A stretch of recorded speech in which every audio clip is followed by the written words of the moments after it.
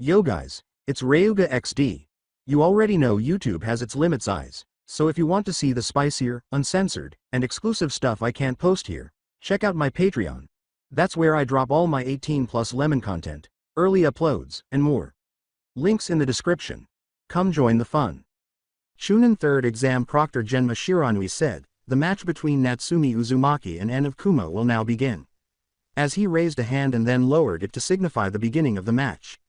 In order to allow the two genin to fight unhindered, he swiftly body flickered away.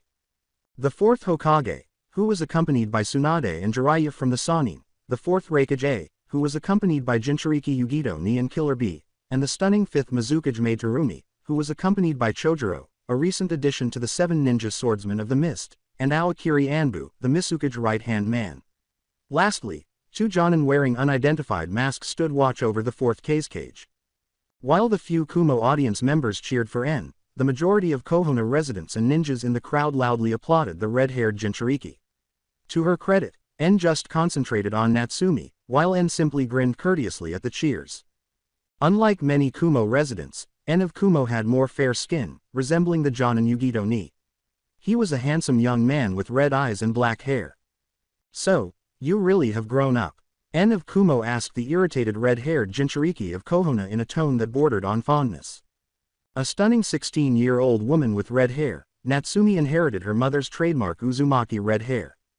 However, rather than wearing it in a ponytail, as her mother used to do, or letting it fall freely down her back, as her mother does now, Natsumi opted to wear her long red hair in 2 long pigtails that reached down the side of her face and ended at her waist, showcasing how long her hair was. Although she had her father's blue eyes, she resembled a younger Kushina clone in almost every other way. With a DD cup breast that was proudly displayed in her Kohono outfit, she had begun to flaunt her notable curves and bust. Additionally, she applied a thin coat of pink lipstick to enhance the beauty of her lips. She had 3 tiny whisker markings on both of her cheeks because she was born to a Jinchuriki, which most people found more adorable and appealing. In addition to having lovely curves and fair skin, she was well liked by people her age in Kohono. In addition to being the current Hokage's daughter, Natsumi was regarded as the Leaf's hero, because she had securely stored the Kyuubi's power. Go Natsumi-chan, you got this. Show that nobody from Kumo how Kohono is the #1 village. As the majority of the Kohono 12 were in awe of the extent of the village's devotion to the young lady, the cheer was crowded. AN2. While the public stared incredulously at the Jinchuriki's worship, even Minato and Kushina couldn't help but perspire during the ceremony. Has that girl ever experienced any hardship in her life? Yugito Ni, the Jinchuriki of the 2 tails and one of the 4th Raikage's bodyguards, thought bitterly, this is more sucking up than the actual respect in my eyes. Although the 5th Mizukage appeared to give both competitors a courteous clap, it was clear that the cage of Kohono and Kumo were biased in favor of one another and their bodyguards. Jiraiya boasted, tough luck to your genin Raikage. Our Natsumi-chan is going to clench and be the winner of the entire tournament. Even though the Raikage refrained from giving the strange Sannin the finger. Tsunade gave him a slap on the forehead for being impolite, but as she looked down at Natsumi, her cherished goddaughter, she couldn't help but smile proudly. Minato bowed slightly and apologized, saying, pardon Jiraiya-sensei. He can be a bit blunt at times Raikage-sama. Yugito Ni waved her hand dismissively, choosing to speak for her Raikage. Yugito glared flatly as Jiraiya stared at her, even after Tsunade gave him a face punch. You don't need to apologize Hokage-sama. Kumo has eccentric people too. We are used to people like him. Yugito Ni was a stunning, mature blonde Jinchuriki with dark eyes. Her hair was pulled back with a single white ribbon into a long ponytail that reached her butt. Her fingernails appeared to be the same shade as the dark red lipstick she was wearing. She had a sizable following and admirers on Kumo, but she largely ignored them, which strangely seemed to make her fans love her even more. Yugito, who was around 23 years old, was well known for her beauty in Kumo and even in Kohono, where she attracted attention while strolling. Raikage proudly exclaimed, anyway, Hokage-sama, the one you need to worry about is En. He is going to win the tournament. Yugito and Killer Bee nodded enthusiastically. Tsunade and Jiraiya exchanged a look of incredulity, and Minato arched an eyebrow. But Minato was aware that he had to be courteous and avoid favoritism in his role as Hokage. Minato said tactfully, to the best genin then. While the Raikage just nodded and grunted.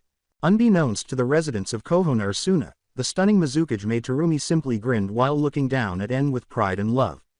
"Oh, you'll find out soon, Hokage-sama." Mei thought enigmatically. En is unquestionably the most powerful genin alive.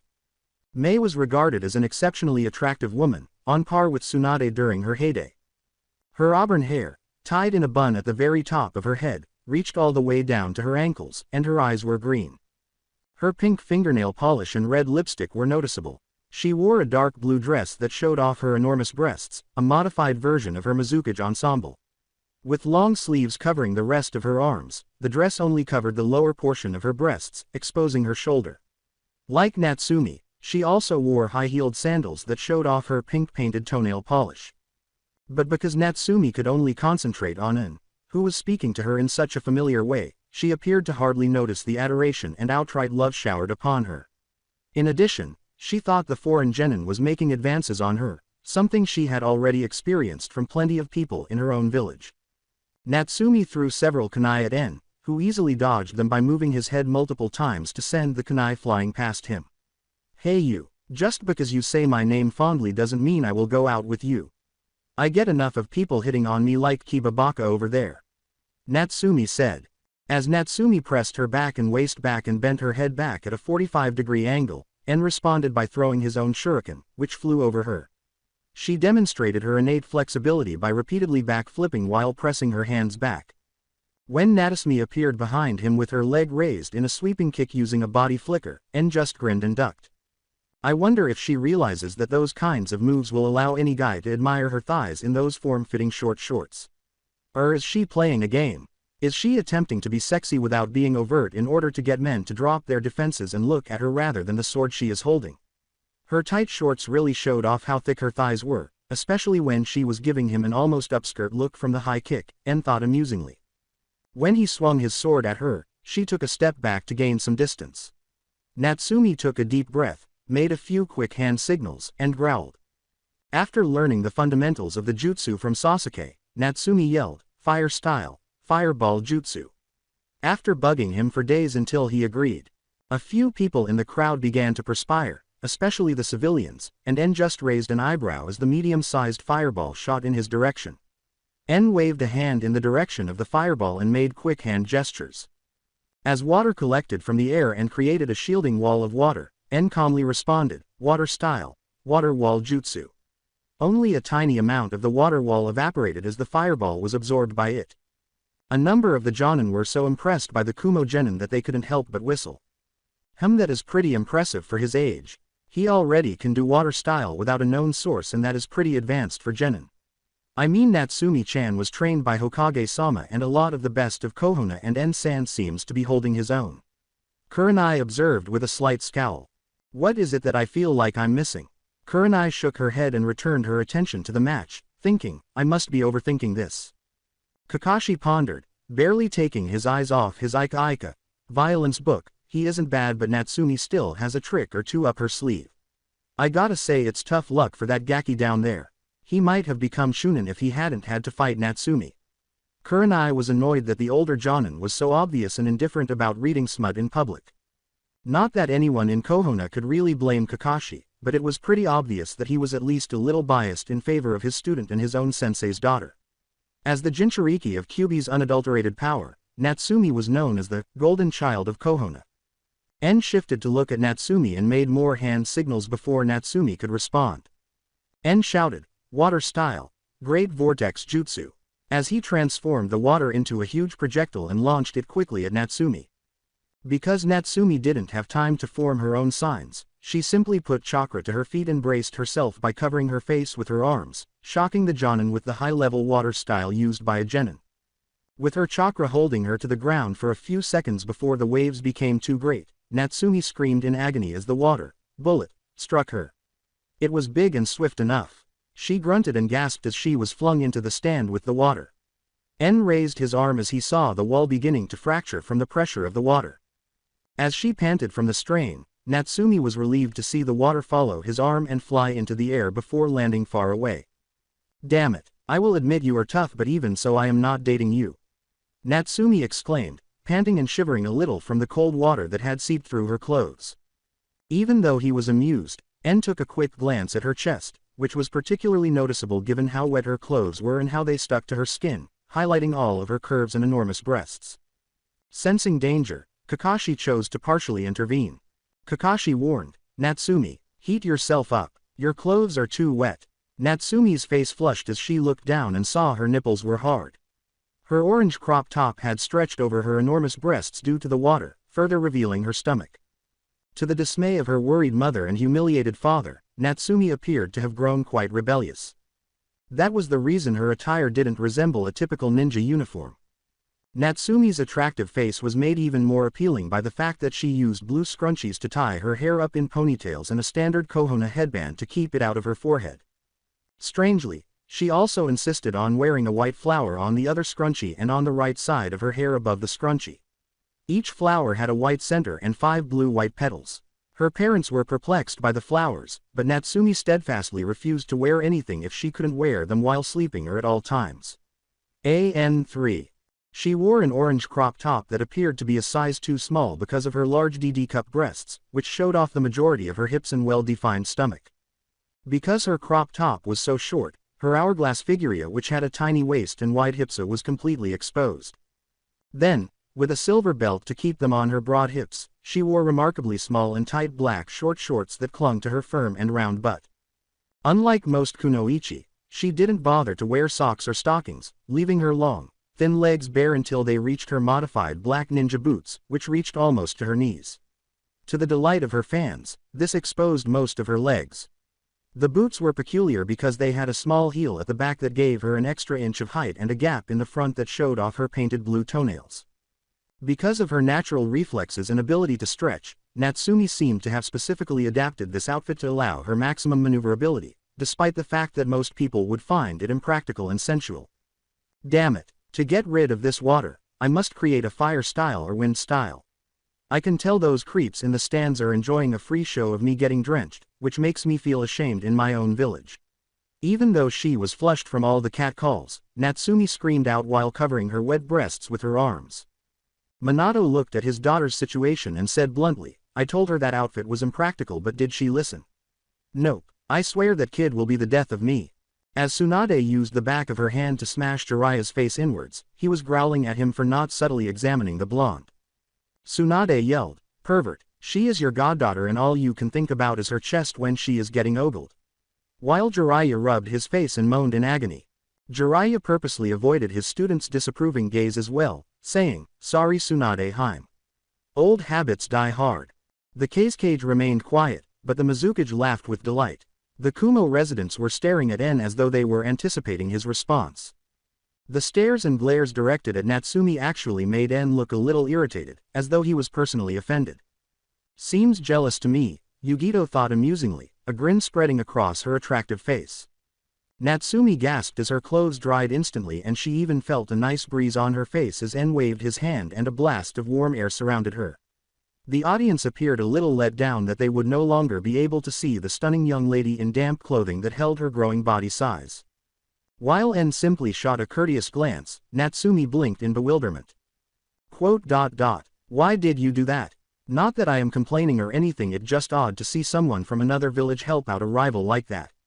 Natsumi asked, frowning slightly because it was difficult for her to express gratitude for something she could have done on her own.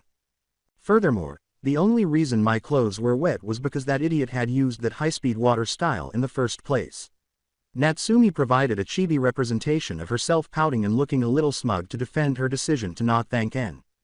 En merely shrugged before drawing his sword, causing Natsumi to narrow her eyes and use a chakra burst to call forth a sword to her hip. As they slashed at one another, En's black sword swung against Natsumi's silver sword. Clang, clang, clang, clang, clang, rang out the swords as En and Natsumi continued to swing and deflect each other's blows. Reflected in the air were slashes of silver and black. The audience applauded the performance, but it was obvious from their applause that they were primarily supporting Natsumi. As En ducked onto a knee to escape the blow, Natsumi swung high. Although it was evident that Natsumi was having difficulty maintaining the deadlock from her end, En responded with a two-hand strike from below that required Natsumi to block with both hands. "Oh no, he is quick and powerful." Natsumi gritted her teeth as En's seemingly greater strength gradually pushed her back. When he noticed a weakness in Natsumi's posture, En's eyes appeared to light up.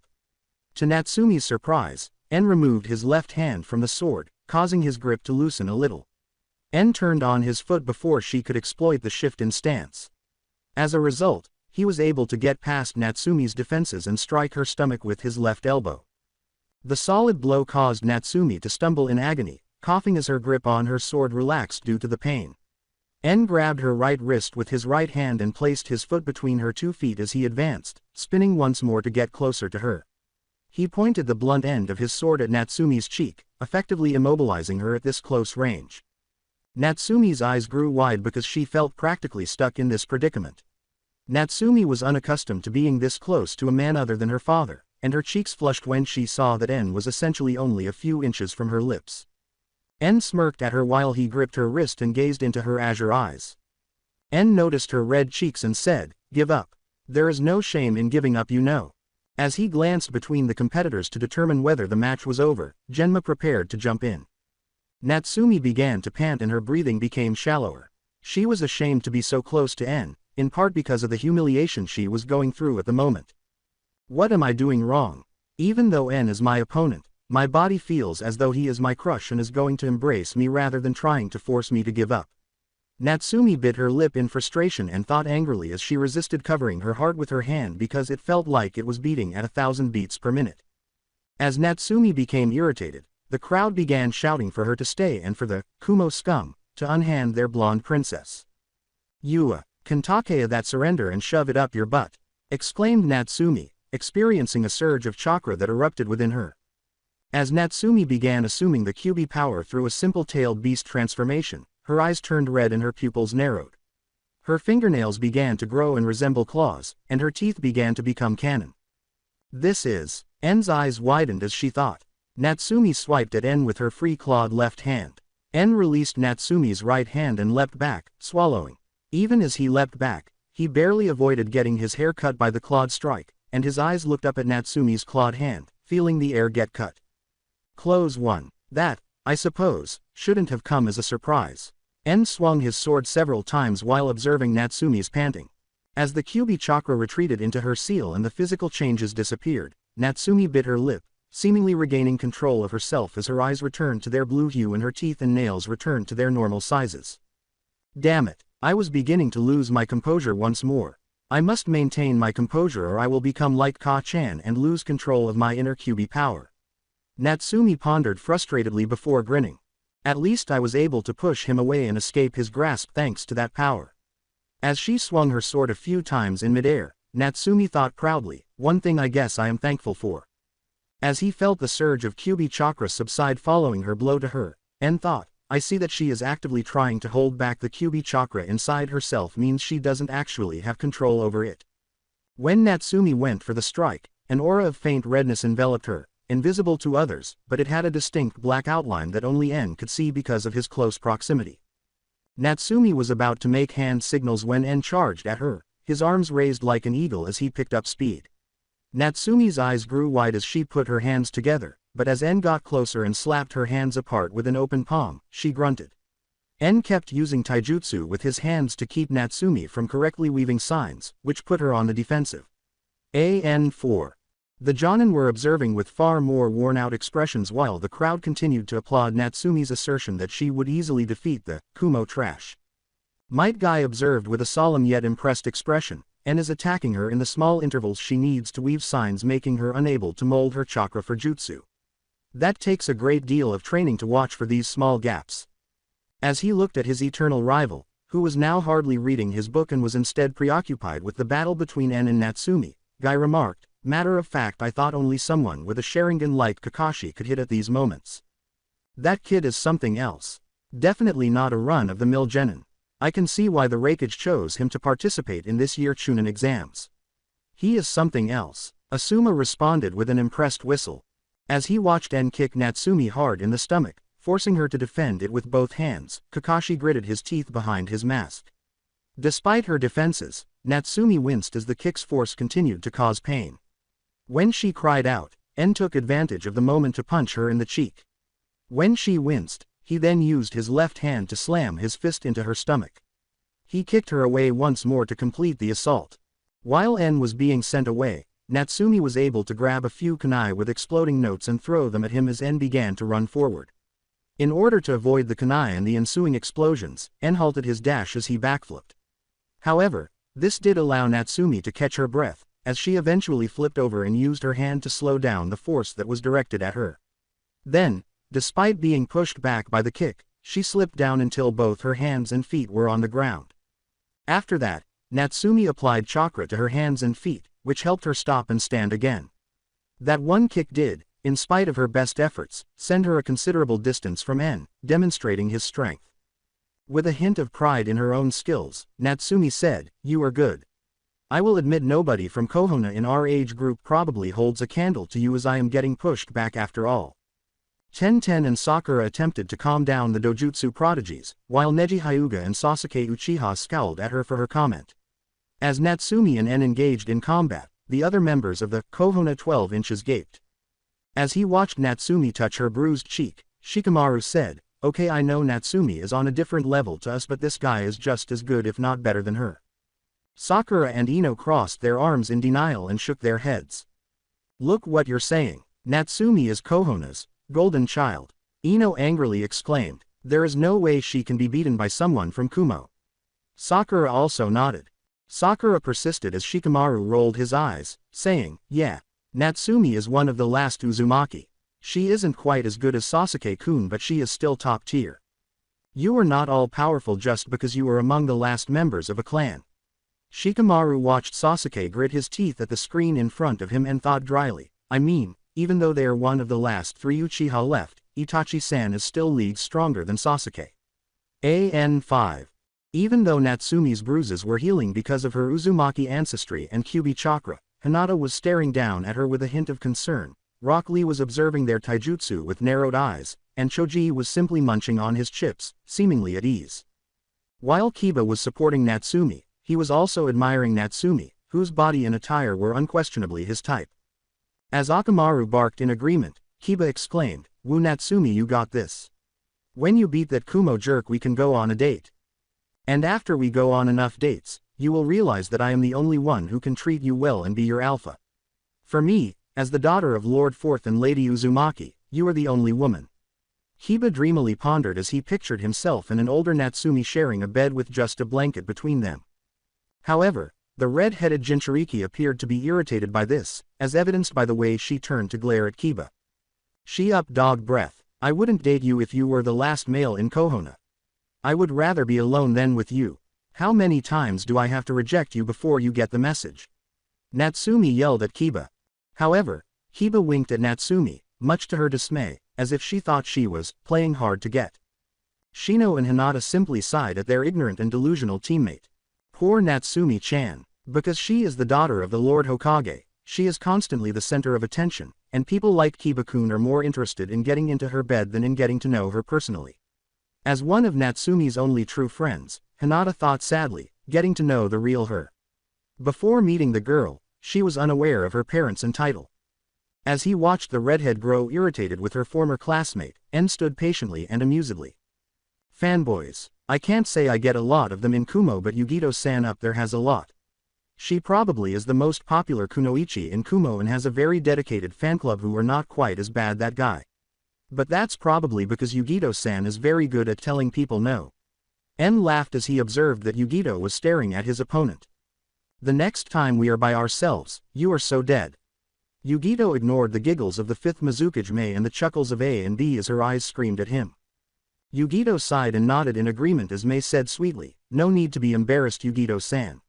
Men will always be attracted to strong women like us, but the trick is to show the lechers who is boss and how to back off. Except for the men we can trust after all. Right, Jiraiya-san? I know despite your reputation you would never try to look at myself or Yugito-san indecently, like in the hot springs for example. If you did, then I would have no choice but to use lava style to discipline you." Mei replied sweetly while keeping her eyes closed with a gentle grin. But Jiraiya and the other men in the booth shuddered when they sensed a demonic aura.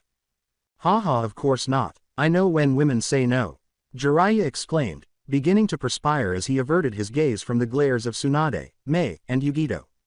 "All right, nothing compares to a woman's scorn. After all, they can be even more terrifying than a tailed beast. Is that the reason it's so exciting to see them? Jiraiya mused as he made a mental note not to peek while Maid Terumi was in the hot springs. Jiraiya was the man who thought it was worth it to peek on her in the hot springs after almost dying from Tsunade beating him to within an inch of his life.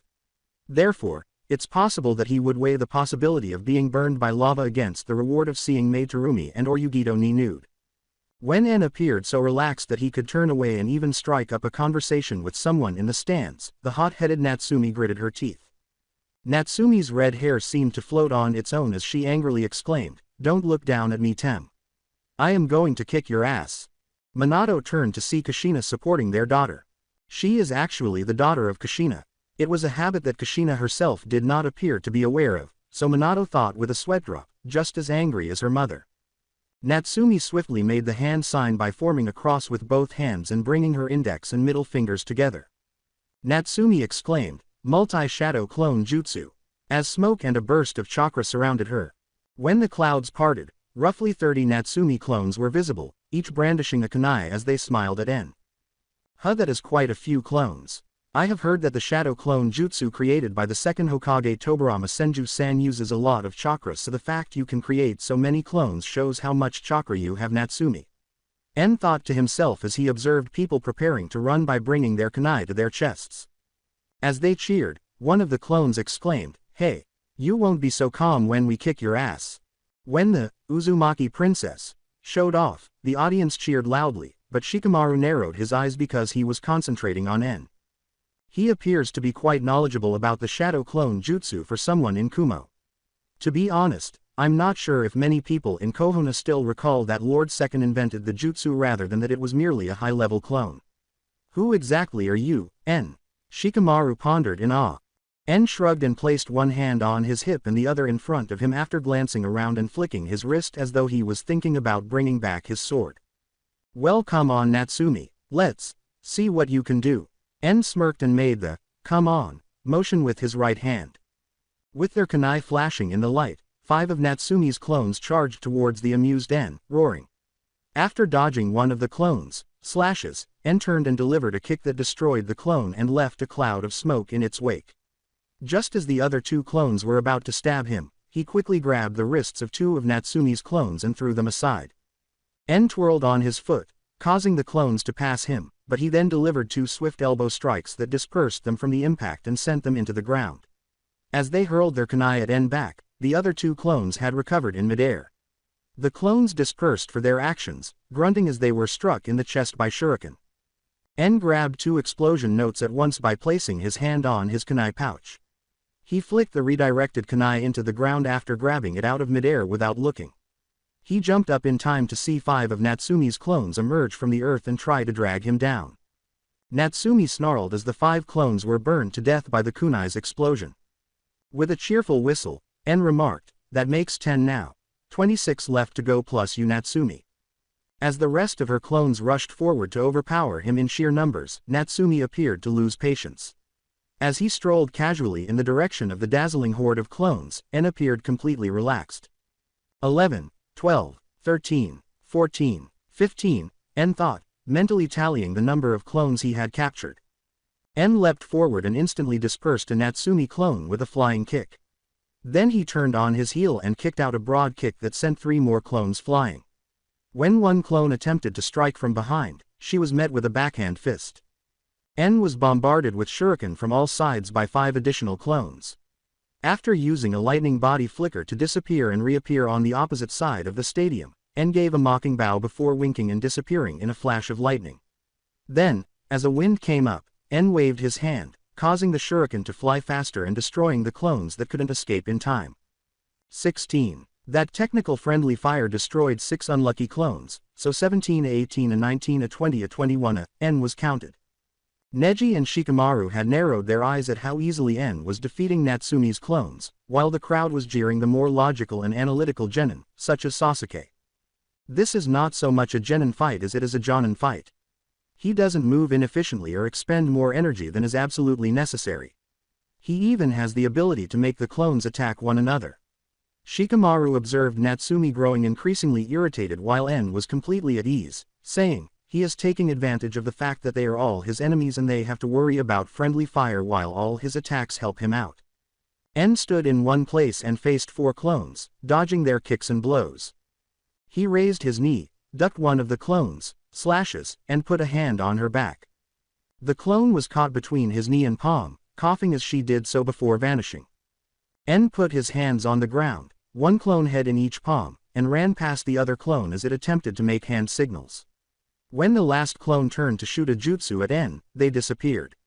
N simply jumped up and gave the clone a head kick. The clone let out a grunt as she lost control of the fire chakra in her lungs. Before that clone was scattered, the fire sprayed out like a flamethrower, destroying 5 more clones. Kunai knives were stabbed into the heads of the other 5 clones, causing them to poof away before they could do more than stare in dismay. By my count, that equals 35. As he cracked his knuckles and moved his neck to get a crick in it, N thought, there should be one left with Natsumi back there. The devastation caused by N, who hadn't even bothered to make a single clone of his own to eliminate over 30 of Natsumi's, left her and her surviving clone in shock. Minato was more concerned about Natsumi losing control than Jiraiya and Tsunade were. Natsumi-chan's ability to accept failure has never been strong. As he fought the impulse to use Flying Raijin to be next to Natsumi and place a ceiling tag on her, Minato worried that if this went on, she might use the Kyuubi power and go on a rampage. The crowd was in denial that their beloved Natsumi was losing in the slightest, but Raikage A, Yugito, and Killer B were all smiling. The real Natsumi began to shiver in terror and thought, this Guya is unreal. Am I going to lose? A flashback. Natsumi-chan. One day there will be a great catastrophe and a student of mine will be the one to stop it. I believed it was Minato, but him and I agree it will be you one day. You have the power to surpass us both and save the world. Jiraiya reassured her after a training session in which he and an exhausted Natsumi shared a popsicle. With resolute eyes, Natsumi exclaimed, yeah, and one day I will be strong enough to find Big Brother and bring him home. Jiraiya grinned at his young student's perseverance, but his face was filled with regret, guilt, and sadness. Jiraiya gave a thumbs up and a half-hearted smile in response. Yeah, you will bring him back one day. Returning to the present, Natsumi moaned, angry at being overpowered by someone her own age. That's right, I can't lose till Thena, I have to be strong. A dark brown Kyuubi grinned inside Natsumi as he sensed her tugging at his chakra. As he willingly sent his chakra through the seal into the red-haired female Jinchuiki, Kyuubi remarked, this child is so easy to manipulate. Both Natsumi and her surviving clone experienced the Kyuubi chakra's power boost as their eyes turned red and slitted, their fingernails grew into claws, and their teeth grew more canine-like. Wind style, exclaimed the Natsumi clone, making hand signals while N approached them carelessly. The real Natsumi also made hand signals and yelled, fire style. Clone Natsumi exclaimed, great breakthrough. Natsumi, fireball. They both yelled, jutsu, as they simultaneously blew out. The real Natsumi released a much larger fireball from her mouth, enhanced by the Kyuubi's power, whereas the Natsum clone released a massive burst of wind with a wide radius. N exclaimed in shock, this Issa combination ninjutsu with her own clone. Along the entire length of the wind, the fireball and wind created a massive fire inferno that encompassed most of the arena. Fortunately for the spectators and audience, there was a barrier ninjutsu that limited any jutsu to the arena itself, preventing accidental strikes. The Jonin gazed at the devastating combination ninjutsu with wide eyes. Kurenai said to a wide-eyed Kakashi, hey Kakashi, isn't this a bit extreme? I mean that Kumo Kid isn't any enemy and Natsumi looks like she might kill him. Kakashi staggered in shock at the extent Natsumi was prepared to go. Aishe. I am aware of her recklessness, but would she truly be willing to go to this extent in order to win a match? As he observed the entire arena appearing to light up due to the wind-enhanced fire, Kakashi thought. Is she utilizing the power of Kyuubi? She is aware that she still lacks control over it. As he set down his book and bit his lip beneath his mask, Kakashi reasoned. Minato was wide-eyed and ready to use Flying Raijin to teleport into the stadium and then use Flying Raijin, Guiding Thunder to teleport out the flames. However, he was shocked to see that the Raikage and his guards seemed more interested in what N was doing than in being concerned. Wow, this is really hot, N thought as the roaring flames, enhanced by the wind, swiftly approached and encircled him. I could still avoid it, but it might give the impression I am afraid of these flames. N began to gather chakra and make hand signals. N said, water style. Before his eyes grew wide. N's hands ceased making the signs, and his eyes rolled back into his head. Even though the flames were all around him, N's sly grin appeared to be tearing his face apart. The crowd fell silent as N was totally engulfed by the flames and vanished as the fire burned and engulfed him. After a moment of shock as the Kohona 12 stared at the stadium in disbelief, Sakura asked, did Natsumi-chan just kill that guy? While Neji simply crossed his arms, Ten remarked, I mean the rules did state killing was allowed, but I never thought that cheerful Natsumi would actually pull the trigger herself. Neji said bluntly, without expressing pleasure or clear approval, it can't be helped. She was pushed into a corner and had a lapse in judgment. The devastation of Natsumi flames even made Kiba, who was obviously pro-Natsumi if only to try to get into her pants, gape. Natsumi, meanwhile, gasped as her shadow clone disappeared because of the strain. It burned from the excess power and she was no longer able to sustain the winter flames. When Natsumi saw that no one was applauding, her eyes widened and she blinked. When Natsumi saw that her opponent was ensnared in the conflagration of her wind-enhanced flames, which were also fueled by her QB chakra, she urged, hey. Wait a minute, I didn't he wasn't. As the chakra retreated into her seal, she was also startled out of the QB state and stopped being bloodthirsty and a little power-hungry. Genma Shiranui had concealed himself in a non-flaming corner of the stadium before using the body flicker jutsu to appear grimly beside Natsumi. It's unfortunate, but there is no way to avoid it. Natsumi Uzumaki legally won her fight because killing was repeatedly warned against in the rules, Genma Shiranui thought grimly. After gazing at the fire, Genma let out a sigh. Genma said, due to the circumstances of N of Kumo, I hereby declare that Natsumi Uzumaki of Kohona is the, just as he was about to put down his hand to signal Natsumi's victory. When the entire stadium, including the cage stand, began to feel pressure, the cheering of the crowd ceased. The genin and chunin were wide-eyed at the new sensation, and the civilians began to pant in terror. What is this? My body feels like it wants to hide by crawling into a hole. Why am I so scared?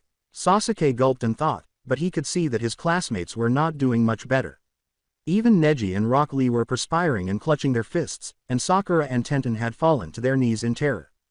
As he turned his Kohona headband over to reveal his left eye, Kakashi muttered incredulously, this chakra it can't be. He looked down at the fire, specifically where N was standing, and this, activated, his Sharingan. Before focusing chakra into his eyes and blinking, Hiyashi Hyuga exclaimed in shock, this cannot be. It was only supposed to be in Byakugan. As Hiyashi's visual jutsu came into play and he sped into the inferno, he thought. Hanabi, Hiyashi's youngest daughter, looked at her father worriedly when he gasped. As Hiyashi bit his lip and then placed his hand on her shoulder as though to shield her, Hanabi worriedly asked, Father, is something the matter?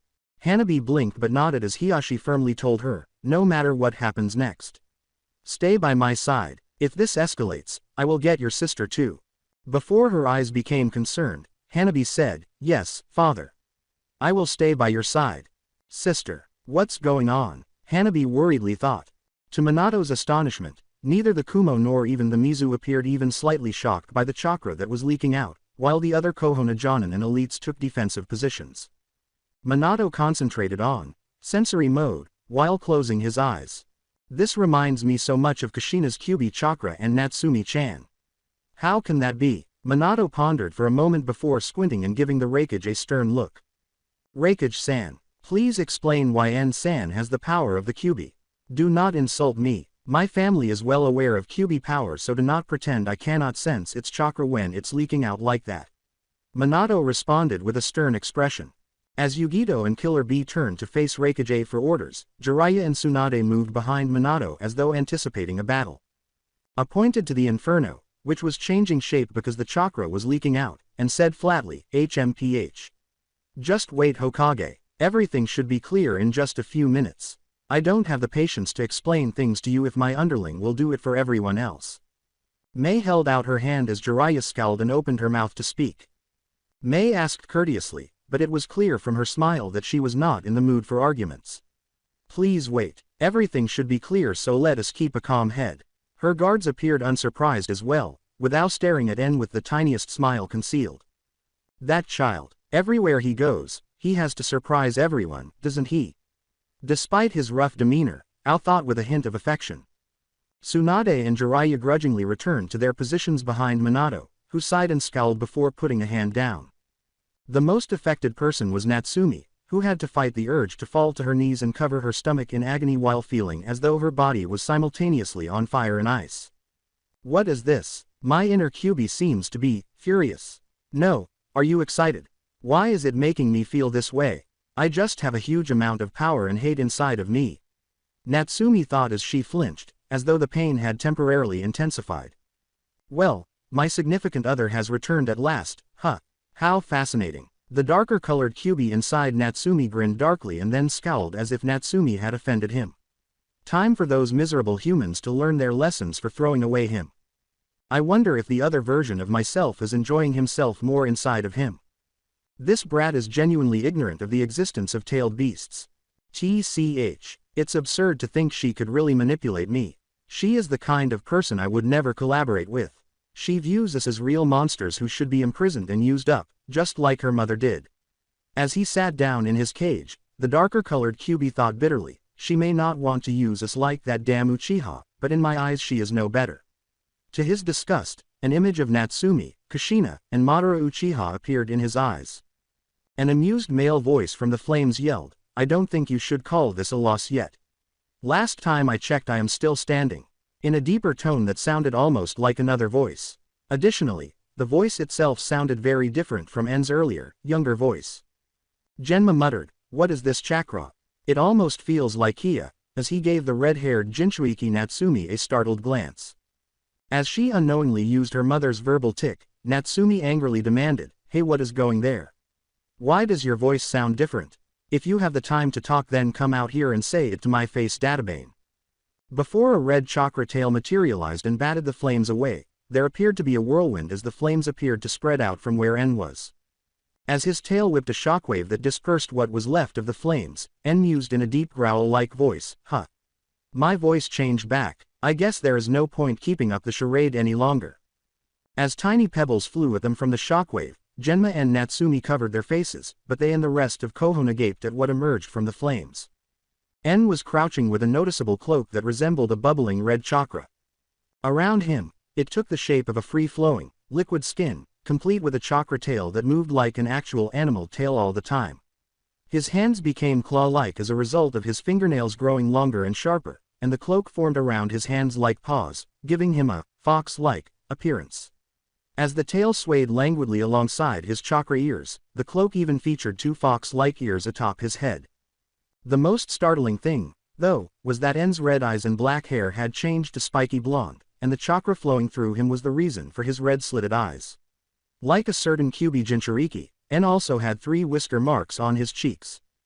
That's that boy, the Kyuubi child, exclaimed a terrified Kohono woman, pointing at En, who merely grinned. I thought he died. Did it regain its powers? Impossible. To the surprise of Minato's guards, a number of civilians yelled, why has he returned to Kohono? Minato was stunned and wide-eyed. In utter shock that his missing son was standing in front of him, Minato muttered, Naruto. You are here. Is Naruto actually there? How is that possible? Natsumi is the one with the chakra, not him, even if he was somehow transported to Kumo. Jiraiya thought, he is supposed to have only the soul, so he cannot possibly form a chakra cloak like she can. Despite his joy at the prospect of Naruto's survival, he had to exercise common sense because he was practically one of Minato's top advisors. Naruto! Kushina cried out, fighting the urge to leap to her feet and give her missing son a quick embrace. Naruto, did you return? Kakashi was completely taken aback and unsure of what to do at this point. But in denial, Natsumi shook her head. Who do you think you are? Pretending to be my brother. Huh, I am going to kick you ass for disgracing my brother like that. Natsumi yelled with denial. My brother hasn't been in Kumo for this long at all.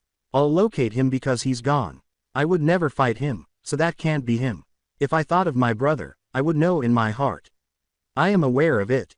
With her heart pounding, Natsumi considered that she had been fighting her brother the entire time and that her carelessness had nearly killed him. With the exception of a faint black aura along the red chakra itself, Natsumi's anger enabled the Kyuubi within her to create a version 1-inch chakra cloak that resembled Naruto's. AN6. Natsumi let out a roar and swiftly launched a version 1-foot chakra arm at Naruto, who only sighed and scowled. Naruto simply used his own version 1-foot soaked arm to bat away the hand, demonstrating that his chakra cloak was equally as powerful as Natsume's. The genin in the stands were stunned by Natsume's and Naruto's abilities. Is this really Natsume's powers? And that guy over there, he has the same powers as Natsume? Choji's mouth was open in shock, and Ino gulped in wonder and a little fear. How can this be? According to the adults, Natsume was the key to Kohona's salvation and the hero who protected Kyuubi's power. It's been a long time, but I do recall that Natsume was supposed to have a brother, a twin. But no one ever told us what had happened to the other Kyuubi. Could that man be her twin? Aside from the color of his hair, he does resemble Lord 4th Hokage quite a bit. Shikamaru narrowed his eyes and analyzed. Both Neji and Sasuke had to wince because they were using their dojutsu Byakugan and Sharingan simultaneously. As he read an enormous chakra level emanating from there, Sasuke remarked, "That must be the power of the Kyuubi everyone is always talking about. The power that made Natsume so special. It's so powerful and wild." Neji observed a similar chakra leaking out of their respective chakra points, and he remarked, "I don't know how, but it feels and looks like that guy over there has the same chakra inside him too." Sakura questioned, "How is this possible? I thought Natsume-chan had the full power of Kyuubi, or at least that was what we were told." As the two stared at one another, Natsume's angry expression evident. No one had the answer. Itachi Uchiha and Makoto Uchiha were standing next to his mother in the stands, albeit with their Anbu, weasel, mask on.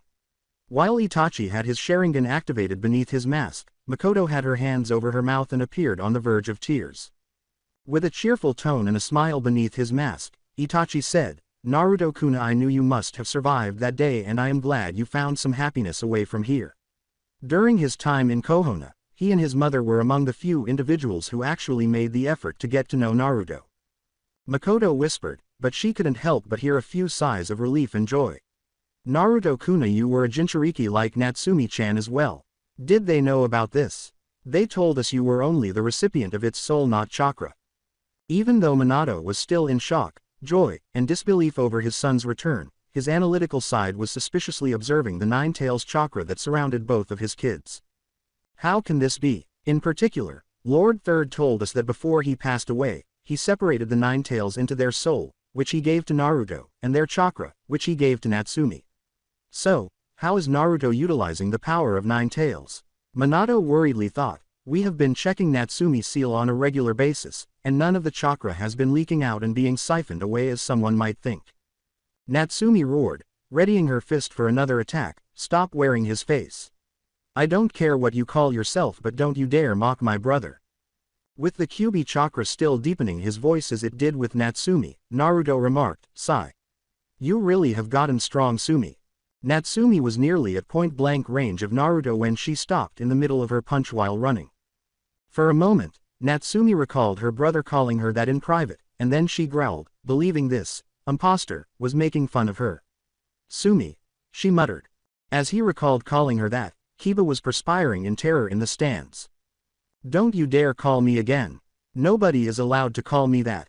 Only him," roared Natsume, hurling dozens of shuriken and kunai at him. Kiba yelled, "Sorry, I just wanted to let you know we are close." This attempt at flirting seemed to have upset her more than usual. With a momentary expression of pain and despair followed by rage, Natsume screamed, "Nobody is allowed to call me that. Onlia, not someone like you, pervert," as she fired a dozen shuriken at the escaping Kiba, who had to continuously leap and jump from the weapons. Was her brother the subject of her conversation? "That's the one over there." Shino glanced at Kiba from the corner of his eye as he thought with a serious expression. Natsume's expression was momentarily bewildered as Kyuubi chakra surged through her, intensifying her negative feelings. Her chakra cloak appeared to vibrate and intensify as Naruto momentarily noticed a second slowly growing next to her first fully formed version 1-foot tail, and that confusion vanished as she glared at him with even more hatred. As her teeth and claws grew larger and more Kyuubi chakra poured through her, Natsume declared, "You continue to mock my brother by taking his appearance and acting like him. I don't care about the contest anymore. I will wipe that look off your face." Her fox-like appearance only became more noticeable. Naruto in his single-tailed version 1-inch flipped back as the shockwave passed him and struck the barrier, and Natsume roared at him. Despite the barrier and the slight wind, the civilians covered their faces. To Naruto's dismay, though, their animosity seemed to be directed directly at him as they persisted in jeering him and supporting Natsumi. They still believe that I am the QB brat, even though Shish Natsumi is losing control of Kurama. What hypocrites. While Natsumi's version 1-inch cloak was becoming stronger but more unpredictable as her Kurama forced more chakra through her seal, Naruto thought gloomily, they claim to be people living in the light, but anyone who doesn't fit their narrow perception is evil, no matter what the reality is.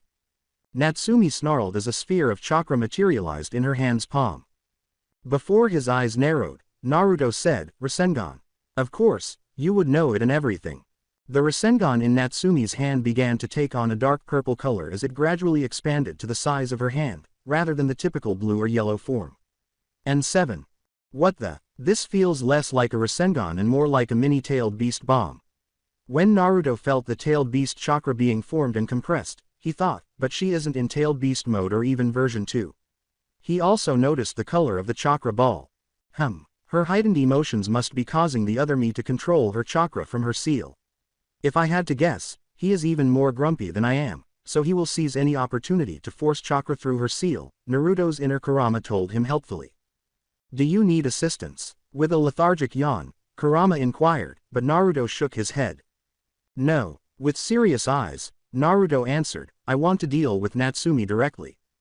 While Gaara of the Sand was grinning like it was his birthday and making everyone around him uncomfortable, especially his siblings Temari and Kankuro, the Kohona Genin gazed at Natsumi with fear and amazement.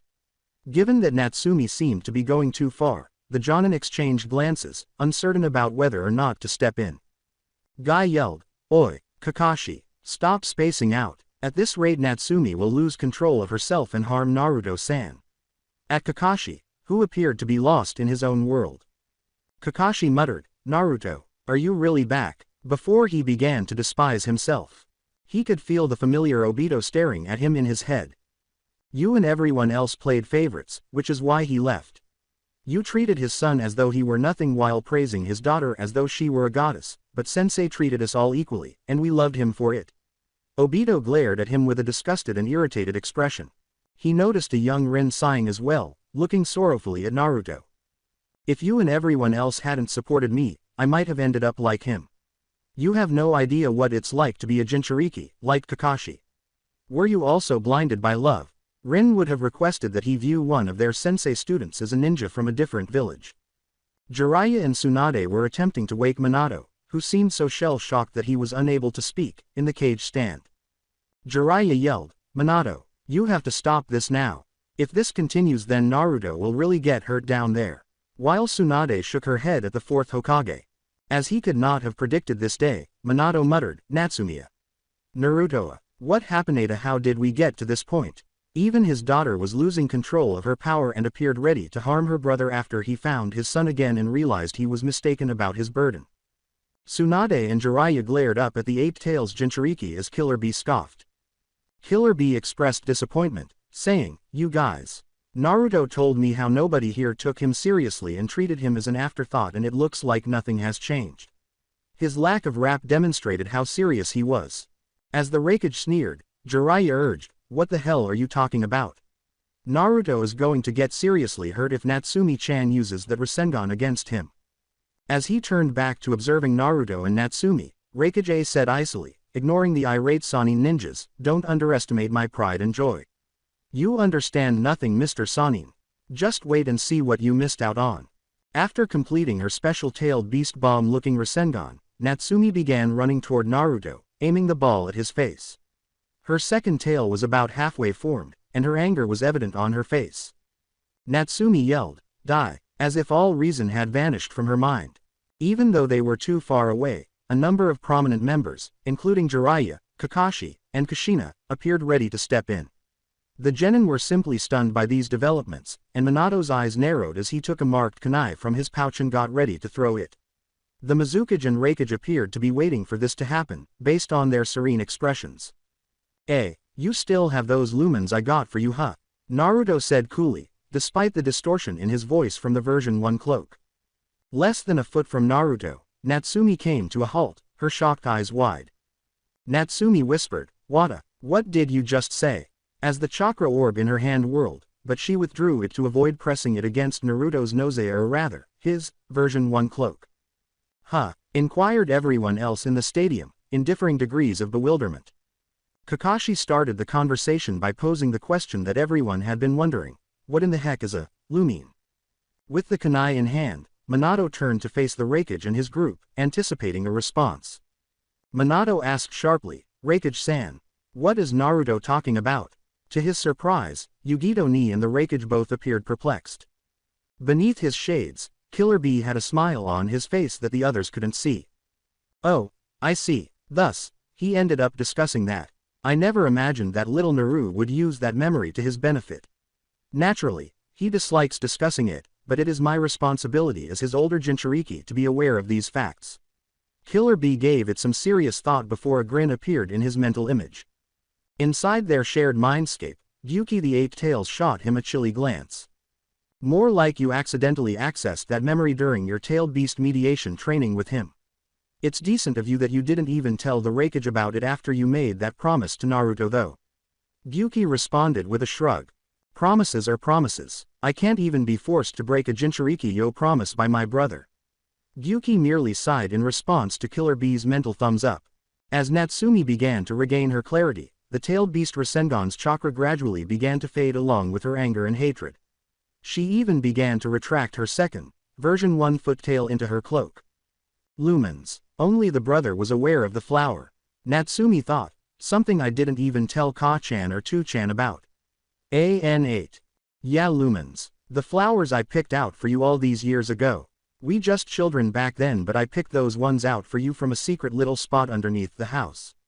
It was pretty dirty work, but the flowers looked so pretty and innocent the first had to give them to you. Do you remember what I told you when I put them in your hair?" Naruto gently replied. The version 1 foot cloak he was wearing retreated into himself, exposing his sky blue eyes, 3 whisker marks on his cheeks, and naturally spiky blonde hair, as if to demonstrate his intentions. To demonstrate that he meant no harm, he held out his hands. As Natsumi blinked, her own version 1-inch cloak began to fade, beginning with the tail, until she was back to normal. When Minato held up his hand for silence, the whole stadium fell silent, even the boisterous Kohono residents. With their father's blue eyes fixed on one another, Naruto and Natsumi simply gazed at one another. Naruto patiently extended his hands, his eyes full of love and understanding. As Natsumi looked at him for the first time without anything interfering with her thoughts, her eyes were filled with love, confusion, and hope. I don't want to ruin the moment, but Naruto resembles Lord Fourth exactly. Is he actually Hokage-sama's missing son? Shikamaru thought, closely observing them. Naruto began by reciting the words he had spoken to his twin years prior. These flowers they don't have a name, but they are pure and white. They are innocent and pure just like you, sis. Plus, they go really well with your red hair.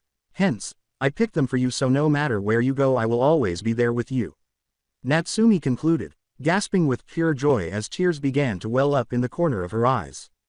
She had worn those same lumens in her hair regardless of what she was wearing or the occasion, and those words had stuck with her for all those long years since her beloved brother had vanished. "That's my baby boy, really. I was aware of it.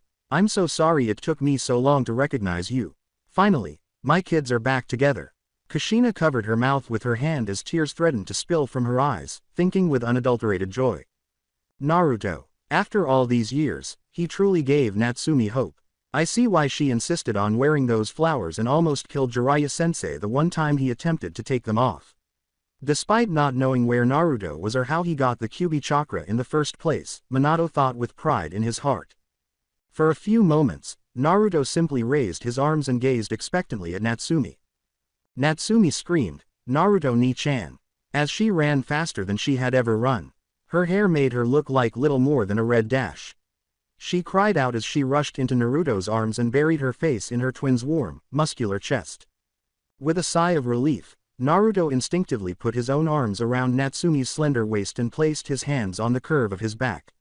Naruto buried his face in her hair as Natsumi put her own arms around his neck. As he held his twin in his arms, Naruto thought, still smells as familiar and sweet as before. Natsumi's distinctive strawberry scent filled his nose. It feels so right. Natsumi exhaled with pure joy as her arms held tight around Naruto's neck as though she was terrified that he would disappear the moment she released him. It's almost like all my problems disappear. This moment couldn't be more perfect. The twins appeared to be two pieces of a single puzzle to the outside world because of how well their bodies fit together, leaving not a single inch of space between them. The twins blushed in their minds as they realized how much they had grown apart over the years. Natsumi could sense how solid and muscular her twin had grown, while Naruto could feel her soft chest being compressed against his. They chose to simply savor the moment they had missed, neither of them choosing to break up. Minato and Kushina exchanged a look of unadulterated joy, with Kushina almost gushing and squealing at the thought of their two kids together. When Naruto and Natsumi's red and blonde hair were pressed together, it brought back memories of Minato and herself, which made her heart skip a beat. Genma simply stood awkwardly across from them until his Hokage nodded, enabling him to use the body flicker to disappear and appear away, giving the two genin their undivided moment. After a short while, Natsumi dared to raise her head and meet Naruto's gaze. Natsumi began, feeling as though 1,000 apologies were on the back of her tongue, but she was unsure of where to begin. Ni-chan iya. With one hand feeling how soft and long her bangs had grown during their time apart, Naruto simply played with her hair while grinning warmly at her. I missed you, Natsumi. Naruto said softly, causing Natsumi to gasp as she gave him a confused and happy look. Before giving her a playful smile that made Natsumi blush and turn away, Naruto said earnestly, there wasn't a single moment I didn't think of you. Even during our fight all I could think of was how beautiful you had become in the years apart. You really grew up a lot and became quite the heartbreaker I would assume. Natsumi pouted and gave him a gentle shoulder push, which made him laugh. Baka ni-chan. He told her, and Natsumi grinned as she rubbed his whisker lines and stroked his cheek with one hand. The recollections of wishing he was here caused Natsumi to start crying. I missed you so much too. There were days I couldn't sleep because I was so worried about where you went. She said. After a moment of sadness, Naruto moved his other hand from her back to her cheek and sighed. She leaned into his hand for warmth and comfort as he gently wiped away her tears and pressed that hand against her cheek. After witnessing his twin's suffering, Naruto apologized to her, telling her, I am sorry. I didn't leave you because I wanted to. Natsumi gave him a charming smile and shook her head. Natsumi closed her eyes and simply lay against him, soaking up his warmth and scent. I know, we are too important to each other to willingly leave the other. You mean everything to me, Naruto. Naruto pressed his face against the side of her face and closed his eyes, letting her aroma fill his nose as well. The twins seemed to be one person split into two, and both halves were finally reunited, so they just let this moment last forever for each other. Most Kohono Chunin and Jonin, however, were perplexed as to why Natsumi and Naruto appeared to be so close despite never having met. When he realized the truth alone, Kakashi was on the verge of tears. Unbeknownst to them, Natsumi-chan became stronger in order to eventually locate her twin. It feels almost like she has achieved her life's ambition now that she has found him. Finding Naruto is more important to her than becoming Hokage, Kakashi thought, grinning at the twins' reunion. Tsunade and Jiraiya placed their hands on Minato's shoulder and gave him proud looks as they saw how much his kids loved one another despite their long separation. I will need to take advantage of this opportunity to genuinely develop a relationship with Naruto. Tsunade tried to push aside her guilt about not paying Naruto any attention during the years he lived in Kohono, thinking, we owe him a lot after all. Mei simply hummed sweetly, as though she had anticipated this outcome. As Yugito Ni watched her fellow blonde Jinchuriki reunite with his twin, she had her arms crossed and her eyes narrowed. As her eye twitched at the sight of the Raikage and Killer Bee grinning at her, Yugito remarked, I don't really see the appeal, but whatever floats his boat. From inside her seal, Matabi helpfully added, seems jealous to me kitten. However, her playful tone revealed that she was taking more pleasure in this than she would admit. Yugito refused to acknowledge those statements, simply closing her eyes and turning her head away. When he saw the civilians, faces growing paler than a ghost, Ao narrowed his visible eye. Most of them appeared to be incredulous that Naruto was still alive, and not in a positive way. Oh, I see. The existence of Naruto-san is disliked by these individuals. Ao clenched his jaw at the barely suppressed hateful expressions directed at the hero of Mizu, thinking, I will have to keep an eye on them and Mei-sama will intervene when it's needed. Before sighing, Minato allowed his kids to hold themselves for a short while. Using Flying Raijin, He teleported beside Kushina and raised his hand when she gave him a beseeching glance. With regret in his eyes and voice, Minato said to her, "Kushina, as much as I want to let you reunite with Naruto right away, I need to ask him questions." Kushina glared at her husband, her hair taking on a life of its own, forming tail-like shapes and moving menacingly as she growled. Kushina angrily exclaimed, "Do you think I care about your questions, Databane? My baby boy is right there and we missed so much of his life. I want to hold him in my arms and never let go again." She felt as though a part of her heart had finally been reunited with her but was just out of reach. Minato bit his lip, squinted his eyes, and shook his head.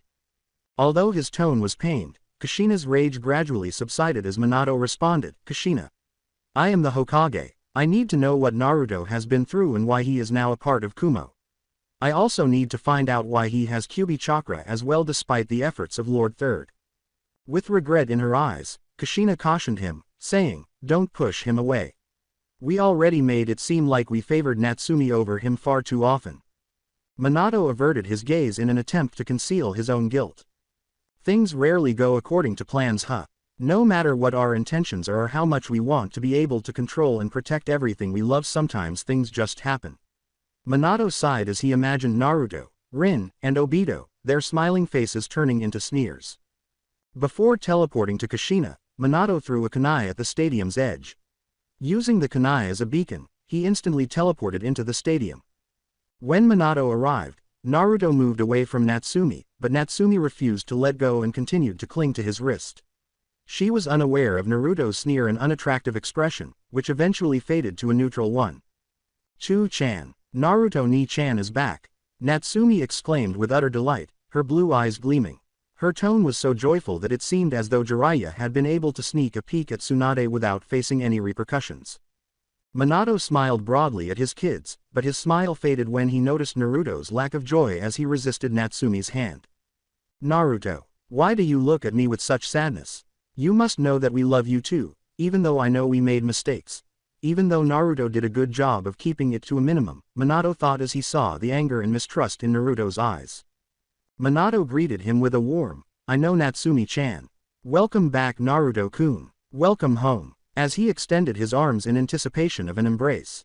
Reluctantly, Natsumi let Naruto embrace their father while gazing expectantly at him. When her twin didn't immediately leap into their father's arms as she had anticipated, Natsumi insisted, bewildered, "Come on, Ni-chan. I know it's been a few years but Chu-chan has been missing you all this time." Natsumi, Minato, Kushina, the Kohono Jonin, and Genin were shocked when Naruto asked icily, "Are you blind, Hokage-sama?" Minato stammered in surprise that his own son would call him by his title rather than dad or father. "Naruto, why are you calling me that?" Minato asked. Before pointing to his arm, where the Kumo headband was tied and gleamed, Naruto bit his lip. Naruto responded calmly, his eyes softening as he looked at the stands where the Kumo gang was seated. "This is proof of where I belong. It is not in Kohono and you are just the Lord Hokage to me." When Mei, the Mizukage, winked at Naruto and even blew him a kiss, Naruto hardly managed not to smirk. When Naruto saw Tsunade and Jiraiya's dissatisfied expressions, he scowled.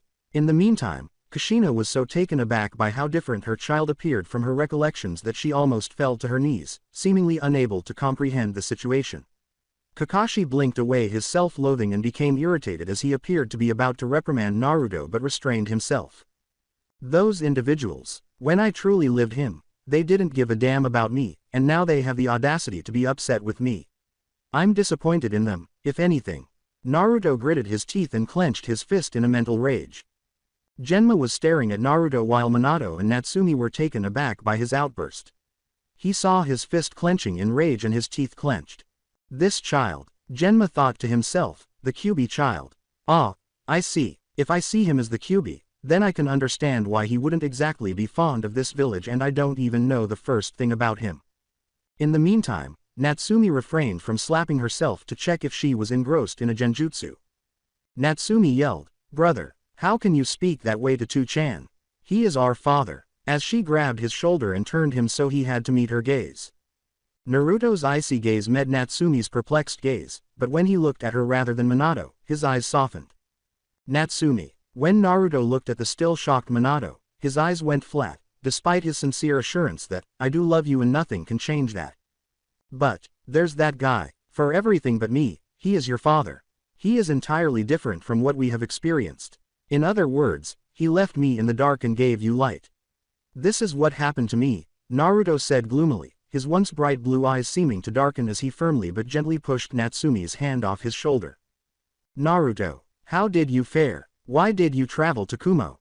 As he attempted to approach Naruto, Minato asked incredulously, but to his dismay, Naruto retreated. Naruto sighed deeply, then his dark face changed to one of rage and resentment as he bit his lip and then clicked his teeth. Are you truly curious? To the surprise of Minato, Natsumi, the Sannin, his mother, Kakashi, the Jonin, and the Genins, Naruto angrily declared, the reason I am in Kumo is because you failed to protect me from this place. But when Kakashi turned away, he saw that most of the Konoha crowd was glaring at Naruto as if he were filth that needed to be removed. How could that brat talk to Hokage-sama like that?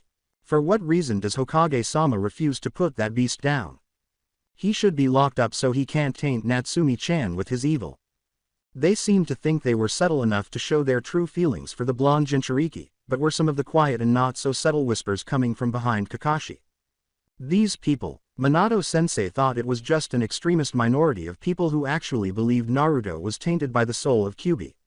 Were we blind to the fact that there was and still is a lot of people who believe Naruto is evil itself? Kakashi thought angrily as he felt the urge to warn these people with his lightning blade. After overcoming his initial shock, Minato transformed into the ferocious Hokage who killed 1,000 Iwa ninjas in order to put an end to the Third Ninja War. Naruto, I am still the Hokage first in spite of my flaws and errors. Minato sharply demanded, I need you to tell me why you have the Kyuubi power and why you are working in Kumo. Naruto glared back at him, his eyes narrowing. Chu-chan, I mean, you can't really think that Ni-chan is an enemy, can you? Natsumi questioned incredulously, but she recoiled when Minato's intense gaze shot her a brief but piercing glance. Natsumi, Minato reprimanded her, then turned his piercing gaze back to Naruto, who scoffed. He may be your brother and my son, but I cannot ignore the fact that he is wearing a Kumo headband and has powers he shouldn't. Tsunade and Jiraiya appeared surprised as the Raikage rose from his seat, seemingly ready to initiate an action, but Yugito and Killer Bee shook their heads and pointed to Naruto. Yugito nodded as Killer Bee said gravely, Broa, let Naruto deal with this. He must express his true feelings. A scowled but nodded, and Yugito said, we will step in if things get serious. All right, but they're in for another surprise if they believe I'll allow them to harm him once more. As he reluctantly returned to his seat, declared. Again, what kind of hurt has Naruto suffered? Tsunade wondered, feeling both guilty and concerned. With that tone once more. Later Naruto, we are too busy, Naruto, and, Naruto, you should be less needy. Are all essentially the same as before? Are you bothering us now? Do those sound familiar? It's all I heard when I needed you or anyone and was brushed aside over and over again. Naruto's tone vibrated with hurt and rage as he snapped. Jiraiya, Kakashi, and Suan wanted to reprimand Naruto, but they couldn't find anything he had said that was false. Kushina and Minato turned away in embarrassment as they recalled how much they had pushed him away as a child to concentrate on Natsumi, even if it wasn't meant to hurt him. The Genin were a bit surprised that the son of the Hokage was seemingly ignored for his sister, but they did admit they barely heard of him and almost forgot there was another child of the Hokage over the years. Gazing at Naruto with curiosity, Gaara of the Sand thought, those eyes. He is full of hatred like me. Natsumi's head fell down as she felt guilt knowing she was at least partly responsible for that. I was always so needy before. I never realized I was taking all the attention from brother. How many times did he need something and everyone was focused on my wants? Natsumi thought, her heart aching as she began to see things from his perspective. When Naruto noticed his twin looking down, he shook his head once more. I still don't blame you, just as I didn't before. It's not your fault the adults were too blind to see me and only focus on you. Naruto told her gently as he patted her on the shoulder. Natsumi looked up at him with unsure eyes as if she was a kitten who didn't know if she was doing right or wrong. Then, with his arms crossed, Naruto sneered at Minato. All right, Chu-sama. Are you truly interested in learning what happened to me to cause me to act in this way? Naruto sighed and said, you might like the answer. Naruto began, his face sad. It all started that day when I was kidnapped from the village and saved by a certain man. Who are you? Gritting her teeth after learning that her cherished twin had been abducted from the village years prior, Natsumi asked. Naruto had an ironic smile as he crossed his arms and waved his hand. The Senju clan ghost. When everyone's jaws dropped in Konoha, Naruto smiled and revealed that Tobirama Senju was the younger brother of Hashirama Senju and the second Hokage. Nani? Everyone yelled. Liar. How dare you discredit Lord Second, you brat. While the smaller group from Kumo and Kiri gave them disgusted looks, countless Konoha civilians shouted, you are just trying to make Lord Fourth look bad. In denial of Naruto's claims. Minato snarled, then raised his hand and chakra, causing them to perspire in terror as tiny fissures formed all around him. Minato pleaded, enough, please be quiet, but it was clear from his tone that this was not a request. While Kushina grinned despite her desire to embrace her missing son and never let him go, the civilians immediately stopped talking. I adore it when Minato-kun shows a spine and speaks his mind. Kushina thought proudly, it was like when he finally decided to put that old geezer Danzo down after the whole Uchiha massacre incident. She recalled Jiraiya telling her in private that he didn't think the third Hokage Hiruzen would have had the courage to defeat Danzo. Jiraiya doubted he could have defeated his former teammate because he could not bring himself to punish his favorite student. Minato turned to face Naruto, who was still staring at him with somewhat steely eyes. Minato frowned, his heart aching at seeing his son for the first time in more than 10 years, and his expression was one of disappointment and annoyance. What happened to you, Naruto? What took place when I should have been keeping an eye on you and protecting you? With a sorrowful thought, Minato steeled his heart as he knew it was his duty as Hokage. Minato looked at Naruto gravely and said, Naruto-kuna, as much as I would love to take your word as Hokage, even I find it hard to believe the long-dead Lord Second, my predecessor, could have saved you. As they observed the back and forth between Lord Fourth and his missing son, the Konoha genin could not resist gossiping despite the chilly atmosphere.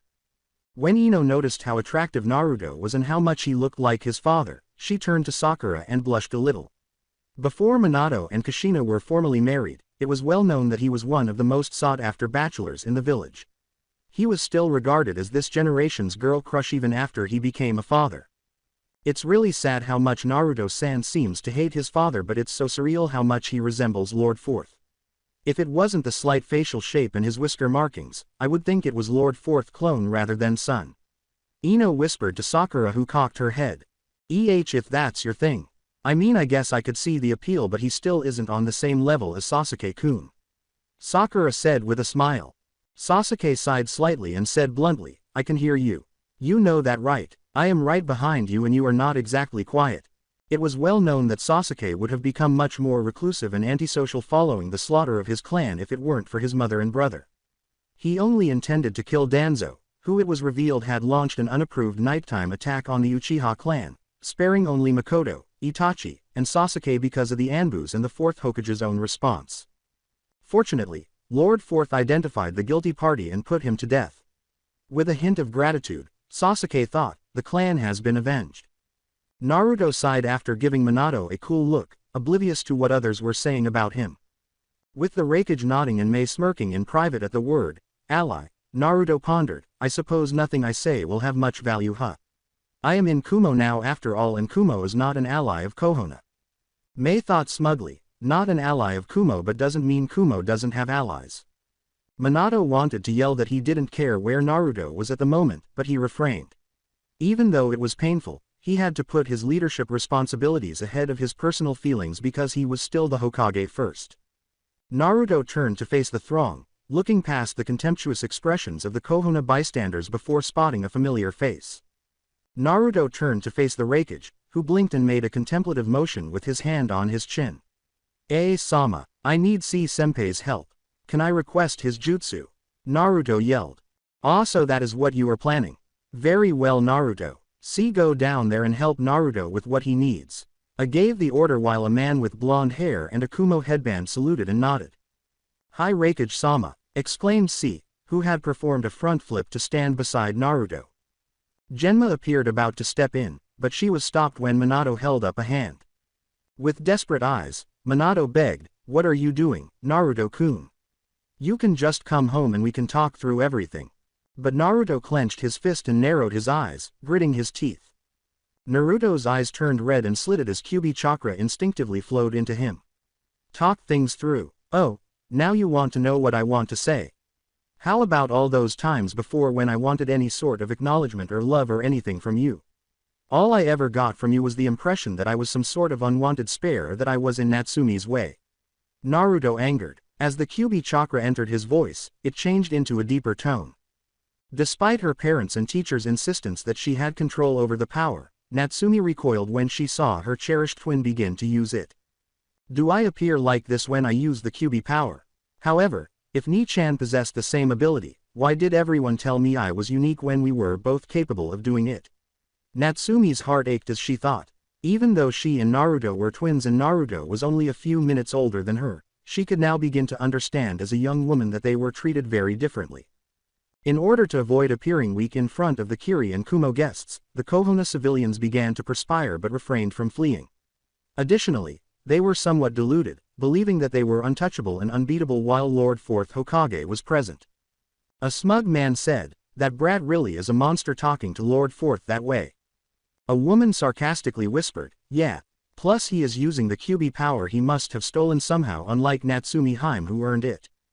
After his sensei had shown up to speak to Naruto, Kakashi turned off his Sharingan by covering it with his headband, and his one visible eye narrowed. These individuals. I acknowledge that I wasn't the greatest role model for Naruto, particularly as he grew up, but how can these people believe that Natsumi's use of the Kyuubi chakra is heroic in some way while Naruto's use of that power is tainted? With barely contained anger, Kakashi thought.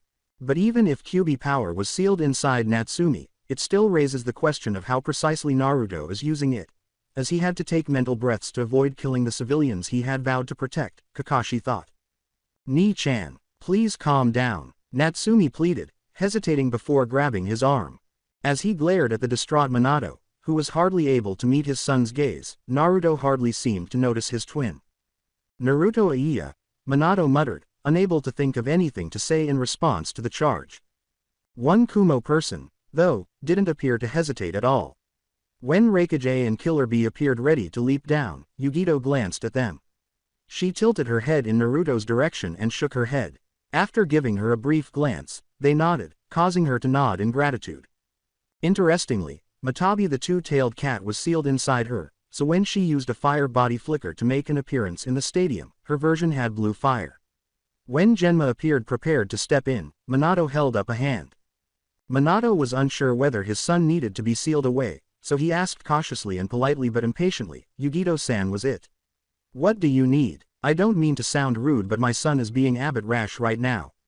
Or rather, the chakra of his tailed beast." The fourth Hokage received a brief but courteous bow of respect from Yugito, but he ignored him in favor of Naruto. Knowing that whatever Yugito had to say to Naruto was private, he made the sensible decision to back off when he saw him. With his eyes still in the red-slitted Kyuubi state, Naruto muttered, "Yugito-chan," but his expression softened as he turned to face Minato. The people of Kohono were taken aback by Yugito's gentle words, "Naruto, please calm down." Her lovely face maintained a cool, courteous expression, but when she looked at Naruto, it was filled with warmth and tenderness. Naruto looked away from Yugito's face, a look of shame emerging on it as if he was at a loss for words. His blue eyes and whisker markings returned to their typical length as the Kyuubi marking vanished. Now that his negative emotions had subsided, Naruto felt the Kyuubi chakra move back inside of him. As Yugito pressed their cheeks together and put her arms around his neck in a tender and loving embrace, Naruto felt her slam into him with a warm embrace before he could come up with a response. As they sighed in satisfaction, Naruto instinctively and possibly out of desire wrapped his own arms around Yugito's slender waist and rested his hands on her broad hips. As their bodies seemed to be entangled like two pieces of a puzzle, the blonde Jinchuriki couple embraced in joy, oblivious to the outside world. The people from Kiri only raised a small eyebrow, and no one in Kumo appeared at all surprised. As though the scene was funny to her, the Mizukage did cover her full lips with a hand to conceal her smirk of amusement and giggles.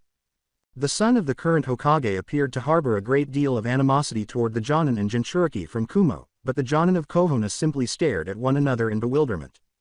Natsumi and Minato exchanged bewildered glances, but Minato did smile a little when he saw his son relax, even if it wasn't in his immediate vicinity. But in the stands, Kushina Uzumaki was a completely different story. Her long red hair appeared to be moving on its own in multiple tail-like shapes, resembling the Kyuubi tails of the Kyuubi that once lived inside her, and the people around her drew away from the stunning red-haired mother as if she were secretly leaking killer intent. "Why is my baby boy with that little hussy?" Kushina hissed, her violet eyes appearing to darken until they were nearly black with rage. As his sister, I can appreciate little Natsumi consoling him, but this little hussy believes she can strut around with a body like that and woo my kid. Kushina was furiously thinking that the attractive younger woman was attempting to use her attractiveness to steal her boy. Since the two-tailed Jinchuriki had a natural beauty in her mid-20s that seemed to match some of the most beautiful women in the Leaf Village, including Tsunade Senju herself, Kushina was also a little insecure. She believed that Yugito had some kind of plan to steal her son's body and heart from the village, or more precisely, from her, because her son appeared to be at ease with her on a level comparable to that of her own daughter. It didn't help that Yugito was in her prime and just a few years older than her son, making her desirable to men of all ages. "Give me a reason, please. I don't care if the Raikage himself tries to stop me, for whatever reason." "All pummel," Kushina exclaimed, her mouth almost watering with rage. Minato turned around, shook his head, and glared at his wife as if sensing something was wrong. Knowing that there were some things she could not simply do as the Hokage wife, particularly when it came to her husband's political career, Kushina snarled as she crossed her arms and nodded grudgingly. For instance, assaulting a visitor from a rival village, such as Kumo, during the day, especially a Jinchuriki, without any kind of explanation. As Jiraiya was pouting, Tsunade struck him in the head. Jiraiya complained in a somewhat light-hearted manner, much to the chagrin of the Raikage, Killer Bee, and even Tsunade. "Sheesh, that little kid gets all the luck, huh? I mean, I am sure there are countless men and women out there who would guy anything to be able to hold a babe like Yugito-san in such an intimate way. Despite his strength, that man is a real pervert. The rumors that he spies on Kunoichi in hot springs appear to be true." I was disappointed by the man's strange actions. B put a hand on one of the two swords dangling from his back and warned icily, "You peep on Yugito and I will kill you where you stand." A yelled, "B, that is enough," despite his customary and well-known status as a Kage, and for good reason. When B removed his hand from his sword and put them both in front of him in surrender, his expression became humorous. Killer B rapped while everyone in the Kage's booth was sweating, though Mei gave a smile and an amused giggle. "Yo bro, I was only kidding yo. I thought coming to Kohono would make you more chill, but all it did was make you want to flex your skill," she said. "He is very carefree, a lot better than my predecessor," Mei thought pleasantly. Is this man truly the other half of the renowned AB combo and the perfect Jinchuriki of Kumo? Tsunade crossed her arms beneath her chest and thought doubtfully. Jiraiya held his hands out in front of him and said, "Okay, yeah, sure. I won't peep on Miss Yugito or Mei-sama, but come on. You honestly believe you could kill me just like that?"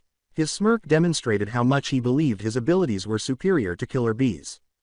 As they closed their eyes and simply relished the contact, Yugito pressed her forehead against Naruto's, her Kumo headband softly clanking against his forehead. The tailed beast telepathy plane, where Yonkarama and Matabi sat idly on their front paws while still towering over the Jinchuriki who waved to each other, was revealed when Naruto and Yugito blinked. Naruto chirped at the blue two-tailed cat-tailed beast, "Hey Matabi. It's been a while." Matabi purred while idly waving her two tails, saying, "Indeed, Naruto-kun." Yugito politely and slightly worriedly said, "Hello Kurama. I hope you are feeling well with your other half so close." After exchanging glances with Naruto, Yonkarama yawned and waved his enormous fist. "It just feels like an inch that needs to be scratched, to be honest.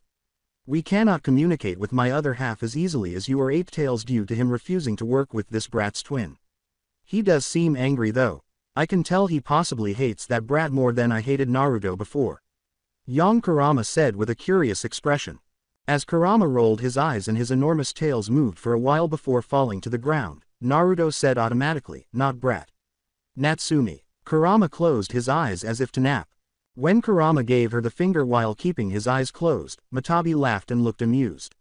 "Haha Kurama, I still find it hard to believe you of all tailed beasts are working so well with your Jinchuriki," she said. Yugito turned to see Naruto grinning at the tailed beasts. Although Yugito told him bluntly, her eyes softened when Naruto looked down in embarrassment. "Look, I know you want to reunite with your sister and I can understand that. But you need to stop fussing about the Hokage. I know what his inactions did you while you were here, but your home isn't this place. It's in Kumo and this is just a place of the past. Naruto sighed and clenched his fist, saying, I know.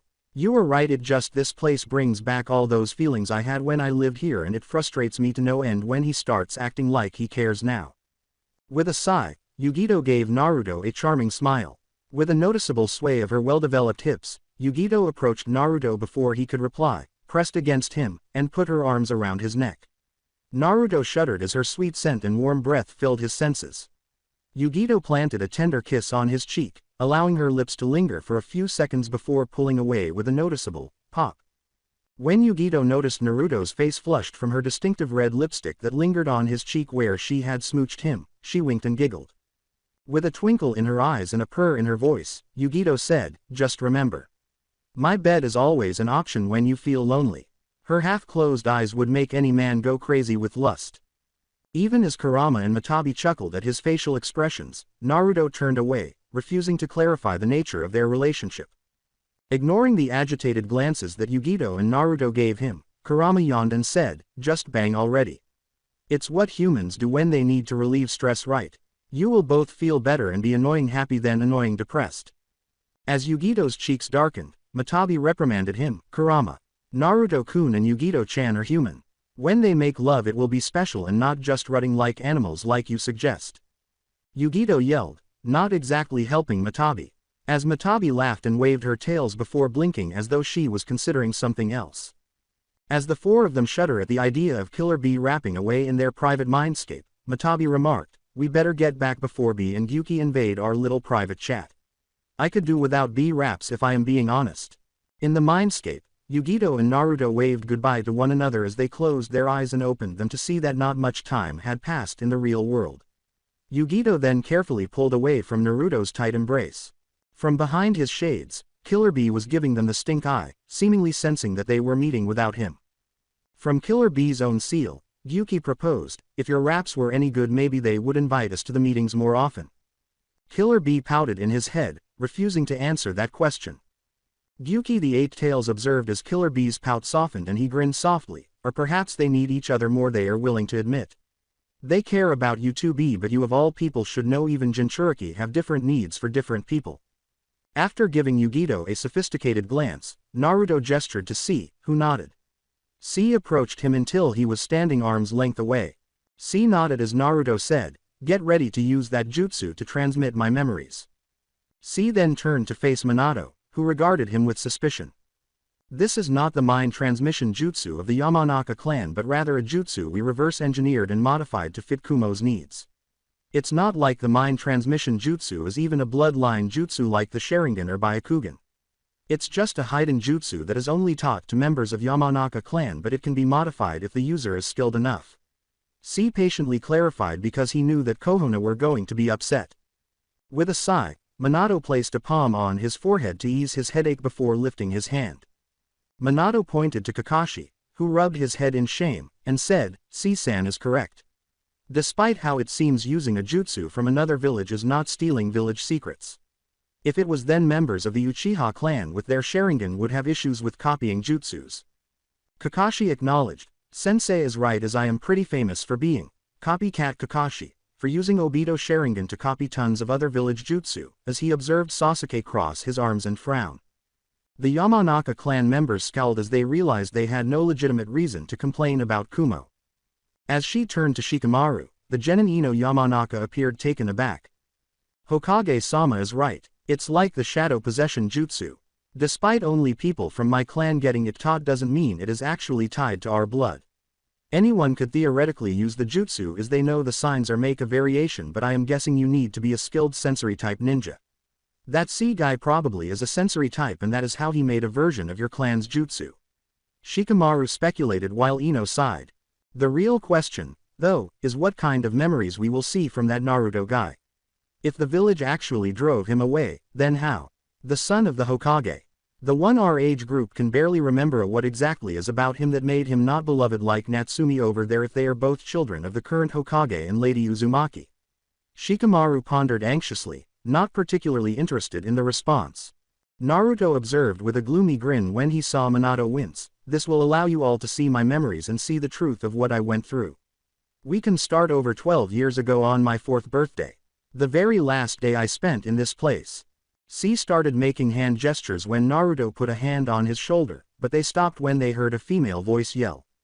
"Wait, please a moment," a female voice called out from the stands. Everyone turned around, and Naruto appeared taken aback by the speaker. This is... Recollections of the same voice from his early years flashed through Naruto's mind as he recognized the voice.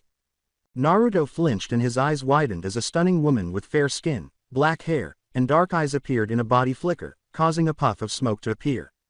She was Makoto Uchiha, the mother of Sasuke and Itachi Uchiha, the widow of the late Fugaku Uchiha, and the head of the nearly extinct Uchiha clan. She maintained her youthful and attractive appearance even though she was in her mid-30s. Due to her strong Uchiha genes, she appeared to be in her mid-20s. Her good looks and status as a clan head made her somewhat famous. Despite all of this, or maybe because of it, Makoto Uchiha never remarried or entered into any kind of relationship following her husband's death, despite numerous offers being made to her. She was wearing a standard Jonin Kohona green outfit that clung to her curves and well-developed breasts. Makoto said to Naruto, "Naruto-kun. It's been quite a while," with a warm, gentle gaze that caused Naruto to look down as though he couldn't bear to see her. Expecting to be met with disappointment or rage, Naruto responded, "Auntie Mikoto Iya. Sorry I didn't tell you anything," with a guilty tone and eyes. Since Makoto and Itachi were among the few, if any, people who did not view him as a nuisance or a plague during his time in Kohona, Naruto sadly thought, if there is anyone, I should apologize to, it's her. When Naruto looked up, he was shocked to feel a warm body pressing against him. Makoto had slammed into him, wrapped her arms around his neck, and pressed her head against it. After blinking for a few moments in bewilderment, Naruto clumsily put his arms around her back. Makoto embraced him as if he were her child and said, "You don't need to apologize. I understand why you didn't come back and I forgive you. All I feel is gratefulness that you are happy now and alive." Thank you." Naruto replied quietly, letting his eyes drop as he relished the warmth of a mother figure that, despite his denials, he still missed and yearned for as a young adult. When Yugito saw that Naruto appeared more like a child his own age due to the affection shown to him, she concealed a small smile behind her pout as she crossed her arm at the attractive older woman. This woman is the only one in Kohona who treated Naruto like a human being rather than an unwelcome yellow flash spare. Even though she is what most young men would call a mother I would like to be with, to use polite language, I can tell that Naruto truly needs her as a mother figure. For the benefit of her fellow blonde Jinchuriki, Yugito thought to herself, I can assume by that hug she feels Naruto is like one of her children she has found again. When Natsumi tried to interrupt, Minato raised an arm, causing her to pout, but she nodded when she saw her twin's serious, contented expression. Kushina, meanwhile, gritted her teeth in rage at the display, feeling both relieved and furious. Why, since I am his real mother, my Naruto-kun appears to be much happier to see Makoto-chan than I am. He is essentially throwing himself into Makoto-chan's arms like a lost child, and he hasn't even inquired about me once. I only have one son, and she already has two to smother. She shouldn't attempt to take my one and only. Before a harsh voice spoke directly into her eyes, Kushina thought angrily.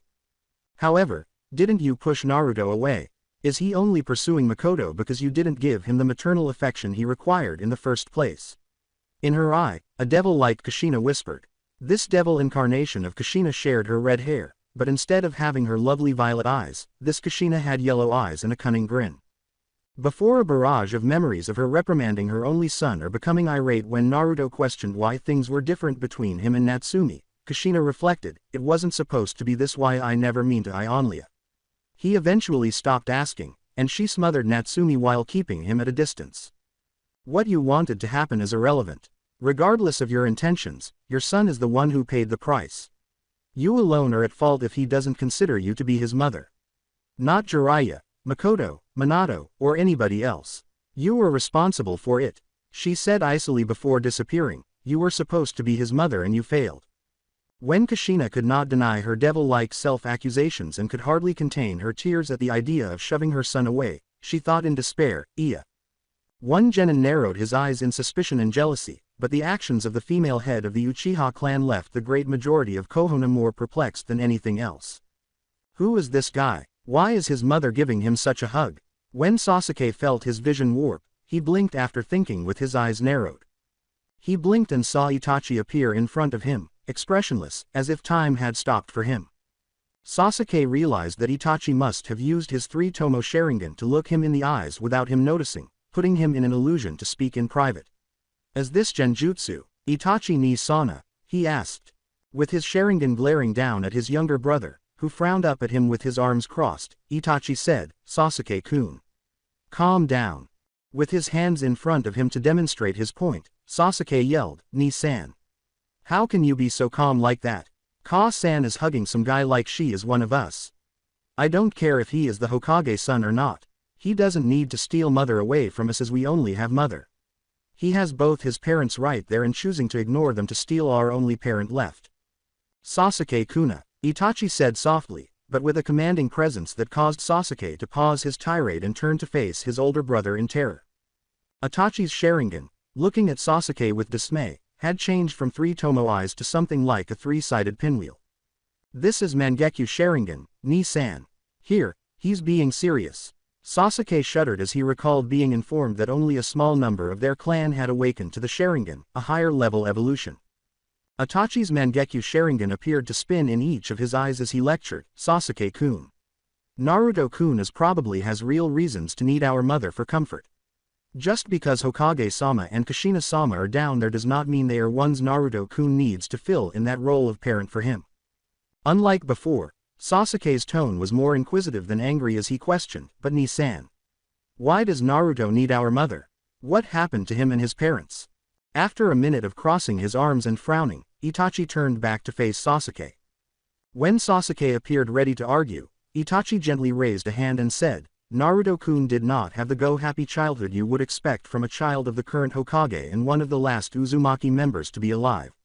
He did not experience life like Natsumi-chan despite what your generation might think. You were too young to understand while Naruto-kun was here, but I saw signs of darkness surrounding him and the adults gave him not love like they did his sister but rather hatred itself.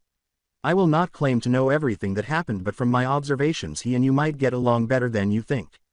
Itachi thought as his Mangekyo Sharingan came back in a Sharingan. Reluctantly, Sasuke said, HMPH, I guess I can wait and see before I confront him." Itachi smiled slightly at him. Sasuke yelled in surprise as Itachi gave him a quick flick on the forehead. As Sasuke's eyes widened, Itachi said with a hint of pride, "Glad to see you can see a bit further than what is best for you, my dear little brother. Till next time." Now that Sasuke had returned to reality, it seemed that his chat with Itachi had lasted no more than a few seconds. Sasuke glanced over at Itachi, who was nodding to him despite wearing his Crow Anbu mask. For a moment, Sasuke glanced at the cage box, where Tsunade and Jiraiya were staring at Naruto with caution and a sense of guilt. "Big brother, if Lady Tsunade wasn't here," Sasuke thought sadly to himself. Following the Uchiha massacre, it was found that Itachi Uchiha had a life-threatening illness that would eventually kill him. Fortunately, Lady Tsunade had been able to identify and treat that illness. To the delight of Sasuke and Makoto at Itachi's recovery, Tsunade had told him, "Your brother is rather lucky I caught it early. If it had been a few more years it would have been deadly, and at most all I would be able to do is extend his life a few years longer. To think your brother had something like this inside him, rather curiousa." Itachi was rumored to be slightly weaker than the Hokage and the legendary Sannin themselves, making him the strongest member of Minato-sama's Anbu and one of the strongest people in the village. And 2. Would Big Brother have told us if we hadn't found that illness? Or would he simply grin and act as though nothing was wrong as he gradually grew weaker and passed away? Sasuke gave the hypothetical a somber thought before shaking his head. Then, with a sympathetic and sorrowful expression on his face, Naruto took a step back. Naruto nodded briefly to a startled Minato and said gravely, "I am sorry about the Uchiha clan. I will say I do have some respect for Lord Hokage for putting down Danzo-san for his en route's actions towards the Uchiha." Thank you," Minato said clumsily, not knowing how to respond to such a thing, especially since his son had just a minute before appeared ready to yell in his face. After blinking, Natsumi's face lit up with a smile. "Perhaps Sama can be forgiven by Big Brother, and we can reunite as a family." Since she still didn't fully understand why Naruto detested Minato, Natsumi thought incoherently. Naruto looked away in embarrassment as he apologized and said, "I am sorry I wasn't here for you." It must have been hard to have everyone you know killed in a single night.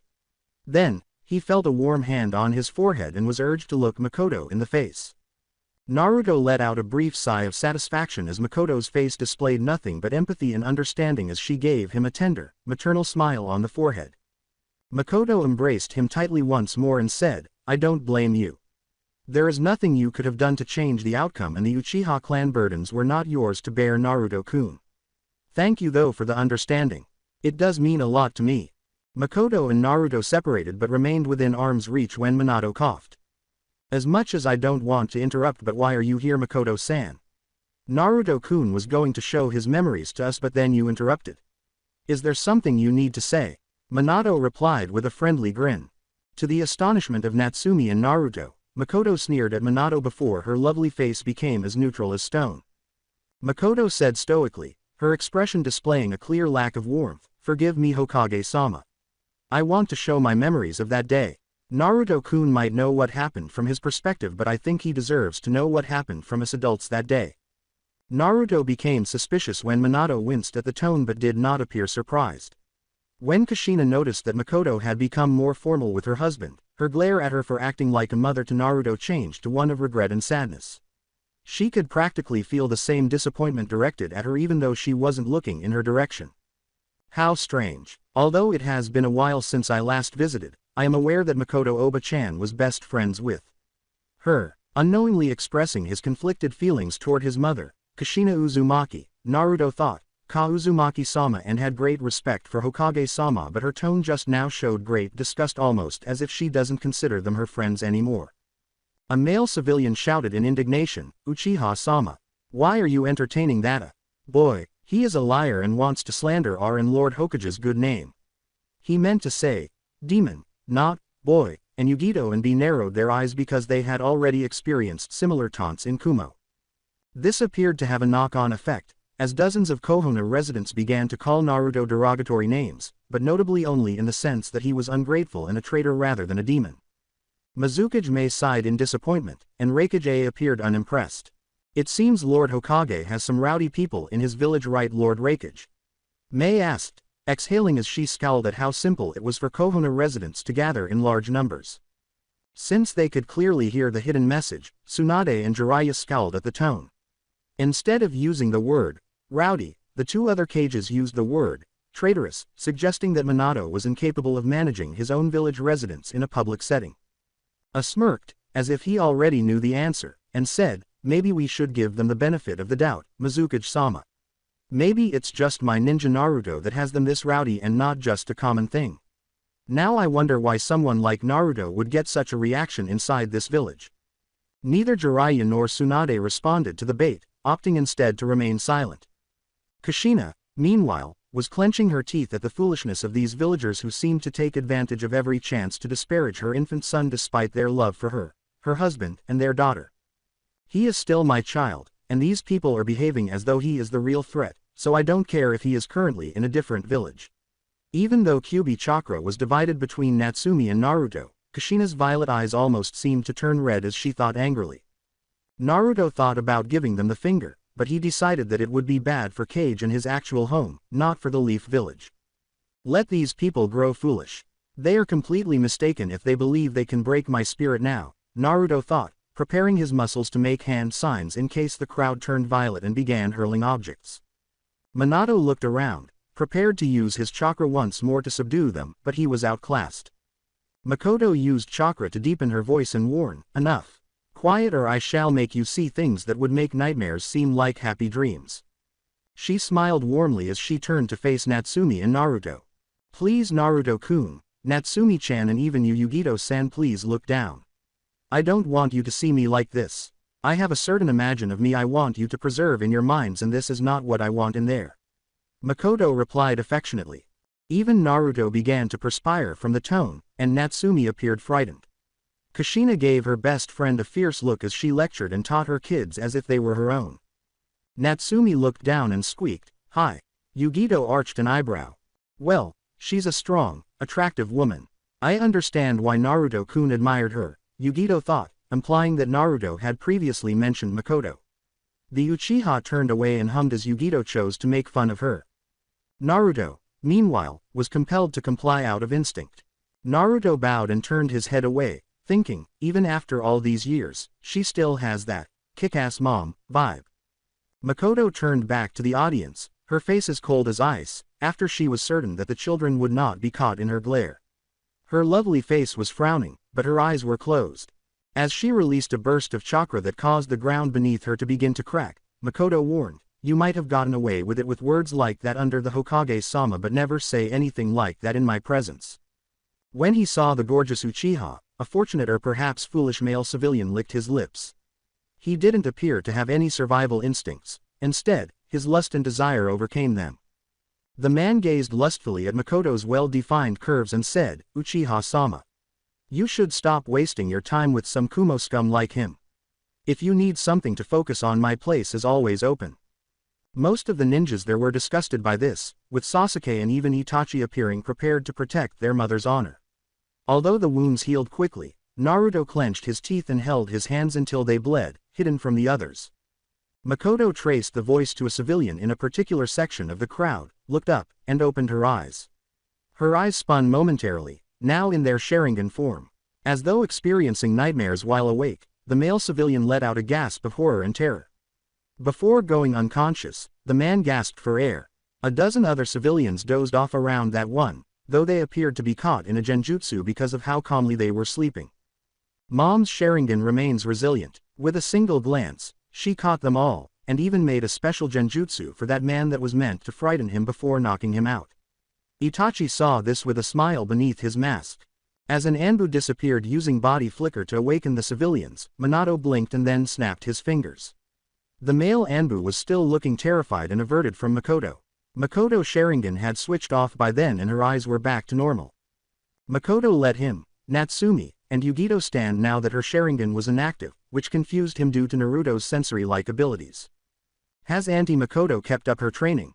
I assumed she was retired. Naruto felt a tremendous surge in Makoto chakra when her Sharingan was active, and that chakra disappeared when it was deactivated. Her chakra feels much stronger than before when I was a child, Naruto thought. When Makoto momentarily displayed her Sharingan, Jiraiya and Tsunade exchanged glances, both feeling a sense of dread. Jiraiya whispered, imagining Madara Uchiha in his prime, looking down at them with his 3-tomo Sharingan active, that feeling of terror. It reminds me of when Sensei told us stories about Madara Uchiha told to him from Lord Second. I know Makoto is not nearly as strong as Madara was, but seeing that glare definitely gave me the same chills Sensei would have when we asked about the Warring Age. Grand Uncle Tobirama once declared to Sensei that Madara was the greatest threat to Konoha that ever existed. I know Grand Uncle died during the First Shinobi War, so his information is a bit outdated, but for someone like Grand Uncle to make a declaration like that shows how fearsome the Uchiha can be. Tsunade replied with an expression of concern and unease directed at Makoto, and 3. However, when Mizukage raised an eyebrow, they both pretended that everything was fine. With a kind smile, Mei asked, is something wrong? Tsunade-sama, Jiraiya-sama. Both Jiraiya and Tsunade waved their hands before turning back to face the stadium. Killer Bee was grinning under his shades, but they couldn't see him. That Uchiha woman is definitely fine and attractive, but her ability to make people want to urinate is so impressive. To express his admiration for the female Uchiha head, Killer Bee rapped in his head. In the meantime, Gyuki sighed and perspired as Killer Bee materialized in their mindscape, perched atop his head. As Bee began to yell at him, Gyuki reprimanded him, saying, that was bad even for you, Bee. Speaking of actual important things, that Uchiha woman, her chakra isn't as dark as someone like Madara is, but the potency is rather stronger. If I had to guess, it means she has given up a lot in her life and chosen to sever certain bonds. That kind of power from her Sharingan is different than if she is still mourning the death of her clan's members. It feels like strength from severing a bond that could still exist. Gyuki observed to Bee's disbelief. Do you mean she is choosing to cut out someone important to her who is still alive? That is the source of her Sharingan strength? Bee asked with a nod. Makoto smiled warmly at Naruto before turning to face him with sorrowful eyes. Makoto confessed, it's been too long, Naruto-kun. You managed to ride in my arms the last time I saw you, but now you are a man. I feel like I missed a lot of your life. Makoto had seen a cute little Naruto looking up at her trustingly for a brief moment, but he had been replaced by a dashing young man who was still grinning at her. Naruto shook his head, glancing first at the Kumo residents and then at Yugito, who grinned at him. Makoto took note of this exchange, her eyes gleaming with pride. Naruto looked away and confessed with a guilty look, I missed you too. Even when I found my place in Kumo I didn't forget about you or Itachi ni Sana. When I heard about the massacre, I cried wondering if you guys were okay. Naruto thought, perhaps if I had been stronger, they wouldn't have had to. Then he felt a gentle hand gently rub his spiky hair and press down on his head. Naruto's heart ached as Makoto looked at him with maternal affection and said, it's okay. Just knowing you thought of us even a little bit makes me happy. Makoto's lips were close to his ear as she leaned in. When Makoto saw Naruto's eyes widen with joy in a rather childish way before they returned to their normal cool expression, she teased him with a smile. Just between you and me, Itachi-kun was also very worried about you. He would occasionally look out from the clan grounds with a look of longing as if he was waiting for you to visit. He hid it well, but I am his mother, so he couldn't hide it well enough from me. It's fortunate that the world we live in hasn't destroyed some aspect of him. Makoto thought, some part of his innocence still exists inside of him, as she saw the weariness in Naruto's posture and eyes. Naruto now had the appearance of someone who was carrying the entire world on his shoulders, or more accurately, someone who understood the extent to which they would have to go in order to survive. I apologize, Naruto-kun. Makoto thought, I hope you will understand from these memories why I couldn't go find you when you got captured, but she anticipated that he would still be upset. The attractive blonde then gave Makoto a weary look as she turned to face the perplexed Yugito with an analytical gaze. Makoto asked gravely, seemingly observing every aspect of Yugito, including her reactions, what are your intentions towards Naruto-kun? Yugito folded her arms across her chest and scowled. Yugito responded rather angrily, why do you need to know? What is of your business what Naruto and I do? Makoto smirked as she gave Naruto a tender, maternal look that made him turn away because he couldn't meet her eyes. Makoto calmly put her hand on her hip and looked at the blonde expectantly as she explained, what makes it my business is that you are a beautiful young woman and Naruto-kun is a young man. He could be easily confused and manipulated by someone like you. So I ask again, what is your relationship with Naruto-kun? Yugito and Naruto exchanged glances and blushed independently. Despite appearing largely unaffected by Makoto's insinuation, Yugito closed her eyes with a slight flush, and Naruto turned his head sharply away, his face flushed. Makoto nodded silently in agreement and appeared to be amused. Makoto thought to herself, it seems to be mutual, and I suppose if Naruto-kun is happy then I can accept it. After all this time, Minato found it difficult to talk to his son about anything, so he looked at him awkwardly, unsure of what to say. Natsumi's eyes narrowed as feelings of envy and jealousy surged through her. Why does Nii-san have such a strong bond with that older blonde? What does she possess that I do not? No, he is my twin, and no one can ever replace me in his heart. Natsumi made the sensible decision to remain silent. In the meantime, Kushina was glaring at Makoto for acting or at least implying as Naruto's mother. Makoto turned to the Kumo ninja and asked courteously, C-san correct? What must I do to transmit my memories to everyone here? C blinked as he turned to face Naruto and A, who both nodded, with A expressing his approval by flicking his wrist. All right Makoto Uchiha-san, ideally contact even hand-on shoulder contact would be best to connect our chakra for the memories to be shown. However, it will work nearly as effective if you stand a foot away from me and focus chakra which I will sense and absorb along with the memories you wish to transmit. C clarified even though he wasn't looking her directly. Makoto grinned amusedly while Natsumi was perplexed. Oh, I see. Even though he is loyal to Kumo, it appears that C-san has a crush on me, or at least is physically attracted to me, and is concerned about what might happen if I stand next to him all the time. Makoto nodded, thinking, I could tease him, but I don't want to give the wrong impression. Makoto began making the tiger hand sign by clasping her hands together and holding her thumbs together while standing a foot away from C. She pressed her two pointer fingers up against one another to complete the seal. As C closed his eyes and sent their combined chakra to the stadium, Makoto exclaimed, now Naruto-kun. Here is what I saw that day over 12 years ago. The day of your 4th birthday. The 4th birthday of Naruto and Natsumi was around 12 years ago. Despite being in her mid-20s, Makoto looked almost exactly like she did now, save for her slightly shorter hair and more modest attire. This demonstrated how her youth and beauty seemed timeless, perhaps as a result of her kunoichi training, chakra, or Uchiha ancestry. She was currently dressed in a way that demonstrated her focus on being a mother to her kids rather than engaging in active kunoichi. Her curves were concealed by her modest gray blouse, apron, and dark blue jeans, but her stunning face and dark eyes still gleamed. Instead of reaching her lower back, her long black hair only reached her upper back. She was currently sighing while sitting in the gardens outside the Uchiha lands. Without looking, she threw a few shuriken into a target and used one hand to nail them into the center. This demonstrated that her shuriken jutsu remained accurate even after she retired. A 9-year-old An2 asked his mother, Ka-san, "Is something wrong?" with a polite bow, which caused Makoto to smile at her eldest son. He was young, but he knew exactly how to behave like the heir to the Uchiha clan. Makoto smiled warmly and stroked her son's hair, making Itachi's eye twitch from being treated like a child. "My sweet Itachi-kun, do you not wish to celebrate in the festival? I know Sasuke-kun will be at the festival celebrating with his friends including little Natsumi-chan later." With a slight frown on his face, Itachi reminded his mother, "Ka-san, please. I am not that young anymore." Despite her son's high level of mental maturity, Makoto found his irritated expression endearing and laughed. Itachi sighed but shook his head, indicating that he was not particularly offended. Makoto apologized, saying, "I know you are not a baby anymore, Itachi-kun." Itachi's expression darkened as he glanced down, causing his mother to cast a worried glance at him. Makoto put a worried hand on her son's shoulder and asked him urgently, "Itachi-kun, is something the matter?"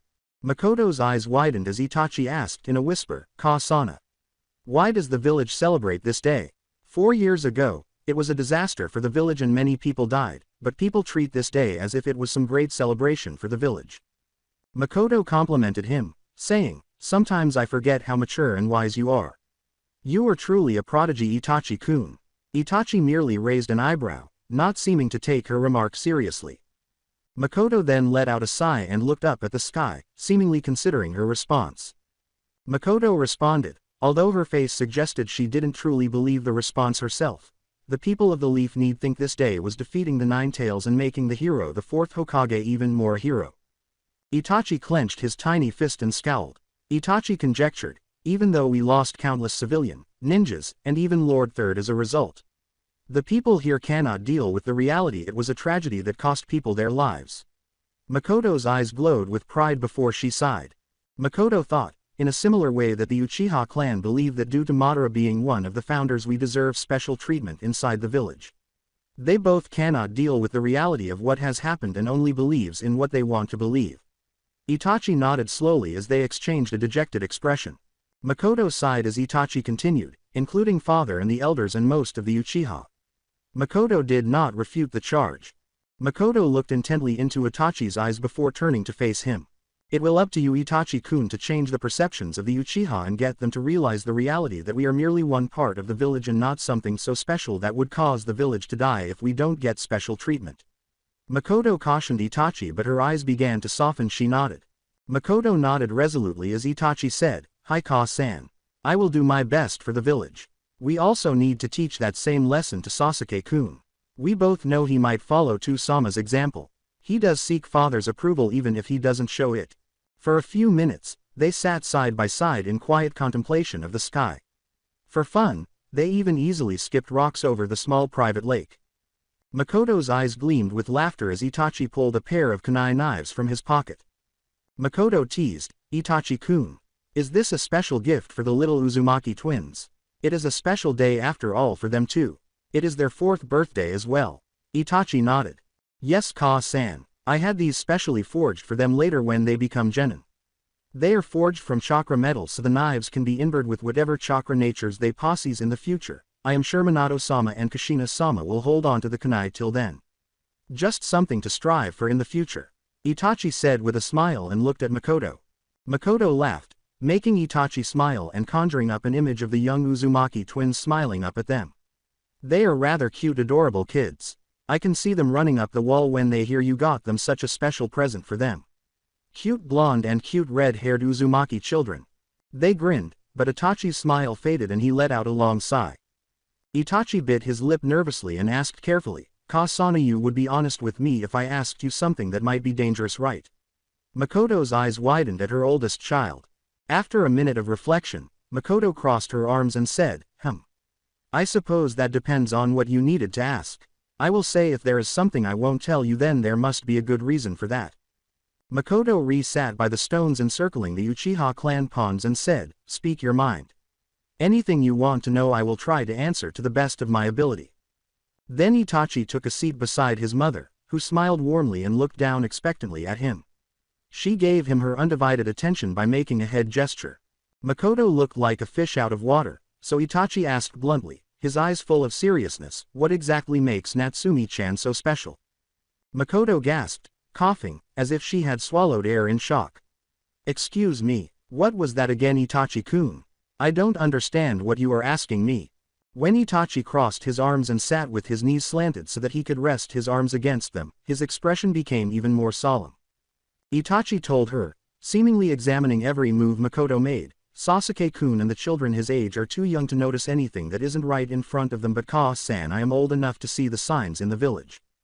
Itachi's eyes narrowed at Makoto's attempt to smooth out his features, which seemed to be an attempt to make them more normal, like a motherly expression. I can understand Natsumi-chan is the daughter of the current Hokage who was the hero from the last great ninja war along with the red-haired death lady Uzumaki Kushina herself. I can understand that to civilians and even ninjas would consider her royalty to a degree just from parentage. However, that doesn't explain why it seems like part of the Kyuubi celebration is for her birthday, as if the two events are connected rather than happening at the same time just because it's the same day. Itachi noted as he carefully observed his mother's responses.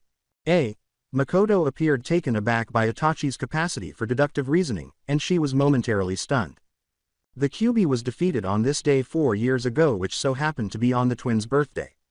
Its death was only possible due to Lord Third's sacrifice and death. The Uzumaki twins also had a role in defeating the Kyuubi. Hence the village feels indebted to the twins for their role in defeating a being that could have spelled the end of the village. Makoto calmly clarified with only minor modifications to the fact. She was surprised when Itachi shook his head and scowled at her with weary eyes. When Itachi saw his mother gasp and give him a shocked look, he said, Ka-san, why are you lying to me? Tailed beasts cannot be truly killed, as they are masses of chakra that will collect and reform if a tailed beast was ever damaged to the point of destroying their bodies. The closest I understand in controlling a rampage of the tailed beast like the Kyuubi is to seal them away into Jinchuriki, aka human vessels. Makoto demanded, Itachi-kun, where did you hear such terms and information? Before realizing she was beginning to yell and softening her voice, Itachi had a contemplative expression and appeared composed. Father showed me a secret tablet hidden in the Uchiha shrine. It was supposedly written by the sage of 6 paths for the Uchiha clan many years ago. I saw certain information written when I read it with my Sharingan, but certain information was hidden. I could only speculate it would require a different sort of visual jutsu to unlock more information on the stone tablet. I also read scrolls in Father's study which he indicated he would show me later as the heir to the Uchiha clan legacy. Itachi explained in a blink. When Itachi's eyes opened, Makoto appeared dejected. There were 2 Tomo Sharingans in each eye, which appeared to gaze into her soul and convey Itachi's love and resolve. Itachi-kun, if only you were aware that the Sharingan indicates that you have experienced loss and will probably continue to do so as its powers increase. Makoto reflected sorrowfully as Itachi's Sharingan gazed at her for a short while before disappearing, revealing Itachi's regular eyes observing her with curiosity. I wish my children never unlocked it, as it meant you would more than likely walk the happier path without its power. Makoto praised Itachi with pride, patting her cheek with a gentle and genuine smile. Saya, you really are a smart child, my dear Itachi-kun. Your insight and ability to see past lies surpasses a lot of adults, if I am being honest. You would probably be the first Uchiha Hokage if someone from our clan was given the honor of that title. Unlike before, Itachi did not push his mother. Instead, he simply closed his eyes and leaned into her warm hand. There is no reason why I shouldn't be honest with him if he already knows this much. Compared to Sasuke-kun and his generation, he is different. His ability to reason is already comparable to that of a Jonin. But the answers might not make him happy, Makoto concluded as her eyes grew softer. You are not wrong. The reason why the Uzumaki twins are celebrated as heroes is not simply because they are Lord Fourth's only children or they are the heir to the near-extinct Uzumaki clan. Their birthday was the day the Kyuubi was defeated by sealing away the tailed beast's power into 2 human vessels, making them the Kyuubi Jinchuriki. Makoto admitted that her oldest son deserved the responses he had requested. Makoto traced Itachi's cheek and then placed her hand back on her lap as he opened his eyes. Itachi put a hand on his chin and thought, I see. That does make sense. I can see why the villagers would consider their birthday as a day of celebration as well. Then Itachi's smile disappeared as he narrowed his own eyes and looked into his mother's. Then tell me, Ka-san, why does the village treat Natsumi-chan as a hero while showing hidden but notable disdain for Naruto-kun? Itachi asked sharply, his eyes displaying a protective expression akin to that he had given to his own younger brother Sasuke. His eyes. He truly is too intelligent for his own good. Itachi-kun's protection of Naruto-kun also makes me happy. Even though her own heart tightened at the thought of the blonde Uzumaki child, Makoto thought proudly, that poor child is far too alone for his sake. Makoto said calmly, but her tone had a hint of coolness that made Itachi shudder for a moment before nodding. Itachi-kuna. This information was supposed to be hidden as an S-ranked secret, but somehow the information leaked to the general public. I suppose there is no reason to keep this hidden from you. However, I ask you not repeat this to Sasuke-kun. He doesn't need to know. He is still young and innocent and will not be able to understand even if you explain it to him. Itachi said, I promise, Ka-san. Then a small smile spread across his face.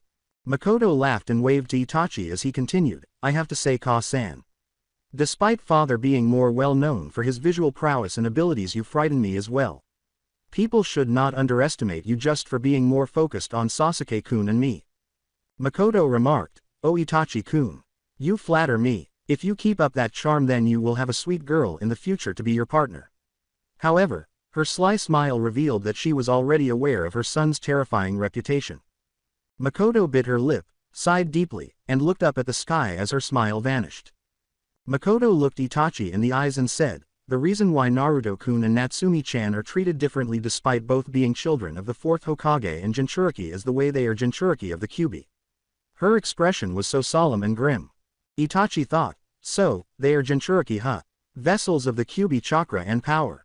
I see. That makes sense. I can understand that if viewed from a certain lens, the humans who keep the tailed beasts from harming the population could be seen as heroes. Makoto noticed that Itachi also had a hint of skepticism in his eyes. Yes, depending on how you look at it. Jinchuriki can be seen as heroes, but Itachi-kun. Make no mistake, most villages see Jinchuriki as either weapons for the sake of war at best or at worst a substitute for whatever harm or damage the tailed beasts might have done at any point in the village's history. Makoto said with a sigh. Lord Third sacrificed his life during the Kyuubi attack to separate the Kyuubi into two parts, which got sealed into the two newborn twin children of the 4th Hokage, who also happened to have the Uzumaki bloodline.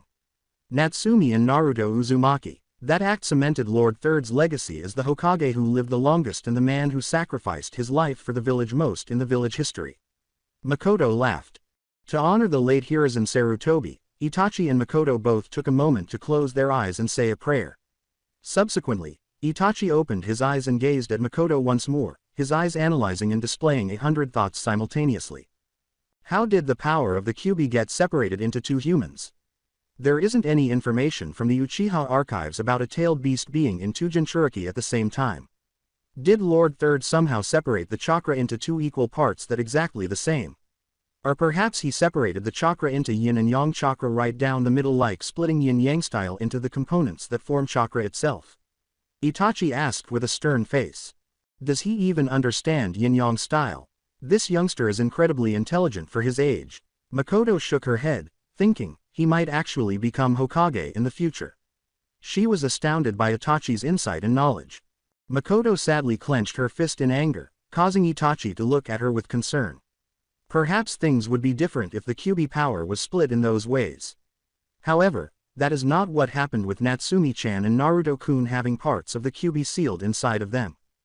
Itachi put a worried hand on her arm and said, Ka-san. Makoto put her other hand over her son's and grinned at his worry. The pure chakra and power of the Kyuubi was sealed inside of Natsumi-chan, while the soul and malice of the Kyuubi was sealed inside of Naruto-kun. This act cost Lord Third his life, and according to Minato-sama and Kushina-chan, his final wishes was for the knowledge of their burdens to be hidden from public for their sakes. Makoto said with a sad face as grieving.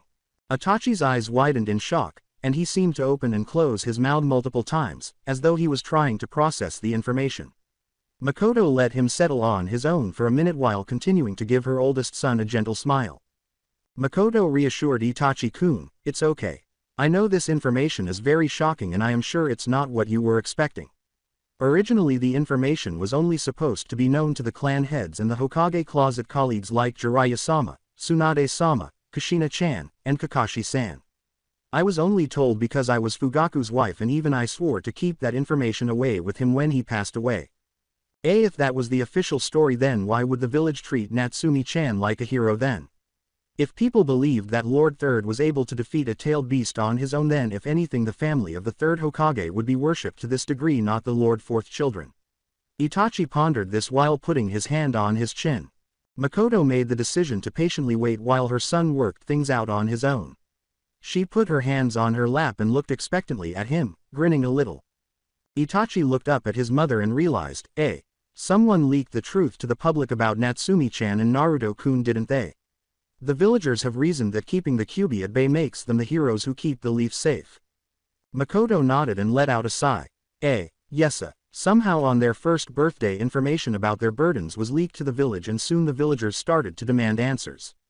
Whether it was civilians or even ninjas, people wanted to know the truth. The thing about information is once it's out there is no real way to clench or control how people see that information. As strong and as many admirable traits Minato-sama has, he couldn't hide his children's burden once it was revealed to the masses. The most he could do was reassure the villagers that his children were not monsters but actually heroes who kept the Kyuubi from attacking again. Makoto observed that Itachi appeared uneasy about the response. Hence the villagers followed the lead of the hero Minato Namikaze and took his word for it. They treated the daughter of the legendary fourth Hokage as a hero and savior, and this day, which was her birthday, became a day of celebration of her birth and the day the Kyuubi was defeated. Itachi understood. Makoto appeared to be testing Itachi as she silently raised an eyebrow after nodding. "Can you now read between the lines, Itachi-kun? The rationale behind the village's preference for one child over another, even though they share the same blood and potential?"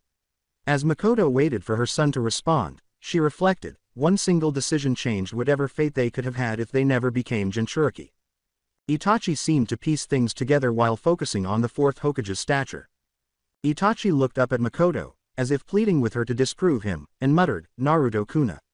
People see him as some sort of demon or monster. For holding the soul and malice of the Kyuubi inside him. Inform him that this was not the cause of the village's hostility toward Naruto alone." Makoto looked away and clenched her fist in silence, saying, Answer me, mother. Tell me that this village, the Uchiha and everyone else risks their lives isn't like every other village. We wouldn't treat a child like a weapon or a threat for holding a tailed beast inside of them. I don't care if Naruto-kun only holds the soul of the Kyuubi inside of him. He shouldn't suffer the same hatred other villages do to their Jinchuriki. Especially when Natsumi-chan holds the actual strength of the tailed beast and is treated like a princess. Itachi screamed when his two-tomo Sharingan to his rage. AN3. Itachi's rage caused Makoto's eyes to widen, and then a gentle smile spread across her face. Makoto placed a gentle hand on Itachi's cheek and pondered sweetly, "You truly care about Naruto-kun, huh? He is basically another young brother you can watch over, Itachi.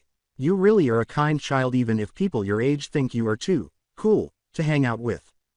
Itachi's rage didn't seem to go away as he kept looking into her eyes while keeping his Sharingan active and searching for answers from his mother. "Ka-san, please don't change the subject. I need you to tell me that this village is better than the others." Itachi pleaded. As though to convey the turmoil within his heart, his Sharingan appeared to spin.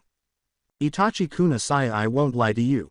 Very well. The truth is you are right. It might not as rampant or obvious as the other villagers as their love and respect for Kushina-chan and Minato-sama is so great.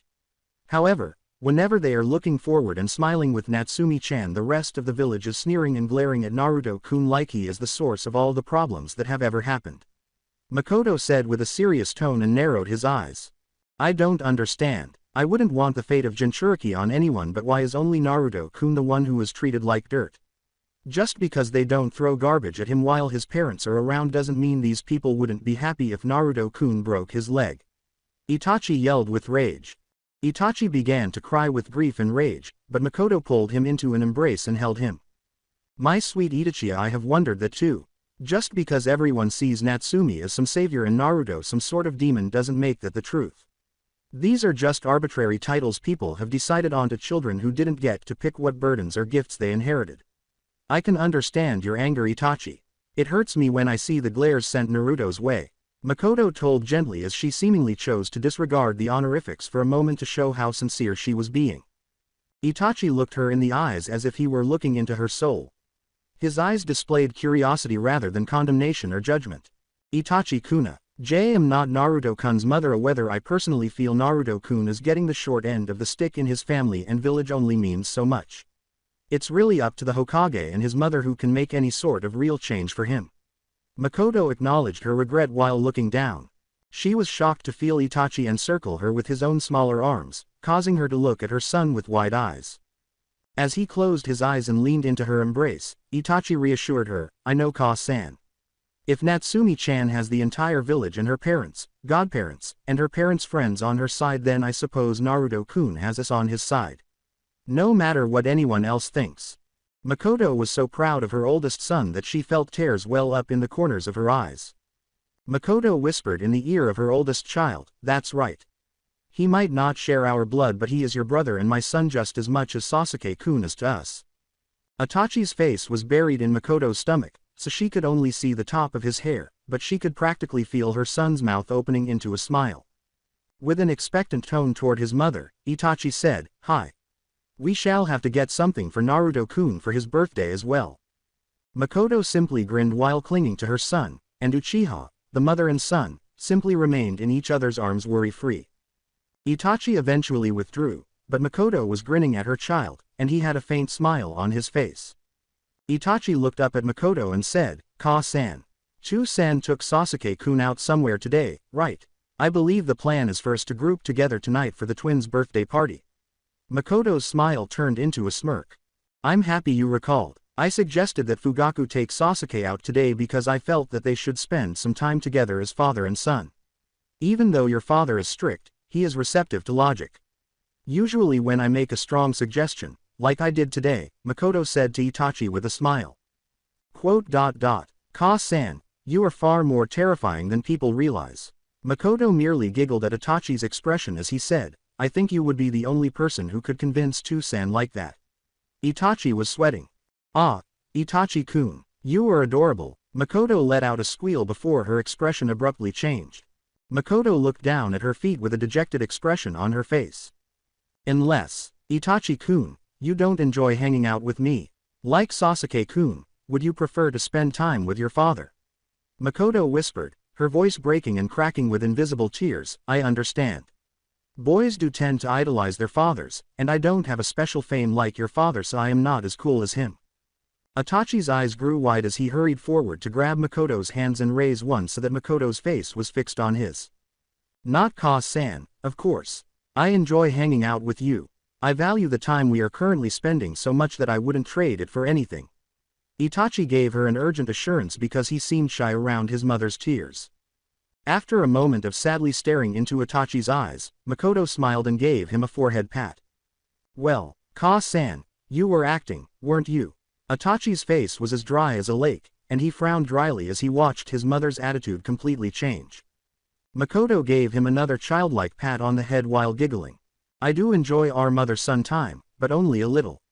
Makoto confessed, kissing his forehead once more while Itachi simply closed his eyes and grinned. I know you will soon be busy, so this time alone together is very important to me as well. Then, Ka-san, what should we do? Itachi looked up at her inquisitively and said, we still have a few hours before the party, and if this time is just for us, we should try to make it count.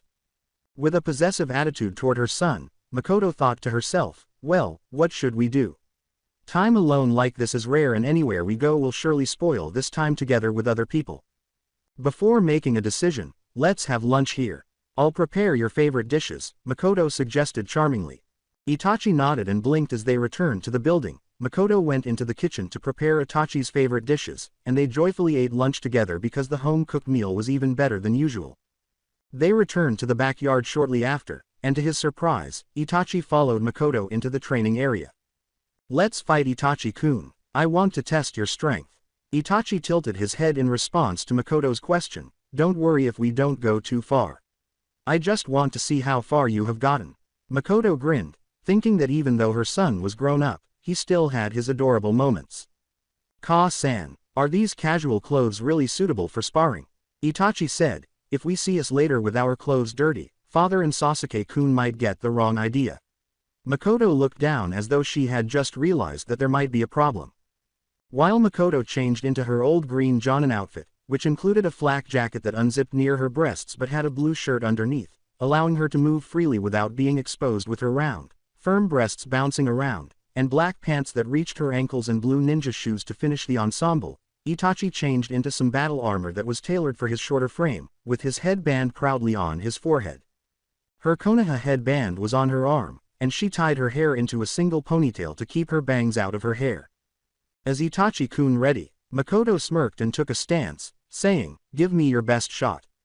Hello, Ka-san. As they ran in the direction of one another, Itachi responded resolutely.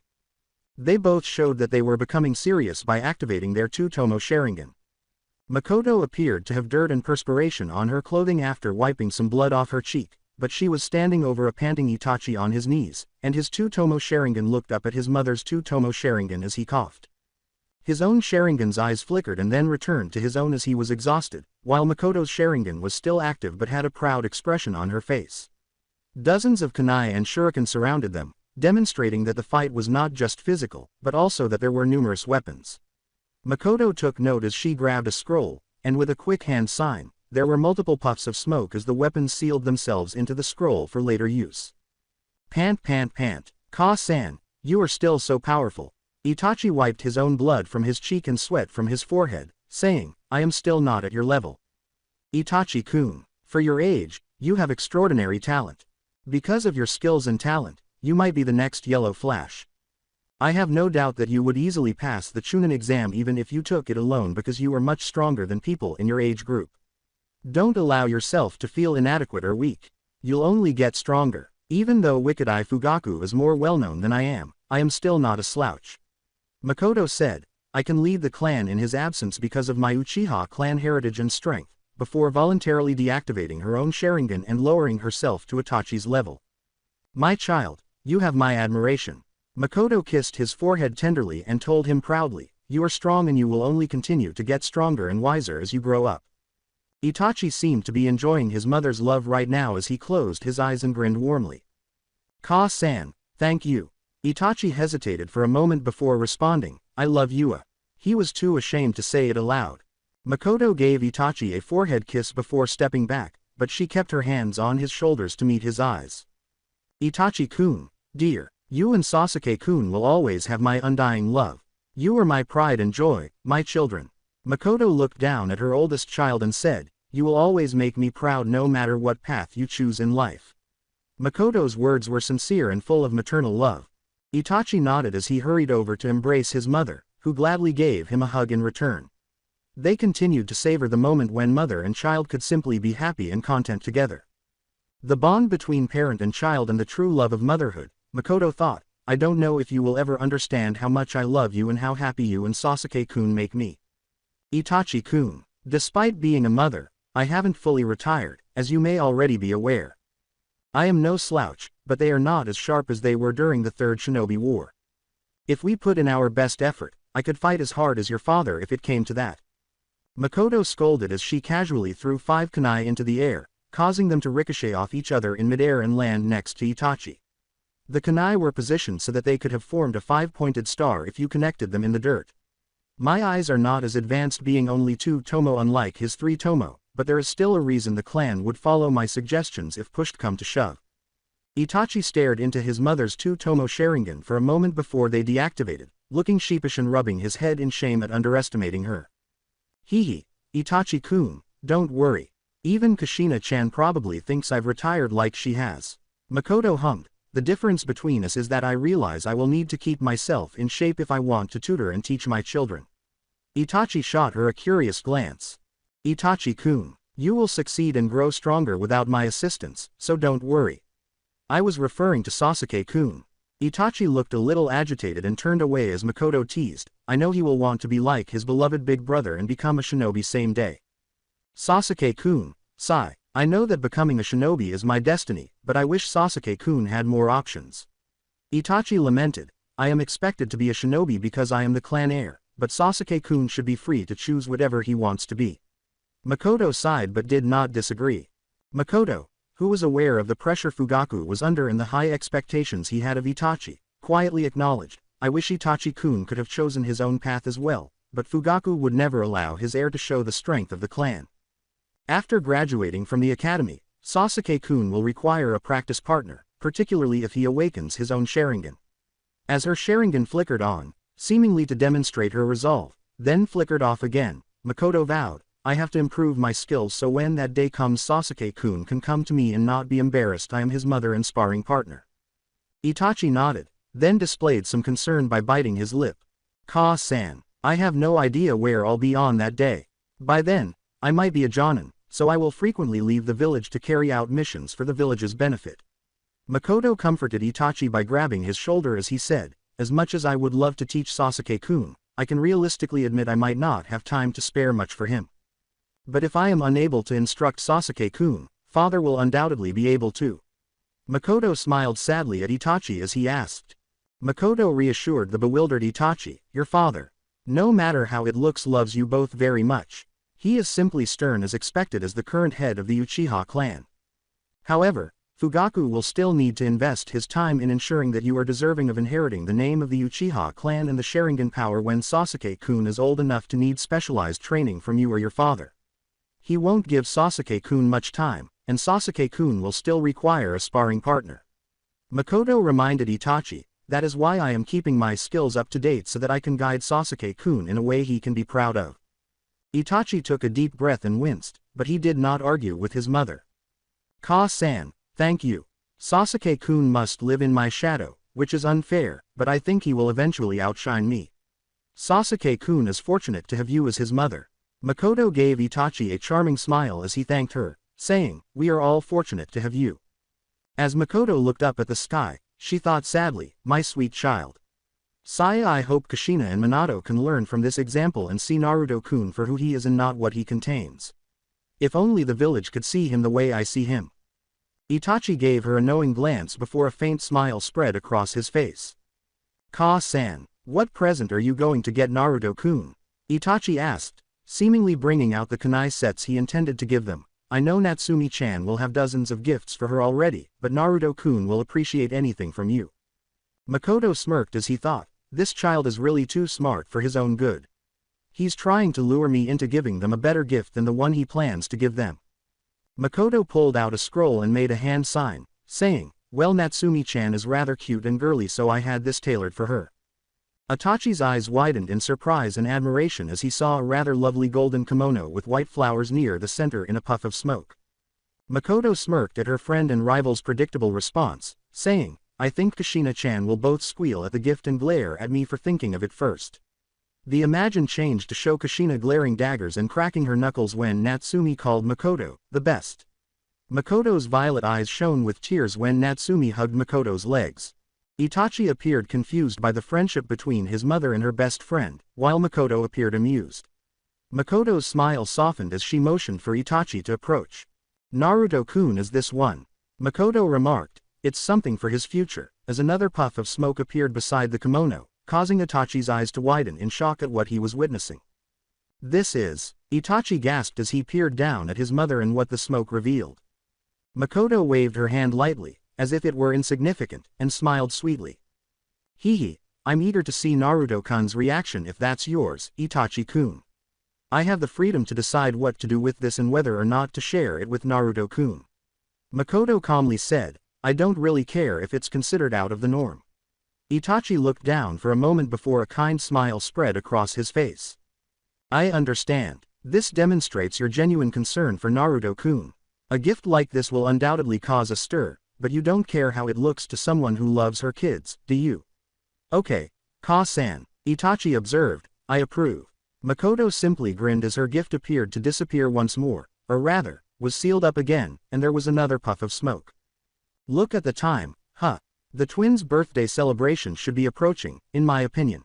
Itachi-kun, let's get going. Makoto remarked, we don't want to be the last ones there, as she noticed that the sun had entered the evening part of the day. But let's put on some more appropriate clothes first. Itachi glanced down at his perspiring clothes and nodded, but Makoto teased, it wouldn't look good to be dirty and bloody to the twins' birthday. About half an hour later, both of them showered and changed into more formal attire. Itachi wore black dress pants and a dark blue long-sleeved shirt, while Makoto wore a gorgeous one-piece dress in light blue that matched her dark eyes. The dress had straps and a rather noticeable V-neck cleavage that accentuated her large breasts, and it curved in all the right places, emphasizing her motherly hips and thin waist. Her wedding ring glittered in the dim sunlight on her left hand. Itachi nodded as mother and child got up and left the compound together after looking up in surprise to see the sun setting. I believe we lost our sense of time. I haven't been challenged to this extent in a long time. As they strolled together, it appeared that the festival was still going strong despite the time of day.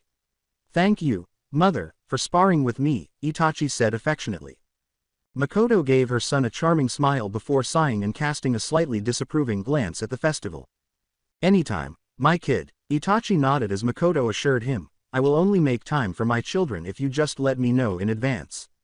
Makoto waved a slightly forced smile at the vendors who were waving at her and Itachi, thinking, to think this festival is pretty much a celebration of Natsumi-chan's birth and her becoming the hero of the village. I hope Naruto-kun will like this gift and hopefully he doesn't feel like he has to live in her shadow.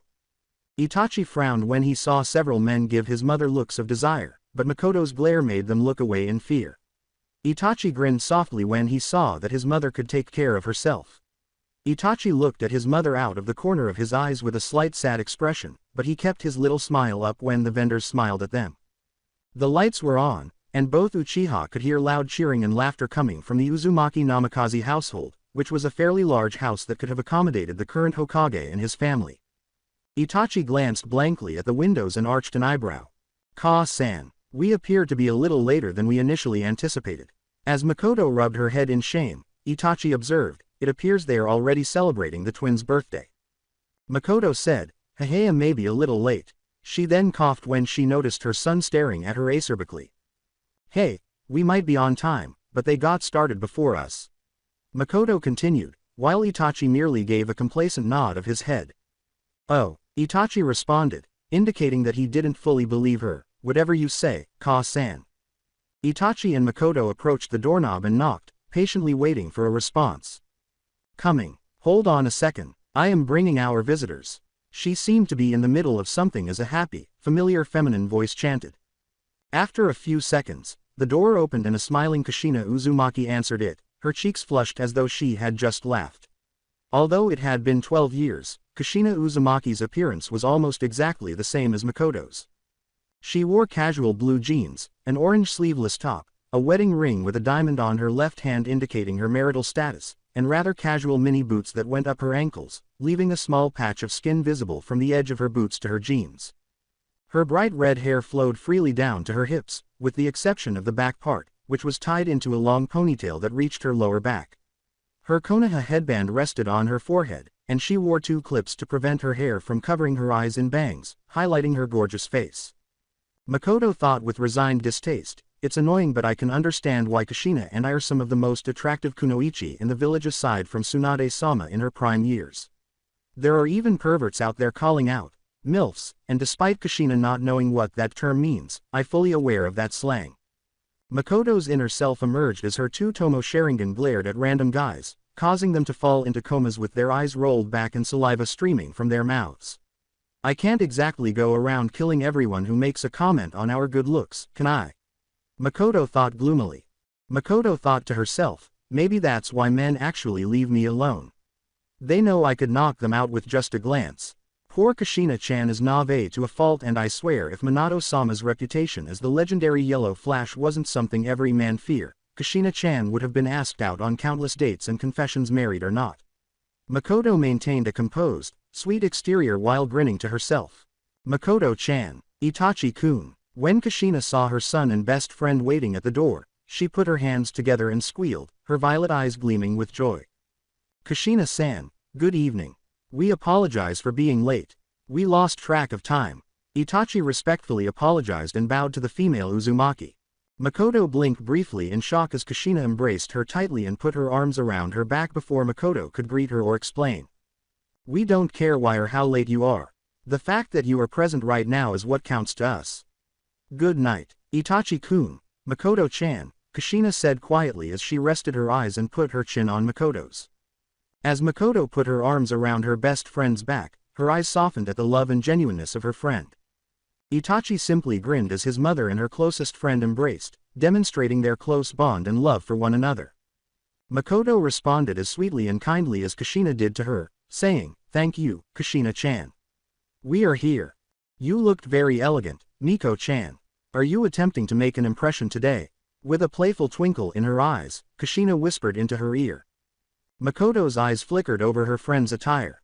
HMPH. You are aware that only one man has my heart. No matter what you wear, Kushina-chan, I'm sure a lot of men think of you, Makoto shot back in a low voice. Kushina's eye twitched too, and then both women giggled, much to Itachi's dismay. For approximately a minute, Kushina held Makoto in her embrace before she withdrew, but her face was still smiling and her cheeks were still red as she looked down at Itachi. Itachi-kun, you've grown even taller since I last saw you, I promise. If Miko-chan keeps the girls away at this rate, you'll have a lot of girls vying for your attention. Kushina asserted, grinning and glinting teasingly. Itachi simply nodded courteously while glancing behind his mother's back at Kushina and giving her the stink eye. Kushina-san, whatever you say. Probably because I'm still young, I don't have any plans to get a girlfriend anytime soon. Itachi calmly replied, I am sure I will get a girlfriend eventually that Ka-san will be proud of, as he watched Kushin pout and his mother smile at him. I sound old to Kushina-san. Just call me Auntie Kushina, please. Or Big Sis, perhaps. Kushina sulked at the perplexed Itachi, who turned to face his mother, who gave Kushina the most unflattering expression she could. Everything around her seemed to dry up and turn to dust because of how flat and dry her expression was. Makoto sighed and reminded her, you are a bit old to be a big sister, Kushina-chan. Kushina glared at her best friend while crossing her arms over her enormous chest. I'm only 20 years old. Databane, I'm not old at all. As her hair began to move on its own, Kushina responded with a verbal tick. As Makoto gazed at Kushina's eyes, which seemed to be growing darker by the moment, and her hair oddly moving in tail-like appendages, she thought, oopsa, it's Kushina's classic, Hubie tails hair. I must have hit a nerve, I should apologize. Fortunately, Itachi was far wiser than his age indicated, and Kushina began to approach Makoto slowly, as if in a trance, while Makoto scowled and retreated a step while secretly assuming a stance. Pardon us, Kushina, Itachi said, Oba-chana, in a courteous manner, but he was indicating that it was rather embarrassing for him to speak of her in such a familiar way by closing his eyes with a bush. Makoto and Kushina turned to face Itachi, who avoided making eye contact with either woman and appeared to find something fascinating to observe on the wall behind Kushina. Well, as her hair returned to its previous free-flowing ponytail and her eyes returned to their vivid violet hue, Kushina whispered, Oba-chan. Makoto glanced at Itachi, who appeared prepared to stand up for him if necessary while closely observing Kushina. Itachi-kun, Databane, you are adorable. If you ever need anything, just call your beloved auntie and she will come running. Day or night, Kushina let out a squeal as she ran ahead and gave Itachi a teddy bear-like gulp. HMMPH. Oh no, Itachi muttered, can't breathe, as his face was pressed against Kushina's enormous chest. Kushina continued to squeeze and embrace him as if she needed to express how much she loved him right then. Makoto gritted her teeth and twitched her eye as she watched her best friend treat her son like a toddler in need of cuddles. That woman, who does she think she is, embracing my son like that? Makoto thought furiously. Kushina-chan, we're outside and I believe the party has already begun. After observing Itachi being hugged into the stunning redhead's chest for 30 seconds, Makoto said, maybe we should go inside now. Kushina, who looked rather sheepish as she sent a look of embarrassment at Itachi and Makoto, rubbed her head and stepped back, letting Itachi slip out of her embrace. Itachi wandered back to his mother's side, taking several deep breaths as his blue face returned to normal after he was able to get some much-needed air. I apologize for Itachi-kun. I became a little too excited. Kushina looked down at Itachi with a sheepish smile and said, you are just so serious all the time that anti-comment made you look so cute I couldn't resist. Itachi bowed, demonstrating his maturity once more, and shook his head, indicating that he was not offended by Kushina's action. I shudder to think what would happen if that had been Jiraiya-sama in that position. Fortunately, my Itachi-kun is still very young. If it had been someone older or more perverted, they might have died for an embrace like that. Makoto thought. Makoto thought with a notable lack of empathy, knowing that Jiraiya's favorite activity was still spying on women, especially kunoichi, in private baths or hot springs. He may be a legendary ninja, one of Konoha Sannin, and a teacher of Lord Fourth, but he is not respectful of women. I remember the stories Kushina-chan told me of him peeping on her in the hot springs and how she almost got maimed in his response, or the stories of him peeping on Tsunade-sama and being brought to near death. Kushina rubbed her head and said, "Let's go inside." She opened the door first and motioned for Itachi and Makoto to follow. The Uzumaki Namikaze clan's modest but comfortable home had bright lights, food and drinks on several tables for easy access, and Makoto quickly noticed a table with a stack of presents with many opened presents on the floor with wrapping paper and gift bags all over the place. Makoto was immediately struck by how lively the party was. As Makoto observed, Minato-sama is pretty much the most respected man in the Land of Fire, so it seems like all of our friends showed up for this party. It almost seemed like the Fire Daimyo himself was celebrating his birthday, but I'm not surprised. Makoto-san, Itachi-kun, greetings. I'm glad you could come, Minato said with a smile, but he noticeably stopped talking when he saw Makoto's outfit for his kid's birthday celebration. Makoto smirked as she noticed the honorable and contented Minato Namikaze's eyes automatically straying to her legs and chest, and she could almost feel Kushina's glare directed at her husband, who quickly averted his gaze in a distressed manner. I still understand. Kushina is fortunate that I only have eyes for one man, Makoto said with joy as she observed her husband holding her younger son. Fugaku-kun, I'm present. As her husband turned to face his beautiful wife, Makoto screamed. Makoto appeared to be flattered by her envious husband marking her as his, and her smile widened when she witnessed him give the trademark, Uchiha glare, to the numerous adults gazing at her. Makoto, what are you doing? Makoto could see affection and desire in Fugaku's dark eyes despite his stern question. Ka-san, Ni-chan, reaching out from his father's arms, Sasuke's young voice chirped as he saw his mother and older brother. Makoto glanced back at Itachi for a moment, then gave her youngest son a charming smile. Sasuke-chan, would you like to visit Itachi-kun? After a moment, Itachi nodded in response to Makoto's question, he missed you after all. His eyes darted between Sasuke and Itachi, revealing his mother's secret message. Hi, Sasuke-kun. Itachi calmly approached his father and bowed, saying, come here for me, please. Fugaku nodded to his eldest son while Sasuke's eyes appeared to enlarge and a broad smile spread across his face. Ni-chan, Ni-chan. When he reached out with his little arms, Sasuke's seemingly toddler one-track mind forced him to concentrate only on his beloved older brother, causing him to squeal with delight. Makoto grinned at her sons as Itachi nodded to him and left with Sasuke in his arms. Itachi picked up Sasuke and allowed him to cuddle him while Sasuke looked up at him with the lackluster devotion a younger sibling had for their older one. Makoto, whose grace and beauty made her seem to glide across the floor, rushed forward and rushed into Fugaku's arms as soon as Sasuke and Itachi were safely away, much to the surprise of everyone, including Fugaku himself. Fugaku instinctively held his wife by her slim waist even as she put her arms around his neck in a loving embrace. Makoto gave him a quick kiss on the lips and then pressed her cheek against his neck, interrupting whatever Fugaku might have been trying to say. Despite her affectionate smile, Makoto could feel the agitation in Fugaku's face. Dear husband, why do you think I would dress like this? Of course, for you, my darling.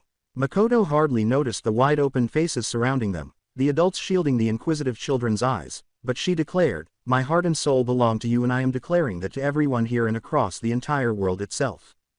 Fugaku glanced down at Makoto with a fleeting expression of love while rapidly controlling his blushes of embarrassment. I also love you, but this is a public event in the Uzumaki clan's party. As Makoto sneered, Fugaku muttered, this is hardly the place for such a affectionate thingsa. As if I give a damn about what people think of our union.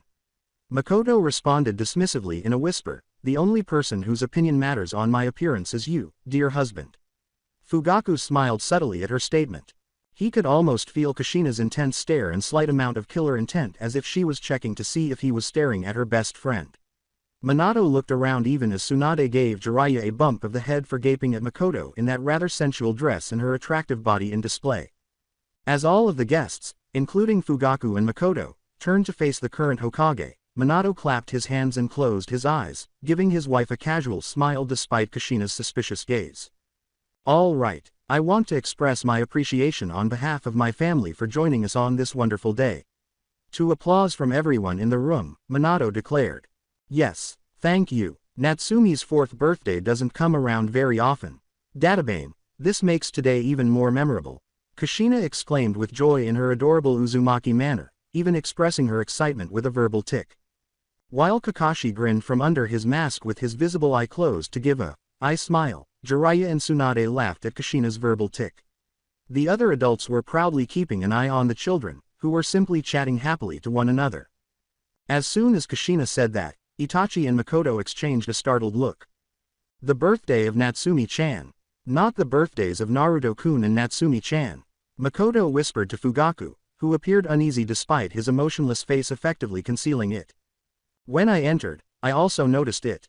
As Makoto snarled and her eyes narrowed, Fugaku whispered, it seems like no one else remembers or is thinking it's the twins' birthday, not just Natsumi's. These folks, his parents, too, how dare they? Makoto hissed, her eyes briefly darting into her two-tomo Sharingan out of rage, but fortunately, no one seemed to notice except her husband and oldest son. Even though it was in the middle of the party, Makoto appeared prepared to vent to her best friend and her Hokage, but before she could do so, Fuguka grabbed her wrist and stopped her from rushing over. Fuguka, Makoto hissed, briefly appearing to be betrayed by her husband's refusal to confront her. Makoto, not right now. Making a scene during the birthday celebration at the Hokage's house won't make things better, even though I'm not happy about it either. We will only come across as unappreciative of our presence. Fugaku spoke calmly, but a warning sign appeared in his narrowed eyes. Makoto appeared prepared to retaliate against her husband, but she bit her lip when she saw that he was correct. Makoto clenched her fist and nodded at Fugaku, who sighed in relief, realizing, damn it. I am the wife of the Uchiha head.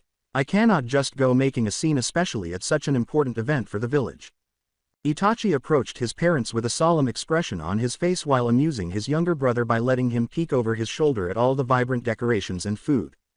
Itachi, my boy, what's wrong? Fugaku asked in a tone that was noticeably warm and showed a tender side for his oldest son, but with a serious expression.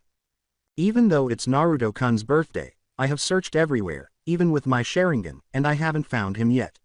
Even the open presents all seem to be Natsumi-chan. When he looked at the excited 4-year-old Sasuke, Itachi maintained a smile and whispered, what's odd is that no one seems to think this is some sort of mistake or if this is odd in some way. Makoto was growling softly as her eyes briefly returned to the Sharingan, but she took deep breaths to keep her composure. Fugaku looked down for a moment with a barely controlled, composed expression. Even as Makoto grinned in front of her sons, she thought to herself with a hint of irritation, I have to remain calm. Exploding right now will only reflect on the Uchiha clan itself. It seems Itachi-kun too is furious but is putting on a smile for the sake of Sasuke-kun.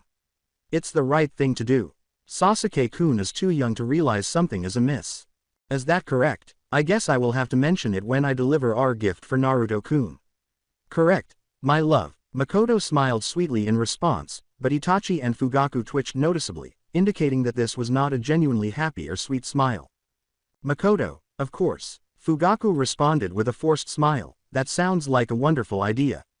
Sasuke, on the other hand, appeared to be content to be in his older brother's grasp while merely grinning. Fugaku placed his mouth next to Makoto's ear as he leaned in. What precisely are we giving young Naruto? Fugaku inquired, emphasizing the we to indicate that he was not aware of the gift. Makoto grinned before whispering something into Fugaku's eyes, which caused them to widen, narrow, and then return to their composed state. Are you certain of this? Makoto's smirk remained unchanged as Fugaku whispered sharply, a gift like this cannot be given without serious thought on the ramifications of giving a gift like this. I've thought about it a lot. I have the authority and duty to decide who receives this gift. This gift has already been given to Itachi-kun, and I am selecting Naruto-kun to receive it next, Makoto confidently whispered back. Fugaku gave Sasuke a worried glance before turning back to Makoto. How will Sasuke react when his best friend's brother inherits something that might be regarded as his birthright? Fugaku inquired softly, implying that Natsumi was Sasuke's closest companion. Makoto gave a small shrug after looking amused. I'll give the gift to Sasuke-kun if he requests it later. Makoto calmly clarified, I'm not saying Sasuke-kun doesn't deserve it, I'm just saying Naruto-kun will receive the gift for his future today. After giving her a brief glance, Fugaku sighed and nodded. All right, I won't try to stop you. Fugaku answered in his typical tone, now let's try to enjoy this party, my love.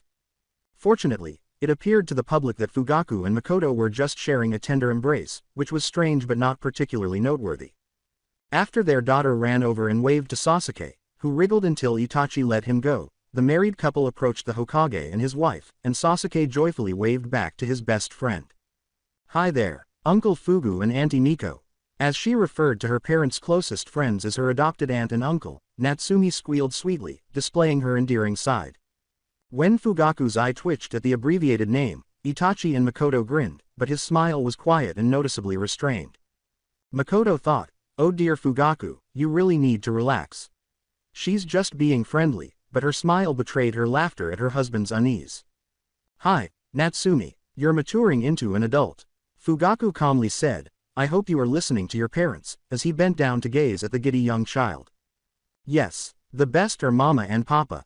In response, Natsumi grinned broadly, revealing that one of her teeth was missing, which only made her appear more adorable to the adults in the room. While Tsunade and Jiraiya appeared rather proud, and Kakashi, still wearing his traditional mask, gave an eye smile, it didn't help that Minato looked embarrassed at his child's words and Kushina looked smugly at Makoto, who playfully rolled her eyes even as she patted the little girl on the head, making the red-haired girl smile up at her. Have you bought me a present? Natsumi asked excitedly, but when Minato gave her a stern look, she rubbed her head in shame. Natsumi-chan, avoid being impolite, it's already a huge honor that Fugaku-san and Makoto-san are attending the party. After gently reprimanding her, Minato winced when his wife chose to reprimand him. Minato-kun, don't speak to our child in that manner. Her birthday is today, let her enjoy herself. Like Natsumi, Minato rubbed his head in embarrassment as Kushina shot back. Makoto grinned at the strategies, but her eyes narrowed at how they treated today like it was just one of their kids' birthdays. When Natsumi looked up at her with an excited smile, Makoto quickly forced a bright smile. I apologize, Aunt Makoto. Even as the adults, awed at the young girl's attempt at civility, Makoto waved her away, and Natsumi responded in a much more composed tone, I didn't mean to be rude. Natsumi-chan, that's all right. Makoto reassured her, taking a scroll from her pocket that was conveniently located on the waist of her rather skimpy dress. Fugaku and I decided to get you this together. When Makoto made a quick hand gesture, a puff of smoke appeared, and the golden kimono popped out and landed rather elegantly in the arms of Makoto, who had put the scroll back into her pocket. The children's eyes widened in surprise and amazement, and then a warm smile appeared on Fugaku's face. Natsumi-chan, happy birthday. Makoto and Fugaku both smiled warmly, but Fugaku's more reserved demeanor stemmed from his more severe disposition.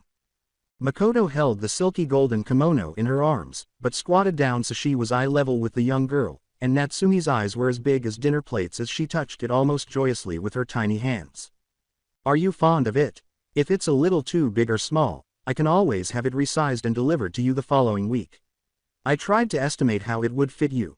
As Makoto observed Natsumi patting the silky kimono and marveling at the texture and softness of the pricey fabric, she asked in a calming voice. Minato overcame his surprise and quickly bowed to take the kimono from Natsumi's arms as she squealed and extended her arms for a giant hug, but she hesitated when she realized she might wrinkle the pricey gift. Thank you, Fugaku-san and Makoto-san. That is an amazing gift. Correct, Kushina-chan. After thanking the couple, Minato turned to face Kushina, who blinked in surprise as she gazed at the kimono in utter disbelief.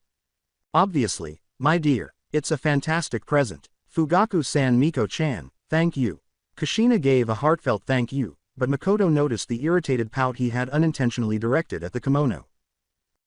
Knew it, she didn't think to get her daughter her first kimono. I guess that is a win for Auntie Miko, huh? Makoto thought smugly, fighting the impulse to grin at her best friend and rival. This didn't help when Natsumi ran up to Makoto and gave her a tight hug, wrapping her arms around her neck. Makoto thought this was a cute and innocent attempt to strangle her. I adore it. Many thanks, Auntie, Uncle, thank you, Natsumi babbled while Makoto glanced at Fugaku, who was hugging her best friend's unofficial niece. With a sigh, Fugaku gave the young, enthusiastic girl a pat on the head while Itachi gave him a look of approval that made Fugaku smile a little. Little one, you're welcome. The young girl nodded her head a dozen or so times in about 3 seconds, making her head appear blurry. Please make sure to keep it clean and away from dirt, Fugaku said softly. Yes, I will, Databane, guarantee me. As Kushina rubbed her head and stuck her tongue out in embarrassment, Natsumi unintentionally used her mother's verbal tic. Natsumi, you look really lovely. Sasuke spoke incoherently while grinning broadly and expressing his unadulterated viewpoint. Red-cheeked, Natsumi nodded shyly and turned her head away. Natsumi muttered, embarrassed by the compliment, thank you, Sasuke. AN 6. One man chose to tease the 4-year-olds because the adults appeared to find their interactions adorable. Oh no, Tsunade, don't you think they would make a cute couple in the future? Jiraiya chuckled as she looked to Tsunade for encouragement. Tsunade closed her eyes, lowered her head, and slapped her palm into her forehead. Jiraiya, you're still a complete moron. Tsunade pointed behind Jiraiya with her thumb and remarked, you really don't know how to read the room. When Jiraiya looked around, he immediately began to perspire and retreated a step. The mothers of Makoto Uchiha and Uzumaki exchanged death glares for a brief moment before combining their glares on the perverted Sannin. Jiraiya's attempt to avoid their glances demonstrated that his survival instincts overrode his desire to peep, at least at Makoto Uchiha.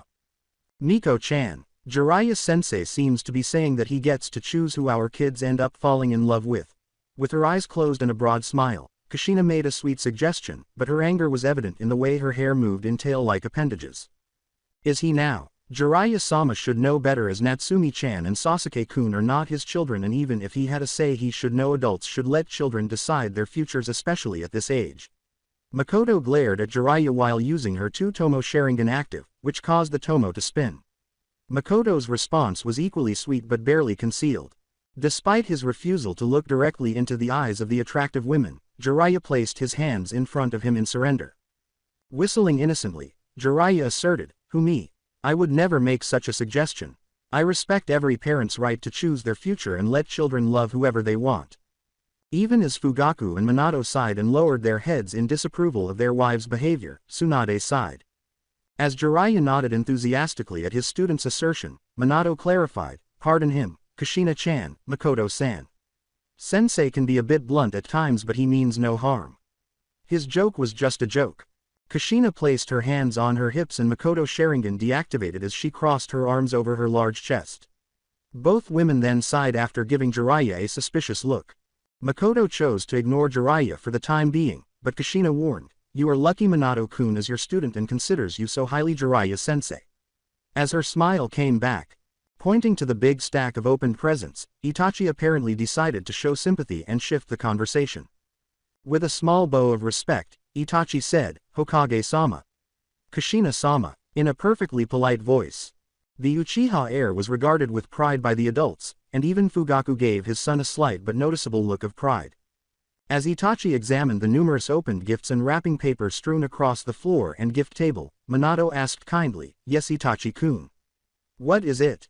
Even Natsumi rubbed her head in embarrassment as Kushina appeared to catch his drift. Natsumi apologized, smiling nervously and lowering her head in shame.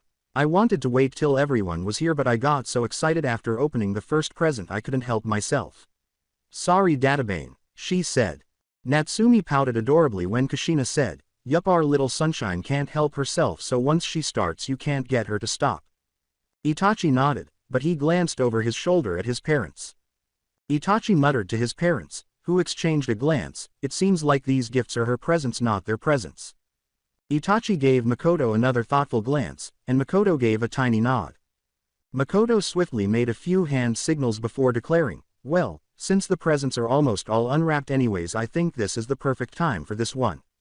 "Another one? How generous. I wonder what Makoto-sama has in mind for Natsumi-chan. I wonder how they will top the rest of her gifts."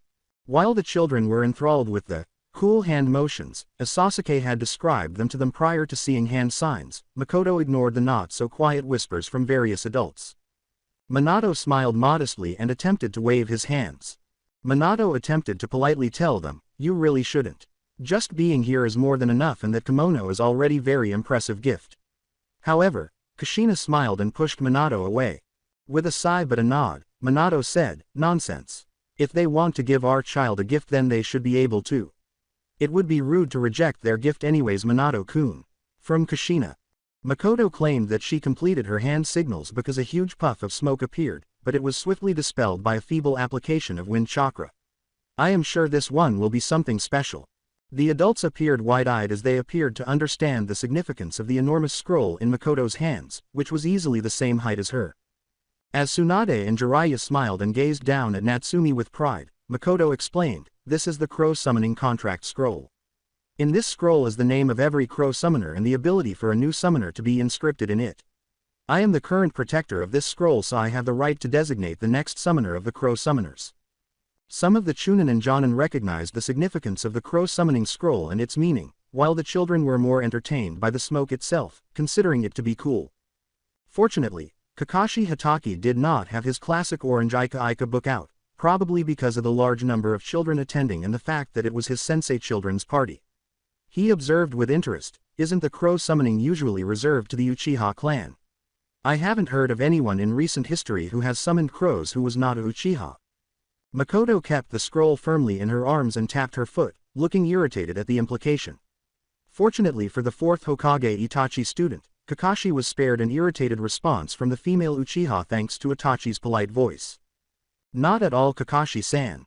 Summons are not bound to any single family, and it was completely in the discretion of the current summoners and the summoned creatures themselves who is the next summoner. For example, the Toad summons are currently signed by Jiraiya-sama and Minato-sama, who have no blood relation, and yet did not question that the Toad summons are passed by bloodline. Just because a lot of the Crow summons are from the Uchiha clan does not mean that it is tied to our blood." Itachi clarified with a nod to Jiraiya and to show his admiration for the powerful. At Itachi's maturity, Kakashi's visible eye widened before he closed it while giving a thumbs up in his trademark, "I smile." Tsunade smirked and said, "That is quite some air you got there, Makoto and Fugaku. He already seems like he is a jonin in his knowledge." Itachi gave her a courteous smile, and Makoto and Fugaku gave her a brief, proud smile in return. Makoto frowned for a brief moment as Kushina asked smugly, "He's got you there, Kakashi. So Miko-chan, are you going to let Natsumi-chan sign the Crow Summoning in the future?" Kushina picked up Natsumi, who was still staring at the smoke with wide eyes like a child, before Makoto could even respond. The excited girl squealed as Kushina rubbed her cheek against her whiskered daughter's cheek. Even Minato couldn't help but smile proudly despite her best efforts to appear modest. "You hear that, Natsumi-chan? You will be the first person in the village who has 3 summoning contracts. You are going to be such a lucky girl whose name will be known across the ninja world itself," Kushina exclaimed. And 7. Makoto and Itachi exchanged glances, particularly when Jiraiya and Tsunade, Natsumi's godparents, were beaming at her and even giving her the thumbs up. Natsumi joyfully exclaimed, "Yay me!" despite the fact that it was obvious she didn't truly understand what her mother was discussing. When her father picked her up and patted her head, she simply bounced, demonstrating that she was still a helpless child at heart. While maintaining a polite tone, Itachi raised an eyebrow and said, "Pardon me, Kushina-sama, Minato-sama. 3 contracts. Are you implying Natsumi-chan has already signed or is prepared to sign 2 contracts already?" Jiraiya and Tsunade were beaming from ear to ear, while Minato appeared somewhat ashamed of Kushina's arrogant behavior. The adults cheered as the Princess of Konoha received contracts from 2 of the most potent summoning animals in the leaf. Minato proudly declared, "All right. You and Makoto-san arrived after the present was given." Jiraiya-sama and Tsunade-sama as their gifts to Natsumi-chan promised her that when she reaches the rank of genin they would allow her to sign both contracts and be the summoner of both toads and slugs. Makoto's head, still clutching the scroll protectively, looked down thoughtfully as Itachi nodded his head. "Everyone here seems to believe that this contract is for the girl who already has 2 summoning contracts, which will only help her become even more powerful and well-known in the future. They don't even think that this might be for the boy they are putting on the back burner or forgetting about." Makoto sighed as her suspicions about Naruto's absence there were confirmed. "Well, that definitely eases any guilt I might have in my heart for selecting only one of them for this task and responsibility." Natsumi chirped, "Thank you, Auntie," with a broad smile, even though she was still unsure of what was going on but could tell it was something positive. Makoto smiled at her while keeping her eyes closed to conceal her actual emotions. Kushina cheerfully remarked, apparently oblivious to her friend's lack of response, "Yeah, thanks Miko-chan. You really are the best." The crows are some of the best animals I heard for spying and relaying information. I heard they can travel vast distances to give messages and information. Subsequently, Kushina assumed a maternal role by placing a hand on one of her hips while pointing sternly at Makoto. Kushina said, "Of course, like I told Jiraiya-san and Tsunade-san, she will not be signing the contract till she is a genin, especially as she needs to make a blood offering to summon anything and have to smear her fingers with her own blood just to sign the contract." However, her stern demeanor quickly dissolved as she giggled while attempting to be serious when she was naturally silly. Makoto laughed, but everyone else seemed to back off at the underlying threat, which was essentially, "If my child bleeds, so do you. I don't give a damn." Even as Makoto looked down with a dejected expression, Itachi and Fugaku gave her worried looks.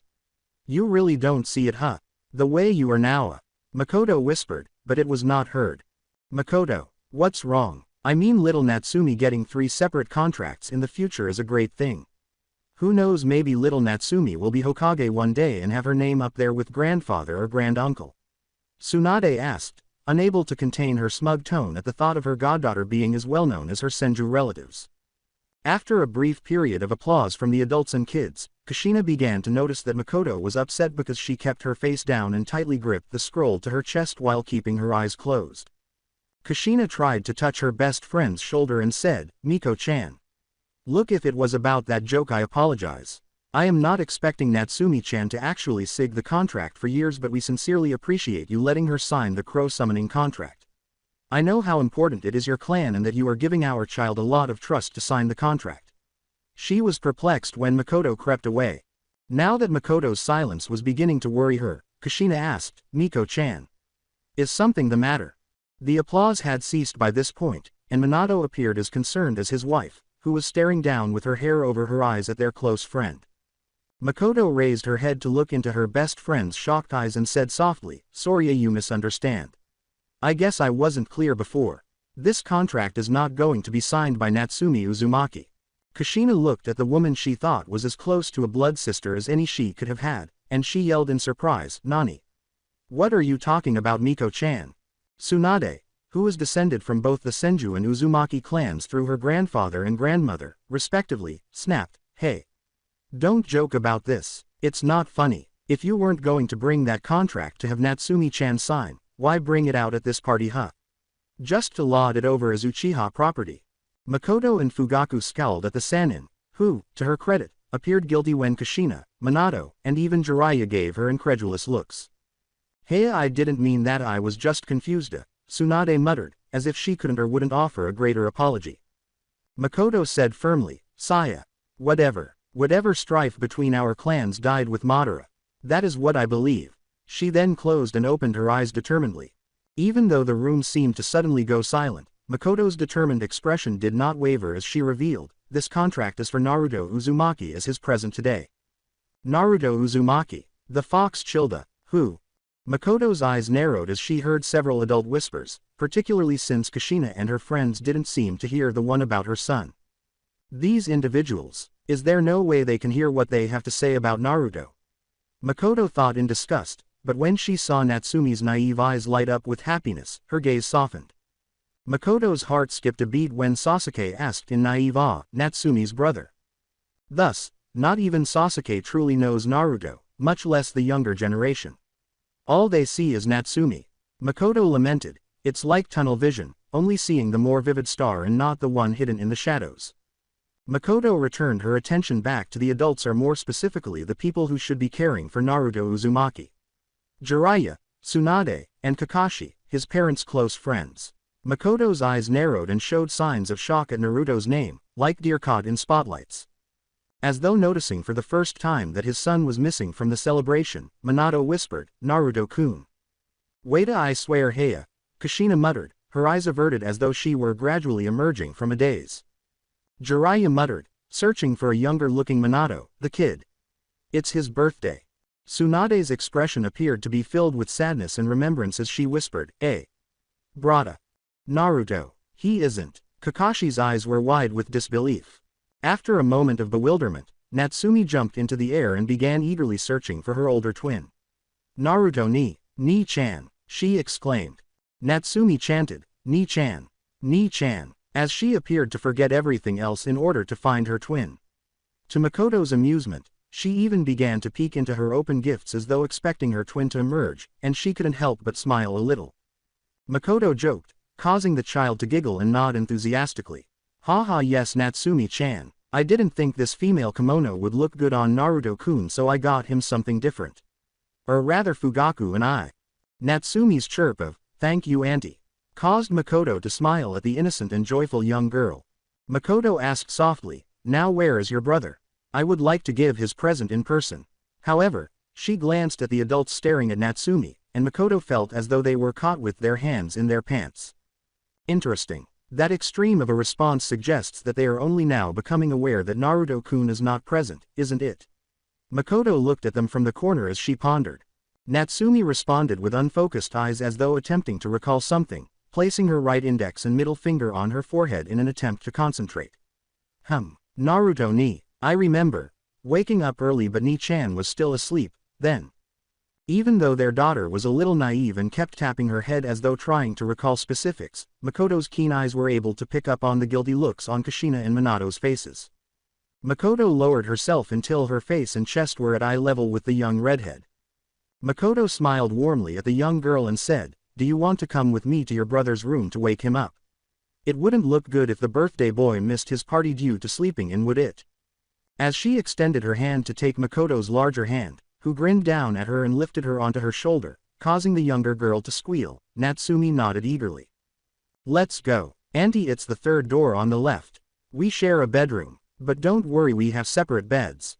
Makoto raised an eyebrow, but Natsumi continued to smile warmly. Makoto said, "Is that so? How nice, Natsumi-chan. Lead the way." Natsumi gestured with her little arm in the proper direction. With a noticeable hurried expression and a fake smile, Kushina proposed, "Hey Miko-chan. How about you go back to the party and let me wake up Naruto-kun? You are our guest after all. She seems to be trying to keep me away from Naruto-kun's bedroom." With the same soft smile, Makoto pondered, "I wonder what I will find."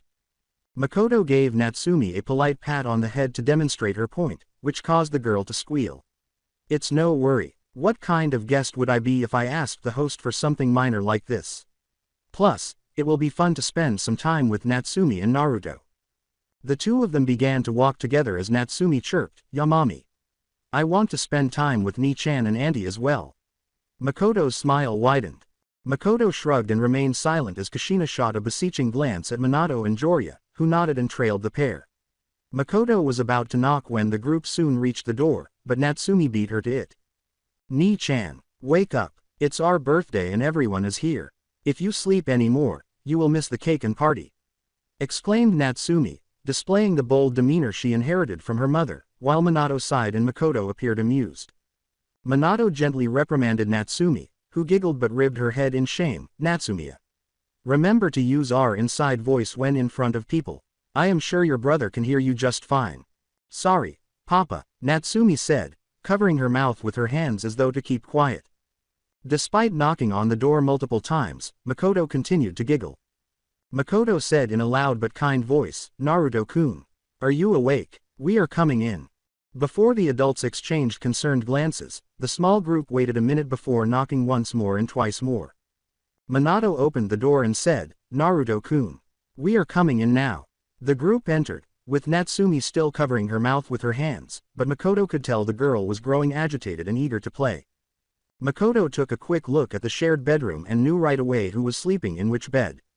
Natsumi's side was littered with clothes and dozens of toys scattered on the floor and bed. On the other hand, Naruto's side was surprisingly clean. In contrast to Natsumi, who had her clothes in heaps everywhere, Naruto had his clothes folded and clean in a tiny closet, and there was not a single item strewn about his bed. In contrast to Natsumi's bed, which had her blanket hanging halfway off the bed, Makoto whispered, "He's not Haria," as she noticed Naruto's bed and blankets folded and spotless, as if they had just been cleaned. Natsumi's happy smile vanished when she noticed her beloved twin was not in bed as she had anticipated. "Ni-chan, where are you?" she asked.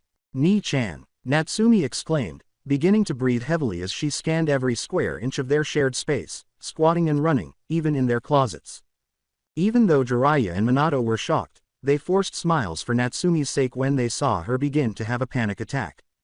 To Minato's annoyance, Natsumi turned around and sulked as she ran to Jiraiya and slapped her tiny hands against his legs. "Hey Sumi," Jiraiya exclaimed. Natsumi declared, "Only Ni-chan can call me that Gigi." While Jiraiya's head hung at the old man remark, Minato calmly questioned, "Maybe Naruto is playing hide and seek. Shall we ask your mother?" Makoto's eyes narrowed as she noticed the Hokage's terrified expression concealed behind his smile. After a brief period of skepticism, Natsumi nodded and let her father pick her up. She then began rambling to her father, who was nodding, about how she would give her twin a huge hug and kiss when she saw him. Makoto approached Jiraiya, who had a serious expression on his face before focusing on her slightly bouncing chest in her dress, which gave him a perverted expression. Makoto snapped her fingers in front of his face before her voice trailed off and became icy. "Eyes up here, Jiraiya-san," Makoto hissed, making Jiraiya's perverted expression disappear as he looked at her with a momentary look of shock before his own expression turned cold. "I know you and Minato are allowing. You are just as shocked as I am that Naruto-kun isn't in his bedroom. So stop pretending." Jiraiya gave her a chilly, stern look in return, saying, "I have no idea what you are insinuating, Uchiha.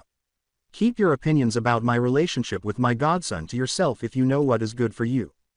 When Minato and Natsumi left the room, they both pretended to be happy and caught up to each other, keeping their irate faces hidden from Natsumi. Kushina, Tsunade, and Kakashi appeared quite optimistic as the group made their way back to the living room, but their faces darkened a little when they realized the young blonde was not with them. Natsumi wriggled out of her father's arms and let him go as soon as she saw her mother.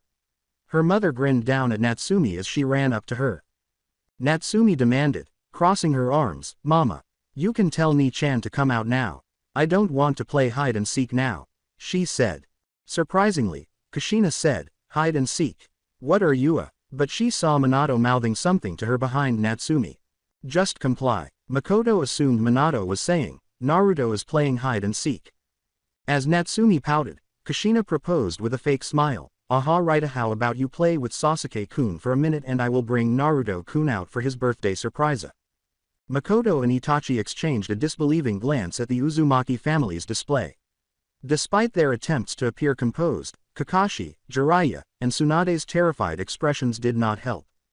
"But Mama, I already opened all the presents and they were all things I like it. They don't look like boy things that Ni-chan would like," Natsumi said, pointing to the gifts that were spread out on the floors and table. Even though most of the adults appeared more unconcerned than anything else and appeared to be acting, Makoto's eyes narrowed when she saw them wince. "I see that even Natsumi is starting to understand." As Makoto observed the sneers on the faces of the civilians who were overlooked by Hokage's close friends, she thought, these people really do not want to acknowledge this as Naruto's birthday as well, aside from a minority directly friends with his parents. "Ah, Natsumiya, the thing is," Natsumi looked up at Tsunade with bright eyes, and she began to perspire as she turned to the others for assistance. Kakashi waved his hands in front of him and said, "The boy toys were out of stock. So we had to settle just buying your presents today. We will make sure to buy a lot of presents for Naruto when they are back in stock." While Minato and Kushina's faces fell as they gazed guiltily at the enormous stack of Natsumi's gifts, Tsunade and Jiraiya appeared to nod and use this as a lifeline. Natsumi said, "Okay, but the cake is almost gone too. There are only a few slices left for Itachi, Ni-chan and Auntie Makoto. There isn't anything left for Ni-chan to eat." The 2 birthday cake slices appeared to be reserved for the 2 Uchiha. Makoto narrowed her eyes in disappointment but maintained a smile as Minato and Kushina winced and appeared guilty once more. How dare they? Makoto thought, fighting the impulse to yell at her friends, they are really becoming the worst. I really expected more for them. Itachi coughed to get everyone's attention before Minato and Kushina had to clarify or provide some kind of explanation. With a tiny smile that widened when Sasuke squealed at his elder brother, Itachi said, "It's all right, Natsumi-chan. Naruto-kun can have my slice of cake. I am not one for sweets anyway." Sasuke yelled, "You are so cool, Ni-chan." As Itachi grinned down at his younger brother. Natsumi exclaimed with equal excitement, "You are super cool, Itachi Ni-chan." As Sasuke turned to frown at her. Sasuke yelled, "He is my Ni-chan, not yours." Violently. Natsumi glared at her best friend, saying, "Nah huh.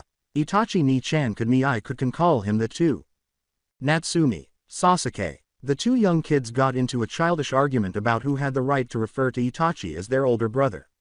With a sigh, Itachi approached the young kids and touched his forehead. The kids began to squeal at how cool he was acting again as Itachi began to meditate between them, telling them that he thought of them and Naruto, his siblings. Makoto, who appeared composed, seized the chance to slide beside Kushina. As she gazed at her painted nails, Makoto asked calmly, what a shame, Kushina. Shame all of the shops in the Leaf ran out of boy toys right before the twins' birthday and yet had plenty of inventory for all the things a young girl like Natsumi-chan Yeah, it was pretty bad timing, Databane. Kushina said feebly, barely able to maintain a smile as Makoto, innocently, peered over her from the corner of her eye.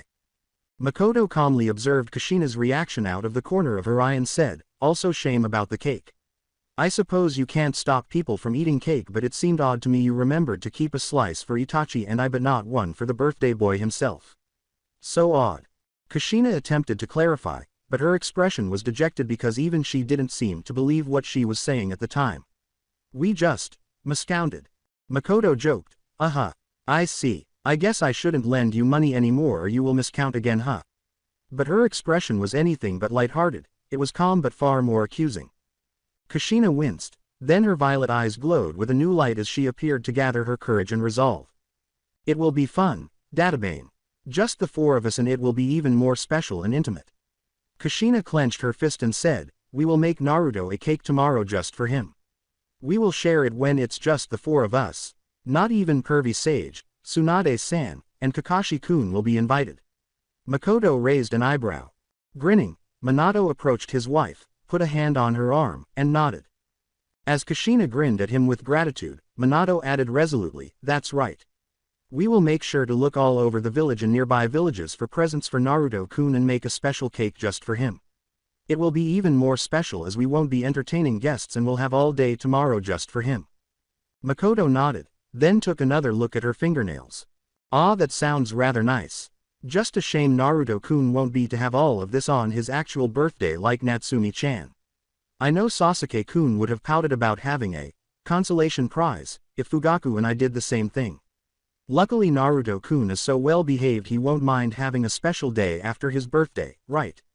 Makoto noted with a smile and observed their expressions out corner of their eyes. While Kakashi looked down and appeared to be biting his lip beneath his mask, Jiraiya and Tsunade gave her a glare. The tone made Kushina and Minato wince, as if they understood the accusation Makoto was making. Makoto thought bitterly, giving them a glare that made them wince once more.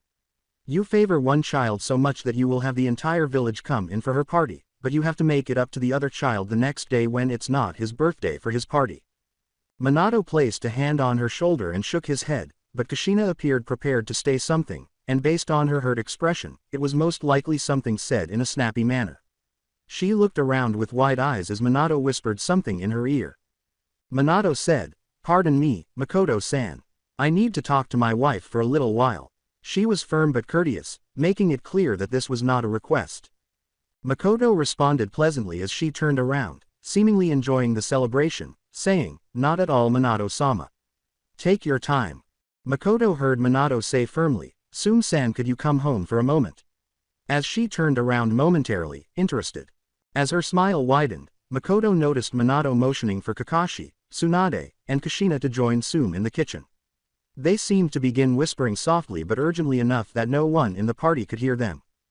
Makoto, however, simply hummed happily as she cocked one head in the direction of the group, displaying her right eye in her two-tomo Sharingan state while her left eye remained normal. Makoto thought smugly, niece, trying to hide things from me, but no matter how soft you try to be, the Sharingan can read lip movements. AN8. With his lips moving but remaining as silent as possible, Minato said, Sum-san, could you please track my son? Naruto Uzumaki. While Kushina appeared tense and was constantly pacing back and forth, Tsunade and Jiraiya made an effort to act casual. Kakashi was worriedly glancing between Minato and Kushina all the time. Sum nodded despite appearing perplexed by the Hokage command. Sum closed her eyes and sniffed around the house, noting, one moment. I am not as used to your son's scent as I am as your daughter's, but I can still track him. This Makoto frowned, and Sum seemed to miss the group's wince. However, Makoto kept her Sharingan active to keep an eye on the group. So even the adults do not realize they are playing favorites between these two children who are both heroes that keep the leaf safe, she thought sadly. After a few seconds of sniffing, Sume crossed her arms and scowled. As he watched Sume frown with concern, Minato whispered, "Sume-san. Is something the matter?" To the surprise of the group huddled closer to the Inuzuka, Sume asked gravely, "Hokage-sama. Were you expecting someone else besides the people in the party today? Like say a plumber or someone to fix something in your kitchen?" Furiously, Kushina whispered, "No, why? What does that have to do with my son?" Sume said, glaring at Minato, "Your son's scent was here in this kitchen but it seemed to have left hours ago with 2 scents that I don't recognize. They are not anyone who was in the party now. Those 2 scents appeared to have taken your son and left quite some time ago." Makoto's shock and the gravity of the news caused both of her eyes to widen to the point where her other Sharingan activated. Everyone in the group appeared to start acting right away, but Kushina and Minato were the only ones who did so. Minato grinned broadly and said, "Hello everyone. I would like to thank everyone here for giving Natsumi such a wonderful birthday." His daughter's name was noticeably devoid of honorifics, indicating how serious he was being. The group smiled as everyone cheered, but the smile didn't reach their eyes because they were in full-on war mode. Kushina added, smiling but with a sinister undertone, "Yes, thank you. However, to our regret we must ask everyone to leave now. The party is over and we would like to hope everyone has a good night." The Hokage and his wife ushered their children out the door with a nod of understanding, and the Jonin quickly noticed their expressions. However, the civilians were perplexed and remained motionless while they awaited the Hokage's additional explanation. One courageous civilian questioned, "Hokage-sama, is something the matter?" before flinching when Kushina glared at them and her hair began to move on its own, demonstrating that even though she was no longer a Jinchuriki, she was still the red-hot-blooded habanero. As Tsunade and Jiraiya added their glares, Minato said to the remaining civilians, "Thank you. Please escort yourselves out now." Her tone was polite but urgent. After bowing to the Uzumaki family, the remaining civilians quickly departed, leaving the Uchiha clan members alone. Itachi was staring at adults with a serious expression, while Sasuke was merely perplexed. Natsumi whimpered innocently, expressing her love for her brother despite the hero treatment she received. "Mama, Papa, is something wrong with Ni-chan? Why is everyone leaving? If they leave now Ni-chan won't have anyone to celebrate with. Everyone was here to celebrate with Maya." Even so, Makoto's heart ached for the helpless little girl as she knelt down and looked at her parents, letting her deal with the situation. Apparently in reaction to her conversation with Natsumi, her Sharingan had deactivated. As Sasuke and Natsumi's eyes widened with delight, Makoto asked the red-headed girl softly, "Natsumi-chan. How would you like to have a sleepover with Itachi-kun and Sasuke-kun at the Uchiha clan lands?" While Sasuke was pleading with his father, who briefly looked surprised at his wife, Natsumi begged her bewildered parents, "Sleep over. Can I? Minato appeared to understand the hint Makoto was trying to give him, and he responded awkwardly, I mean if your Auntie Makoto and Uncle Fugaku are alright with it." Kushina gave her husband a startled look before he gently cocked his head in the direction of Natsumi and the Uchiha, causing her eyes to widen before she nodded. She understood that this was a strategy to distract Natsumi while they pursued Naruto. With a grateful glance, Minato turned to face Sume, who was waiting for his orders. With serious eyes, Minato said, "Thank you for your help. Please go home and look after your children. This is now a family matter. Please don't take it the wrong way, Sume-san." Sume bowed and nodded, blinking. As she left the room, Sume whispered to him, "Of course, Hokage-sama. Good luck with your search." Makoto patiently asked, "Of course it is all right. Fugaku, could you take the children home? There is something I need to do before I can come home." Fugaku looked at her, nodded, and carried Natsumi and Sasuke in his arms while Itachi walked respectfully beside him. When Makoto said, "Don't worry Natsumi-chan. Your brother will join you in just a bit. I promise." Natsumi looked up, smiling, and waved as she and the other Uchiha left, leaving Makoto with the unofficial Uzumaki family. When Makoto sensed the tension that was not being expressed, she scowled. Makoto's face turned into a glare as Kushina asked in an awkward but noticeably dismissive manner, "Miko-chan, I appreciate you taking care of Natsumi-chan first, but isn't it time for you to go home as well? You can see Naruto-kun tomorrow if you want. I am sure he would love to talk to you too." The group was shocked when Makoto yelled, Don't, Miko-chan, Mikashina. While crossing her arms over her protruding chest, Makoto said, I saw your conversation with my Sharingan. So don't pretend everything is alright and that Naruto-kun is actually missing and possibly kidnapped with me, okay? Her Sharingan activated once more to support her claim, appearing to spin and constantly monitor their movements. While Kakashi was looking down with his head lowered, as if he was waiting for someone to give him instructions, Jiraiya and Tsunade were examining her Sharingan with suspicion. Kushina bit her lip and Minato looked at each other. Makoto's Sharingan spun, and Makoto gritted her teeth and glared at Kushina, who winced and begged, I see.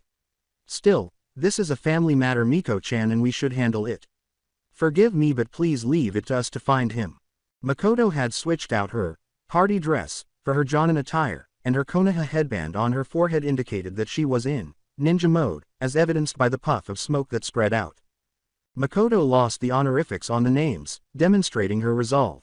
Don't give me that family crap, Kushina. Natsumi is pretty much family to me, which is the same as Naruto. Just because you favor one over the other doesn't mean I do. If you are going after Naruto, then I am coming along. Makoto shot back. Jiraiya and Tsunade appeared offended by the suggestion that they preferred one of the Uzumaki twins over the other, and Kakashi's head lowered as though he understood there was some truth to it. Kushina and Minato flinched but were unable to react. Minato sighed and turned to face Kakashi, who gave him a salute and got to his feet. Okay, you can come along, Makoto-san. Kakashi nodded as Minato ordered, Kakashi-kun. Please summon Pakun and your other ninja hounds to track Naruto's scent at once. Kakashi swiftly made the hand signals and used his mask to bite his thumb with his teeth.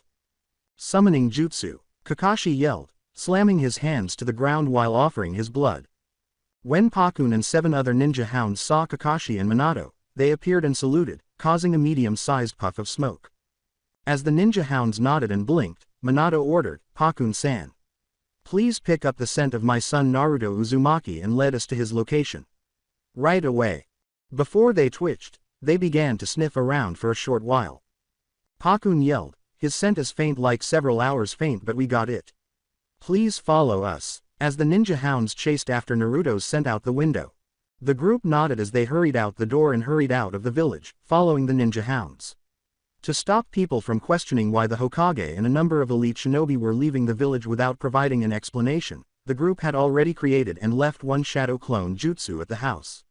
Like silent shadows, the group and the ninja hounds leapt and fled the village. There was silence as they ran farther and farther away from the village, Pakun still sniffing Naruto's scent as they followed the ninja hounds. Before long, they were in a forest, and Minato and Kushina's worried expressions were growing more and more worried. Before Pakun and the ninja hounds began to slow down, they had already run a few miles outside the village. Minato's impatient tone conveyed that even he was not in the mood to be courteous. Pakun-san, what's the matter? Why have we slowed down? He asked. After continuing to sniff the air, Pakun and the ninja hounds exchanged anxious glances, with Pakun casting a gloomy glance at Minato. Pakun confessed to everyone that he was shocked and worried, but no one was more so than his parents and Makoto, who clenched their fists and glared at the ninja hounds. Naruto's scent and the scent of the 2 men who took him are still smellable to us, but we do smell a good deal of blood as well. Makoto's Sharingan activated, revealing her barely controlled rage as Pakun and the ninja hounds were motivated by fear. Well then, get your tiny little dog ass into gear and lead us there right now before I punt you back to the village for hesitating. Makoto warned.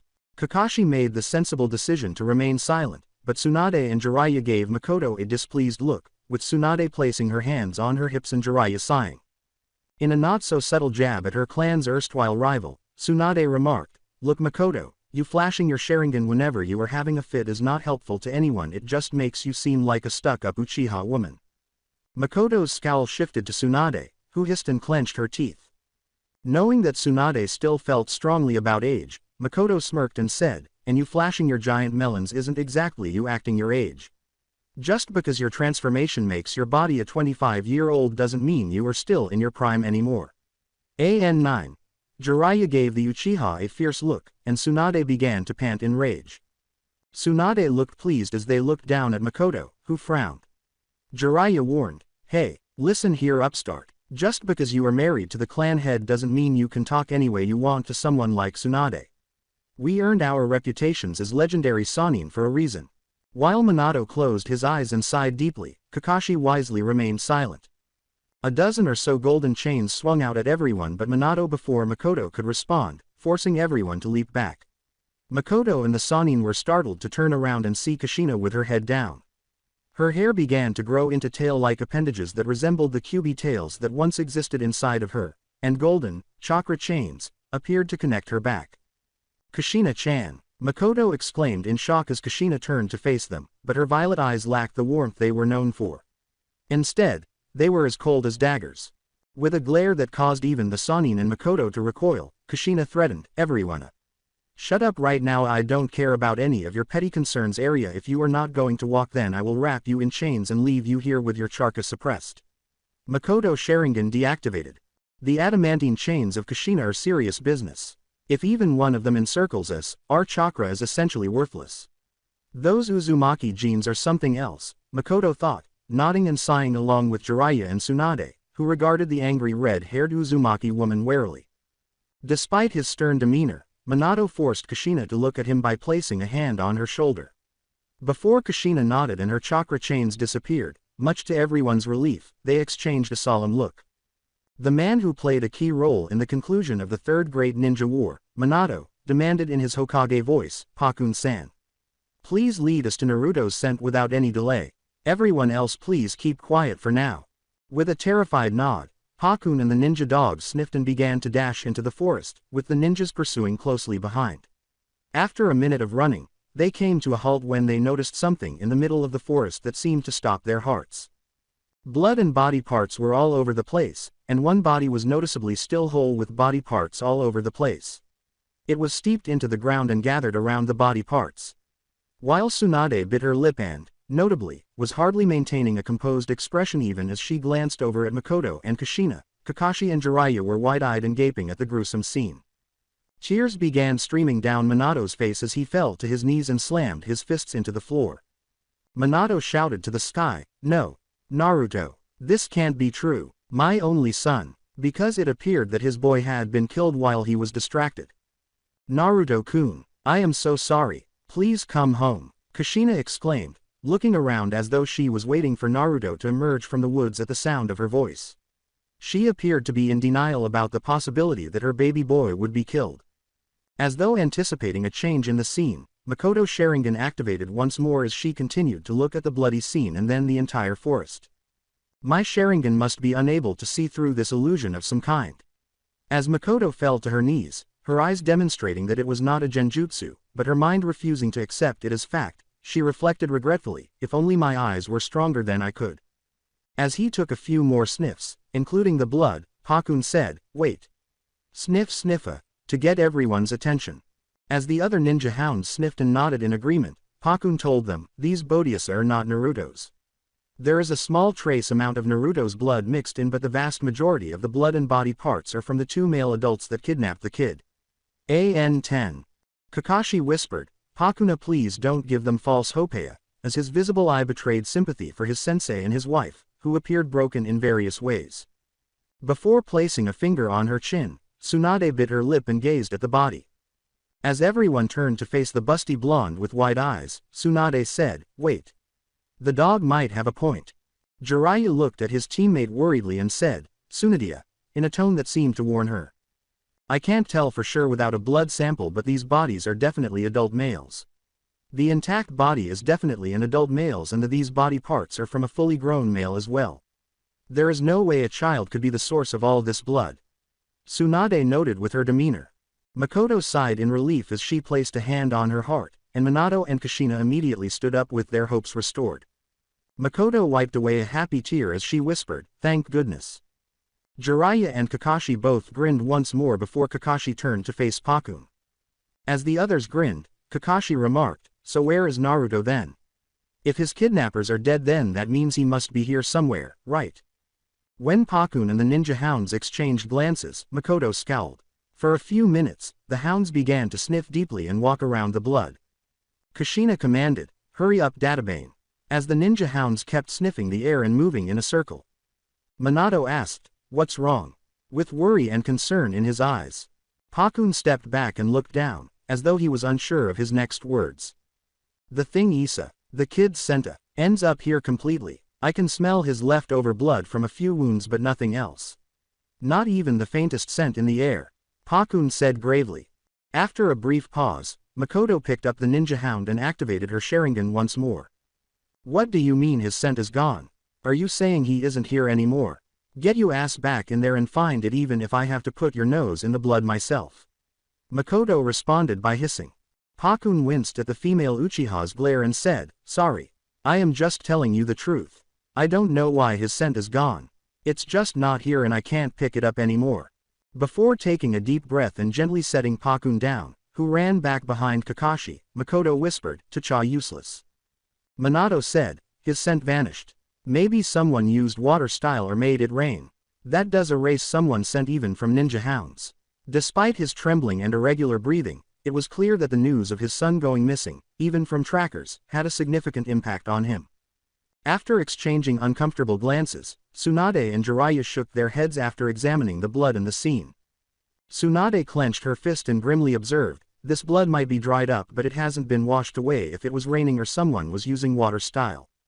As she began to pant and appeared ready to blow up, Kushina yelled in exasperation, how else can someone's scent just vanish into thin air?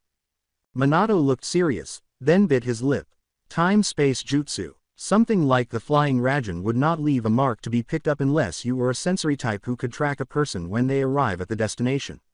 Like the masked man, his time-space jutsu allowed him to travel after me when I used flying Rajan. It seemed he could track my chakra while I was close enough to the village and transport himself after me. Minato grumbled as he tightened his thumb. The reminder of the masked man who carried out the Kyuubi attack 4 years prior caused everyone to glare. Kushina noted gravely, her face frowning, Minato-kuna, is that marker you left him still not working? If you could track him surely you coulda, that is. Minato closed his eyes and looked down, then opened them and frowned while shaking his head. Noah, I can't sense the mark one left on him from that day. It's possible he found the mark and destroyed the skin on his back where I placed Ida. It's not likely any normal person would do something like that, but the person who might be, Madara Uchiha, is certainly not a normal man. Minato said while staring up at the sky. AN 11. When Madara was brought up, Makoto scowled before shaking her head. As Makoto grinned at her best friend, Kushina declared, who cares who or what took our son? What matters now is for us to go out and find him. His body isn't here, so it means he is alive. I am coming, baby. Makoto smirked before his expression turned serious. You finally talking sense again, Kushina.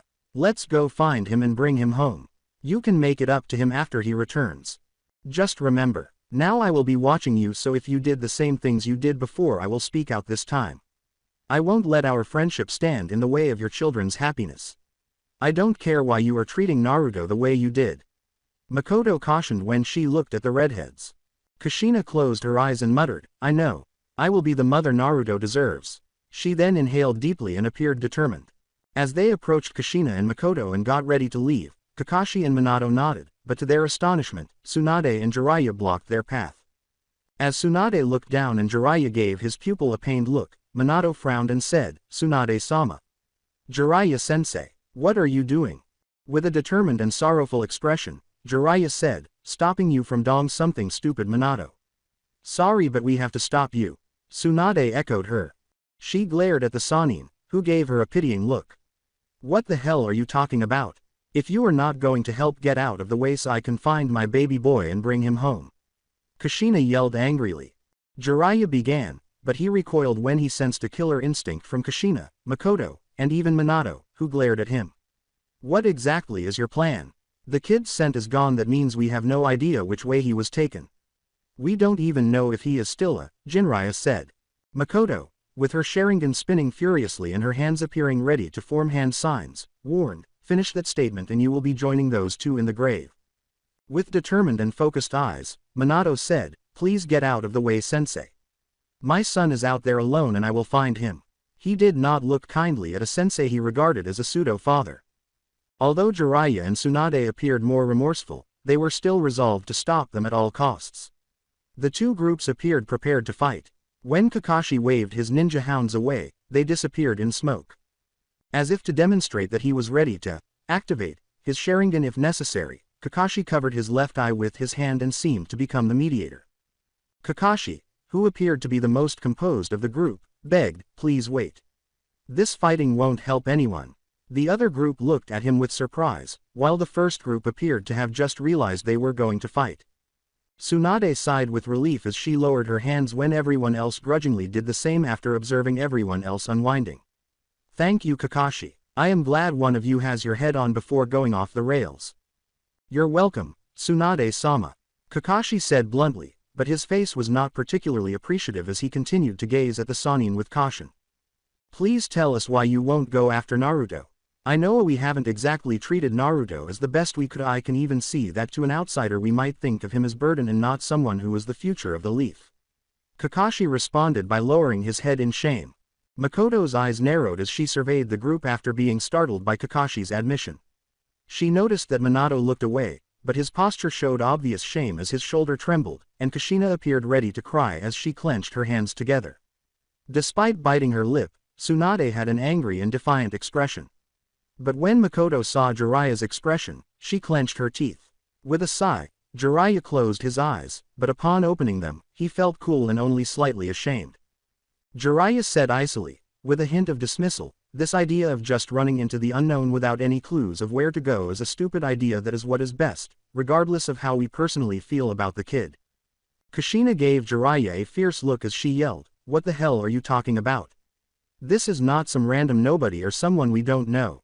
It's my son you are talking about. You are asking us to abandon him now." Jiraiya refused to back down.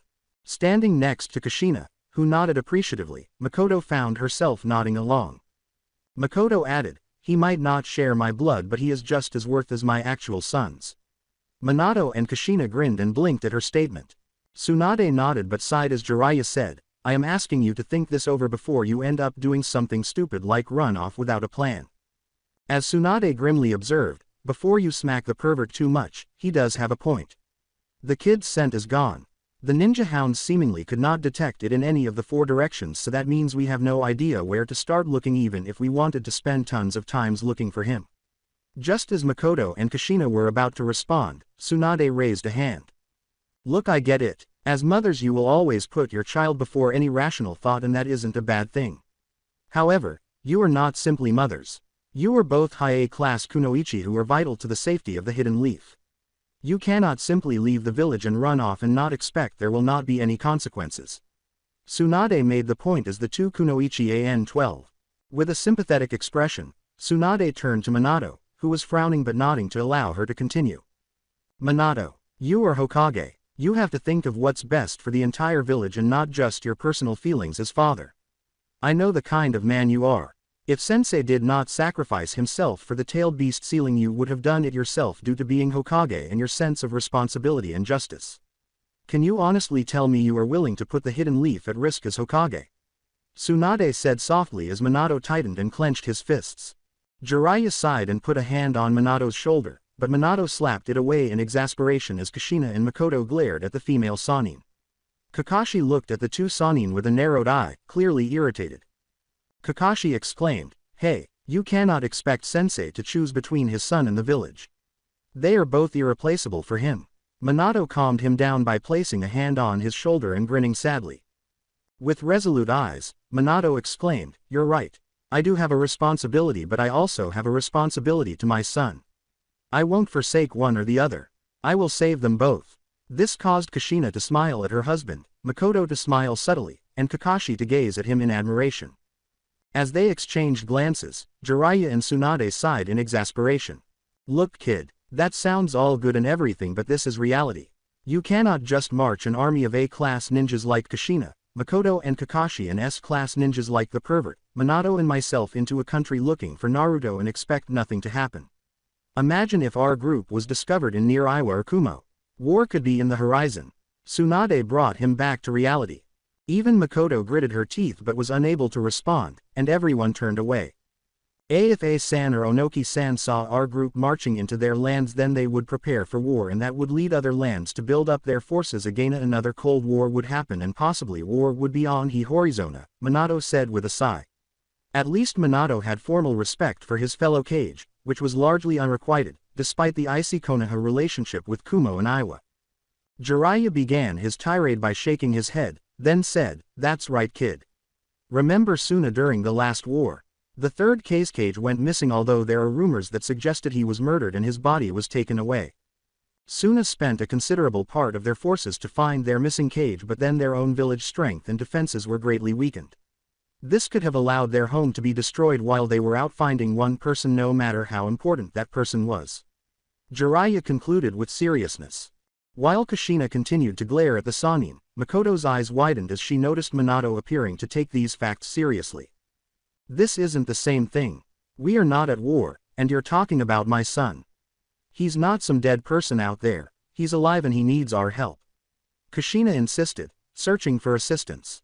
The woman disapproved of Makoto's nod, but the Sannin were staring at them angrily with expressions that seemed to condemn unruly kids who weren't thinking clearly. Kakashi had a dejected expression on his face, which Makoto could not blame. Makoto looked at Kakashi's covered left eye, which contained Obito's final gift, a Sharingan, and thought sympathetically, he was so young during that last war and he even lost Obito, and even Rin later on. I can understand him of all people not wanting to be involved in a war again. Makoto briefly glanced down at her feet before a determined expression took over, and she appeared prepared to pass the Sannin before Tsunade stopped her in her tracks with a hand out in front of her. Tsunade gave her a serious look that would have made lesser ninjas cringe, but not Makoto. "What exactly do you think you are doing? We are not done talking here." As the Sannin sighed with relief at Makoto's apparent support, Makoto acknowledged, "I get it. I can even understand why having a group like this is a bad idea. If we are wandering into foreign lands, especially Kumo, or even worse Iwa, to find Naruto-kun, it will lead to misunderstandings and even war." Kushina appeared deceived, while Minato and Kakashi appeared shocked. To everyone's surprise, Makoto declared, "So, it will only be me. I will find Naruto-kun and protect him from all our enemies till I can bring him home." Before anyone could react, Minato suddenly materialized and grabbed her wrist as she attempted to leap past the Sannin. Before noticing a flying Rajan kunai close to her feet, Makoto snarled, "That guy is really quick." Makoto realized that he had already flicked a kunai at my feet before I jumped. Running up, Kushina grabbed Makoto's wrist and took it from Minato. She shook her head and smiled sadly. Kushina gave Makoto a quick hug and said, "Thank Miko-chan for having the courage to say what I wanted to say, but Naruto is my son. I will find him even if I have to do it alone." As Kushina let go of Makoto, Minato exclaimed in shock, "Kushina. It's a father's job to protect their children. I won't just let you go out there to find our son alone." Kushina gently grasped Minato's hands and gave him a charming smile while shaking her head. Kushina gently but firmly reminded him, "It's also the mother's role too." As Minato looked in pain but nodded after witnessing his wife's resolve, Kushina told him with an understanding smile, "You are the Hokage. I understand that means you have to treat everyone in the village as family and you can't just go headstrong into battle anymore. You have to defend our home so Naruto and Natsumi have somewhere to call home. I can understand that, so that is why you have to stay home for them and everyone else." As Minato grinned at his student's sense of honor, Kakashi saluted her and said, "Kushina-sama, let me go. I owe you and sensei everything. If saving your son can pay back even a little bit of the debt I owe you both, I would be more than willing to risk my life to find and bring him back." To the surprise of everyone, but especially of Kakashi, Makoto and Kushina gathered around him and kissed his cheeks. When the attractive older Kunoichi, whom he perceived as mother-like figures, gave him a physical sign of attraction, Kakashi's normally stoic face appeared to be steaming and he appeared ready to stutter. Makoto and Kushina laughed at the final pupil of the fourth Hokage, who was acting more like a teenager or young adult than the man he had been made to become during the Third Ninja War. Makoto chose to ignore the perverted old man after witnessing Jiraiya pouting like a child and even muttering, "Lucky brat," to her silent disgust. With a motherly gleam in her eyes, Kushina teased, "You are sweet, Kakashi-kun, and it's a shame you were single at your age. If you let your heart be open, I am sure you could have a line of girls that would want to be your partner." Kakashi turned away, his cheeks still red. After Makoto and Kushina laughed together, Kakashi muttered, "Kushina-sama, please don't make jokes like that," before they became serious once more. Makoto thought sorrowfully as she noticed a fleeting expression of heartache on Kakashi's visible eye. He must still be heartbroken failing to protect Rin after Obito put her in his hands to protect her. As Kakashi grimaced but nodded with a bow of his head, Makoto gently said, "Let the adults handle this one, Kakashi-kun. You still have your entire future ahead of you. Let us deal with this situation. Jiraiya yelled. Baka, you are being just as foolish as child Kushina. While Minato scowled and Makoto and Kushina glared at the man. Think about it. You are no longer a Jinchuriki, but everyone in the entire world knows about the red hot-blooded habanero. You cannot just walk into a foreign land and not have questions asked. A transformation jutsu to hide your red hair as pointless as any decent sensory-type ninja will be able to pick up your immense chakra levels like a radar. If anyone discovers who you are or why you are in their country, we might as well wave a red flag asking them, let's start a war. Jiraiya spoke as Kushina scowled and Makoto continued, glaring defiantly at everyone, then let me go. I do not have a title like Sanin or Yellow Flash or Red Hot-Blooded Habanero or Kakashi or the Sharingan. I will have the best chance of sneaking around undetected and finding Naruto to bring him back. Kushina appeared to be about to agree as Jiraiya and Tsunade scoffed, but Minato's icy voice cut through like a knife. Minato said emotionlessly, closing his eyes to avoid his wife's shocked and hurt expression, forgive me. Makoto-san, if you plan to go through with this, then I will have no choice but to mark you as a missing ninja. Your actions will come at a cost. Minato, what are you saying? This is Miko-chan, not some criminal we are marking for death for crimes against the leaf. Kushina yelled with disbelief. Minato explained with a grimace as he opened his eyes to display his pain and resolve. I know, however, like you said, I am Hokage. I cannot let us be brought into a war again. If Makoto-san goes skulking around, it will give the impression that we cannot handle our ninjas, or worse, that we are sending her as a spy. Tsunade and Jiraiya nodded their approval, but Kakashi looked shocked by his sensei's icy response. Makoto appeared prepared to walk anyhow, and she gave a defiant glare. As she got ready to create the signs for the body flicker technique, Makoto exclaimed, do you think that will stop me? Naruto is a civilian, so you cannot put him in the bingo book. So, I can bring him back even if I have to pay the price afterwards as a missing ninja, and he will be accepted again. Tsunade asked her icily, her eyes revealing how she survived the Second Great Ninja War and the decisions she had to make. Even if that means you could leave your sons Sasuke and Itachi without a mother. You might die looking for Naruto, or you bring him back and we imprison you for disobeying the Hokage. While Makoto appeared prepared to slug her in the face with a raised fist, Kushina gaped at her before growling and lowering her hand. Makoto whispered, damn you, I hate you, to Jiraiya and Tsunade, who were glaring down at them. Tsunade and Jiraiya simply nodded sadly, as if they understood. Making quick hand gestures and gazing up at the sky, Makoto shouted to the heavens. Makoto exclaimed, fire style, great fireball jutsu. As she exhaled and sent a huge stream of fire skyward, nearly burning dozens of trees even though she was aiming away from everything. Makoto appeared more worn out than anything else, panting in rage as she let her hatred out in that one jutsu.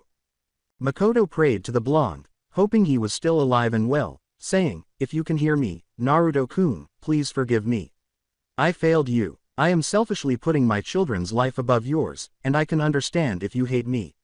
I don't expect you to forgive me, but just know you are just as my child as my blood children. I just can't out Sasuke and Itachi at risk. I am sorry. Tsunade and Jiraiya turned to face Kushina, who appeared to be in two different worlds as she gazed at her hands with pain and uncertainty in her eyes. When Kushina woke up, her eyes only appeared to widen rather than glare at Jiraiya's words. Kushina, think of what's best for Natsume. You really cannot expect to leave her without a mother if you go running after Naruto, Jiraiya said sadly. Makoto pointed an accusing finger at him and glared at him for bringing up Natsume. As the other members winced and bit their lips, Makoto yelled, you all have always put Natsume first over Naruto. I have seen it and haven't said anything. Heck, if it was Natsume who was missing, then you would be invading other countries to find her, damning the consequences. Admit it. Makoto growled at them with rage. While Tsunade and Jiraiya appeared upset but refused to back down, Kakashi turned away in embarrassment. We are just looking at the big picture. The reality is that Natsume is not missing and Naruto is without any trace or leads we can follow. We are not putting one child over another. We are just thinking of the reality we are in and not a dream where everyone can be okay just because we want them to be okay. Jiraiya exclaimed as she gazed at her with barely. Before her expression turned icy, Makoto began to laugh maniacally. Wow, you seriously don't think you are playing favorites with these children's lives? You forgot Naruto's birthday and you are telling me if Natsume was the one kidnapped you wouldn't to the ends of the world to save her and not him. Look me in the eye and tell me I am lying. Makoto demanded as she activated her Sharingan to vent her rage. Minato said, "It's not like that, Makoto-san. We love both of our children equally," but she was staring away, making it impossible for him to look her in the eyes. Makoto smiled at him as if she genuinely thought he was pitiful, and her dark smile grew. "Naruto and Natsumi have the same birthday, genius, and you didn't even notice he wasn't at his own party until I brought up the crow summoning scroll was for him, not her. You didn't even think I could possibly want Naruto-kun to sign for it. You assumed, just like everything else, I would just hand it over to Natsumi just because you love her so much." Makoto reminded him with a look of rage as Minato groaned as if he had been struck. She extended her hand without even looking at Jiraiya or Tsunade. Makoto said, "I don't even need to know how you feel about him. You have actively shown you don't really care for him and treat Natsumi like she is your granddaughter you never had, so save it. I don't need to hear what you want to justify." Makoto saw Minato shake his head when she thought Jiraiya or Tsunade would respond. Makoto's heart turned to ice as she turned to face Kushina, but her voice broke the silence. Kushina muttered, "Let's go home everyone," but the forest was completely depleted by that one sentence. Kakashi muttered in surprise at what his sensei's wife had said, "Kushina-sama." Minato looked at her as if he were seeing a stranger and said, "Kushina-chan. Kushi-chan, you must be kidding, right? We'll figure out how to locate Naruto and Thena," Makoto said frantically, as though she was looking for a solution. Kushina shook her head, tears streaming down her cheeks, shocking herself and everyone else. She hiccuped and shook her head once more as she attempted to turn around, but everyone could hear her sobs. Even though tears were still streaming down her face, Kushina sniffed and said, "No. We can't. We need to go home back to the leaf." Makoto ran up and grabbed Kushina by the arms, spinning her around so she was facing her. "What the hell are you talking about? You were the first one to rush out to find Naruto, and now you are the one suggesting we just go home and leave him out to the wolves. Tell me what you are thinking," Makoto demanded. Kushina immediately looked down, tears still streaming down her cheeks, when she saw Makoto's accusing glare.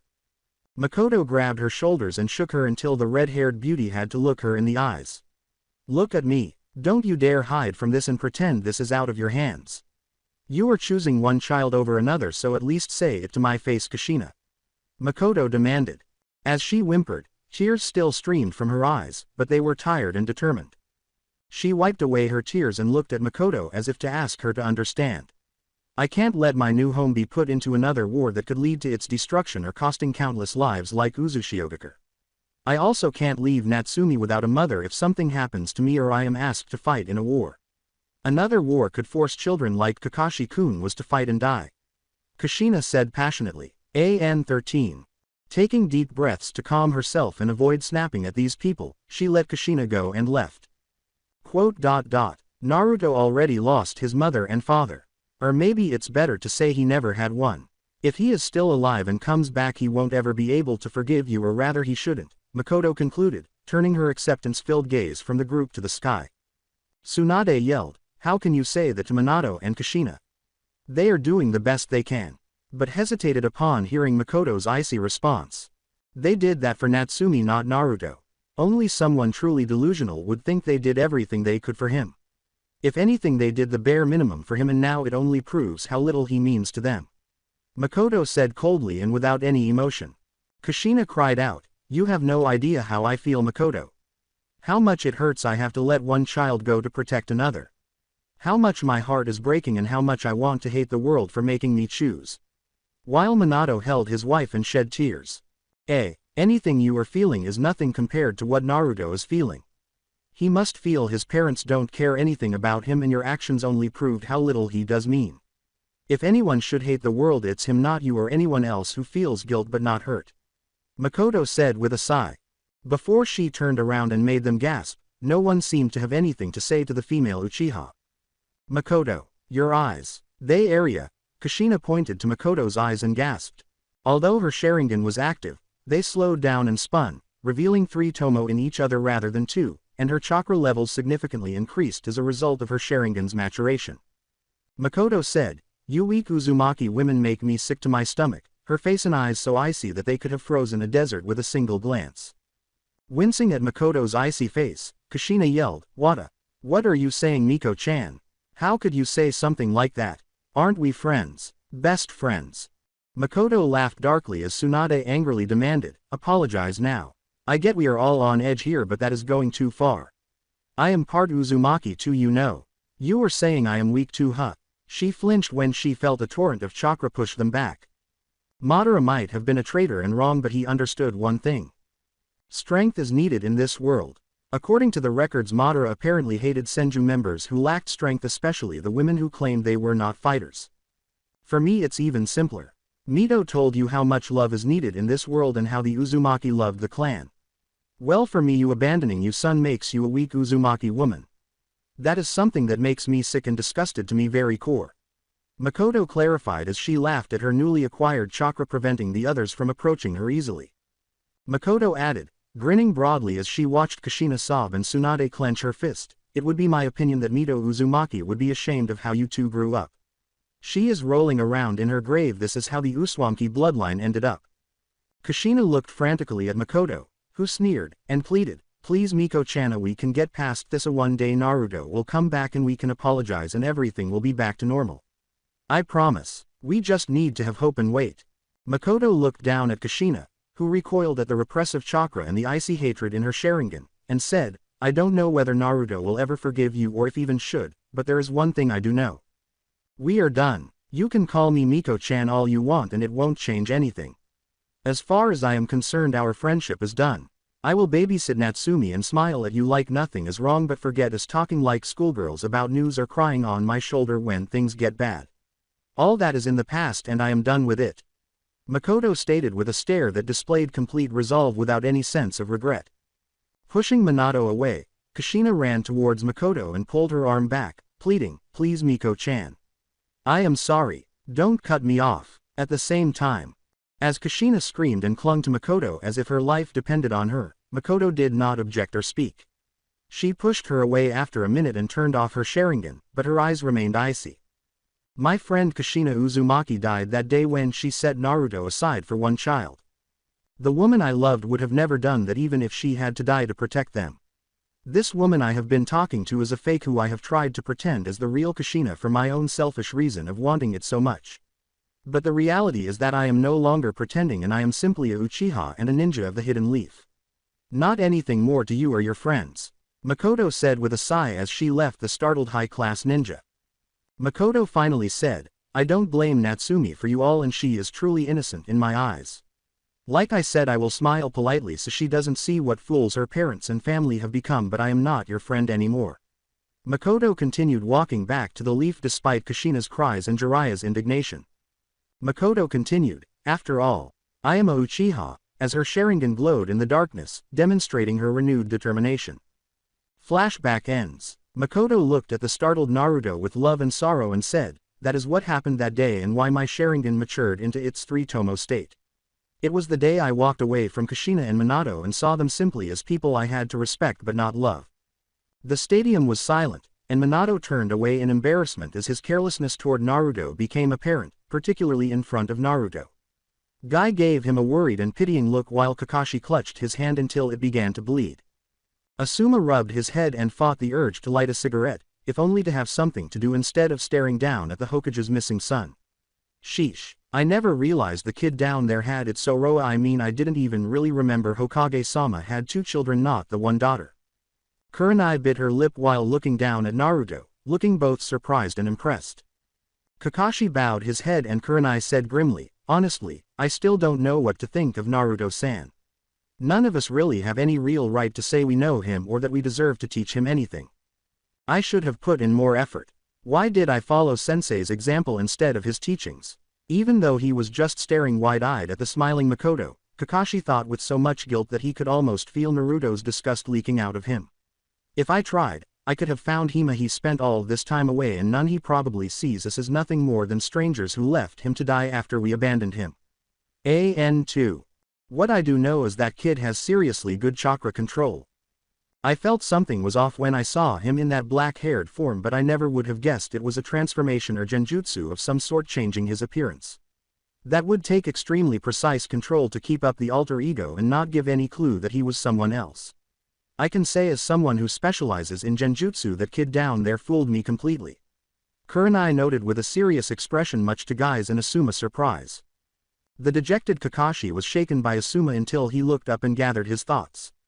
Asuma asked gravely, "Kakashi, you had your Sharingan active during at least part of the fight between him and Natsumi-san, right?" Kakashi nodded and blinked. As Kakashi closed his visible eye and took a focused look, Asuma asked, "Did you have any inkling that an of Kumo was actually Naruto-san, or that he was in some sort of transformation?" No, his chakra did not feel like it was actively molded into a transformation. For him to be someone else like that means whatever jutsu he used must be at least on the level of a permanent transformation, like Tsunade-sama transformation jutsu that she uses to keep her youthful looks. Something that would not dissipate if the user got hit and only deactivate if the user was knocked out or willingly turned off the jutsu. Kakashi said, glancing over at Tsunade, who bit her lip while appearing both defiant and defeated. Kakashi wondered, trying to ignore the feeling of guilt he never taught Naruto anything either.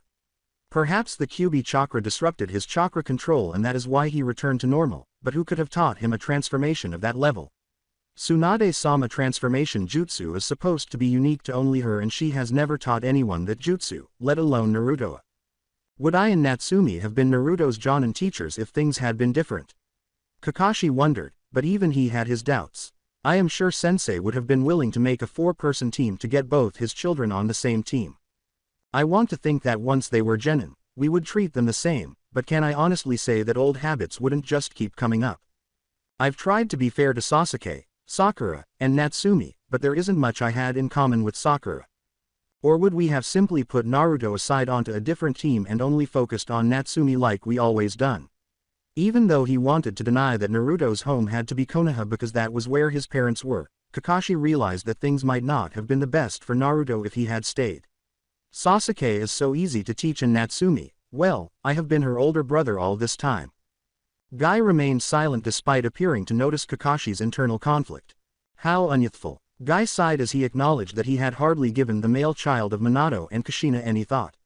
It seems we have all been blind to the seemingly more talented child and forgotten about the other, something I have tried to avoid with my own team by giving them whatever training they wanted for their own paths. When Guy turned around, he saw that the civilians were still barely fending off their scowls at Lord Fourth's missing but now found child. How unyouthful. It appears that people still cannot get over their hatred of the Kyuubi, or more specifically the part inside of Naruto-san. This is behavior that I hope the next generation can learn to not follow. Guy responded with a serious and frowning face. When Kakashi appeared to move past his thoughts, even if it was just to grit his teeth at the civilians who were glaring at his sensei's son, he smiled a little. These folks, regardless of what happened to Naruto, these people seem to genuinely despise him, even if we handled the situation with Natsumi and Naruto incorrectly. If anything, they ought to be thankful that Naruto is containing the Kyuubi's wrath. These people would be pleading for forgiveness if he had actually given into his hatred. Kakashi thought bitterly, but he knew that he couldn't attack civilians as a Konoha-based Jonin, at least not without his Hokage's express consent. Suddenly, an image of Obito with a sarcastic grin emerged, his arms crossed, and his 2 Tomo Sharingan appeared in both of his eyes. Kakashi, you might have my left eye. I gave you and even made it stronger than I had it when I was alive, but you seem to not be able to see what is right in front of you. Obito said with a sigh. Obito scoffed as he pointed at his own left eye with his left thumb that had the 2 Tomo, and then used his right index finger to point at Kakashi's 3 Tomo Sharingan that was hidden under his Konoha headband. Obito, what are you talking about? I am aware that, like everyone else, I made a mistake with Naruto and focused far too much on Natsumi, but what have I overlooked? Kakashi pleaded with the Obito he saw before him in his mind. Obito just looked disappointed at him before sighing. As Kakashi's eyes widened in his mind, Obito remarked, the truth that perhaps Lord Third failed in his attempt to separate the Kyuubi chakra from its malice and hatred. Perhaps all he did was separate its chakra into 2 vessels instead. That can't be. Lord Third gave his life to protect the leaf by separating the chakra from its negative aspects. Are you saying that even his own life wasn't a significant enough cost to achieve that goal? In despair, Kakashi thought. Obito let out a sigh and then cocked his head, revealing another person Kakashi harbored deep regrets about. Standing next to Obito was an imagine of Arin, and the imagine of her made Kakashi heart fill with even more guilt. Kakashi Kuna, you of all people should know that even legends can fail. Nobody can do everything alone, and I am sure Hiruzen-sama tried his best, but perhaps he tried to do something that is impossible to begin with. Separating a tailed beast away from its chakra completely. Arin suggested gently with an expression of sorrow. After all, Minato-sensei is living proof that people can fail even if everyone else thinks they are invincible or can do no wrong. Look at his choices that lead Naruto where he is now. Obito stated. Arin asked, her young face tinged with anger. He forgot about his birthday and you followed his lead. You both didn't notice he was missing for hours until Makoto-san noticed for you. Can you look me in the eyes and tell me you didn't make any mistakes back then? Kakashi turned away in embarrassment. With his eyes widening and his fist clenched, Kakashi thought in realization, so it's possible that we were wrong all along. That Naruto and Natsumi acquired the Kyuubi's chakra, and that by concentrating on one twin we weren't really saving the leaf but rather destroying the future for the next generation. Rin and Obito both gave him pitying and sympathetic looks. As she inhaled deeply, Rin whispered to him, we are the idea versions of Obito and Arin that you remember before they died. The fact that we are speaking to you and suggesting this means you already thinking about it, Kakashi-kun. Remember what I taught you. The creed that you follow so carefully now that we are gone. Obito patiently questioned him while Kakashi frantically nodded. People who don't follow the rules are trash, but people who abandon their comrades are worse than trash. Kakashi replied with pride. After Obito nodded, a sour look came over his face, causing Kakashi to interrupt, and then Obito sighed. As Obito suggested, Kakashi winced. What about children then? What if you abandon them? What does that make you? Worse than trash, worse than scum. Perhaps despicable is the correct word. Looking down in embarrassment, Kakashi muttered, we Navara, meant Toa, Narutoa. As Kakashi looked up and gasped, Obito said, Kakashi, just remember, your actions have consequences and it might already be too late. Similar to how the real Obito passed away, Obito was lying on his back when rocks crushed his right side. Kakashi-kun, you know if Naruto does hate the Konoha, it is only the fault of the village and the people who supposed to love him. If Naruto chooses the path of violence like Madara Uchiha instead of peace like Hashirama, you only have yourselves to blame. Arin said with a tear in her eye. Similar to how Kakashi accidentally killed the real Rin, Rin had a hole in her chest where a Chidori arm was pulled out of it. Kakashi was unable to disagree with his deceased teammates' thoughts because he knew he shared them, so all he could do was gaze at them with regret and sadness. Guy cast a worried glance at Kakashi. Has he done nothing but gaze regretfully at Naruto-san? Is he reflecting on his deeds or inaction that led to the kidnapping of Minato-sama's son and his eventual arrival in Kumo? Guy pondered as he noticed Kakashi simply standing there, staring down at Naruto with a guilty expression on his face and an eye that was visible. I guess Kakashi isn't the only one guilty. At the very least, everyone in the village is complacent about what happened to the poor boy, particularly those he was supposed to regard as family.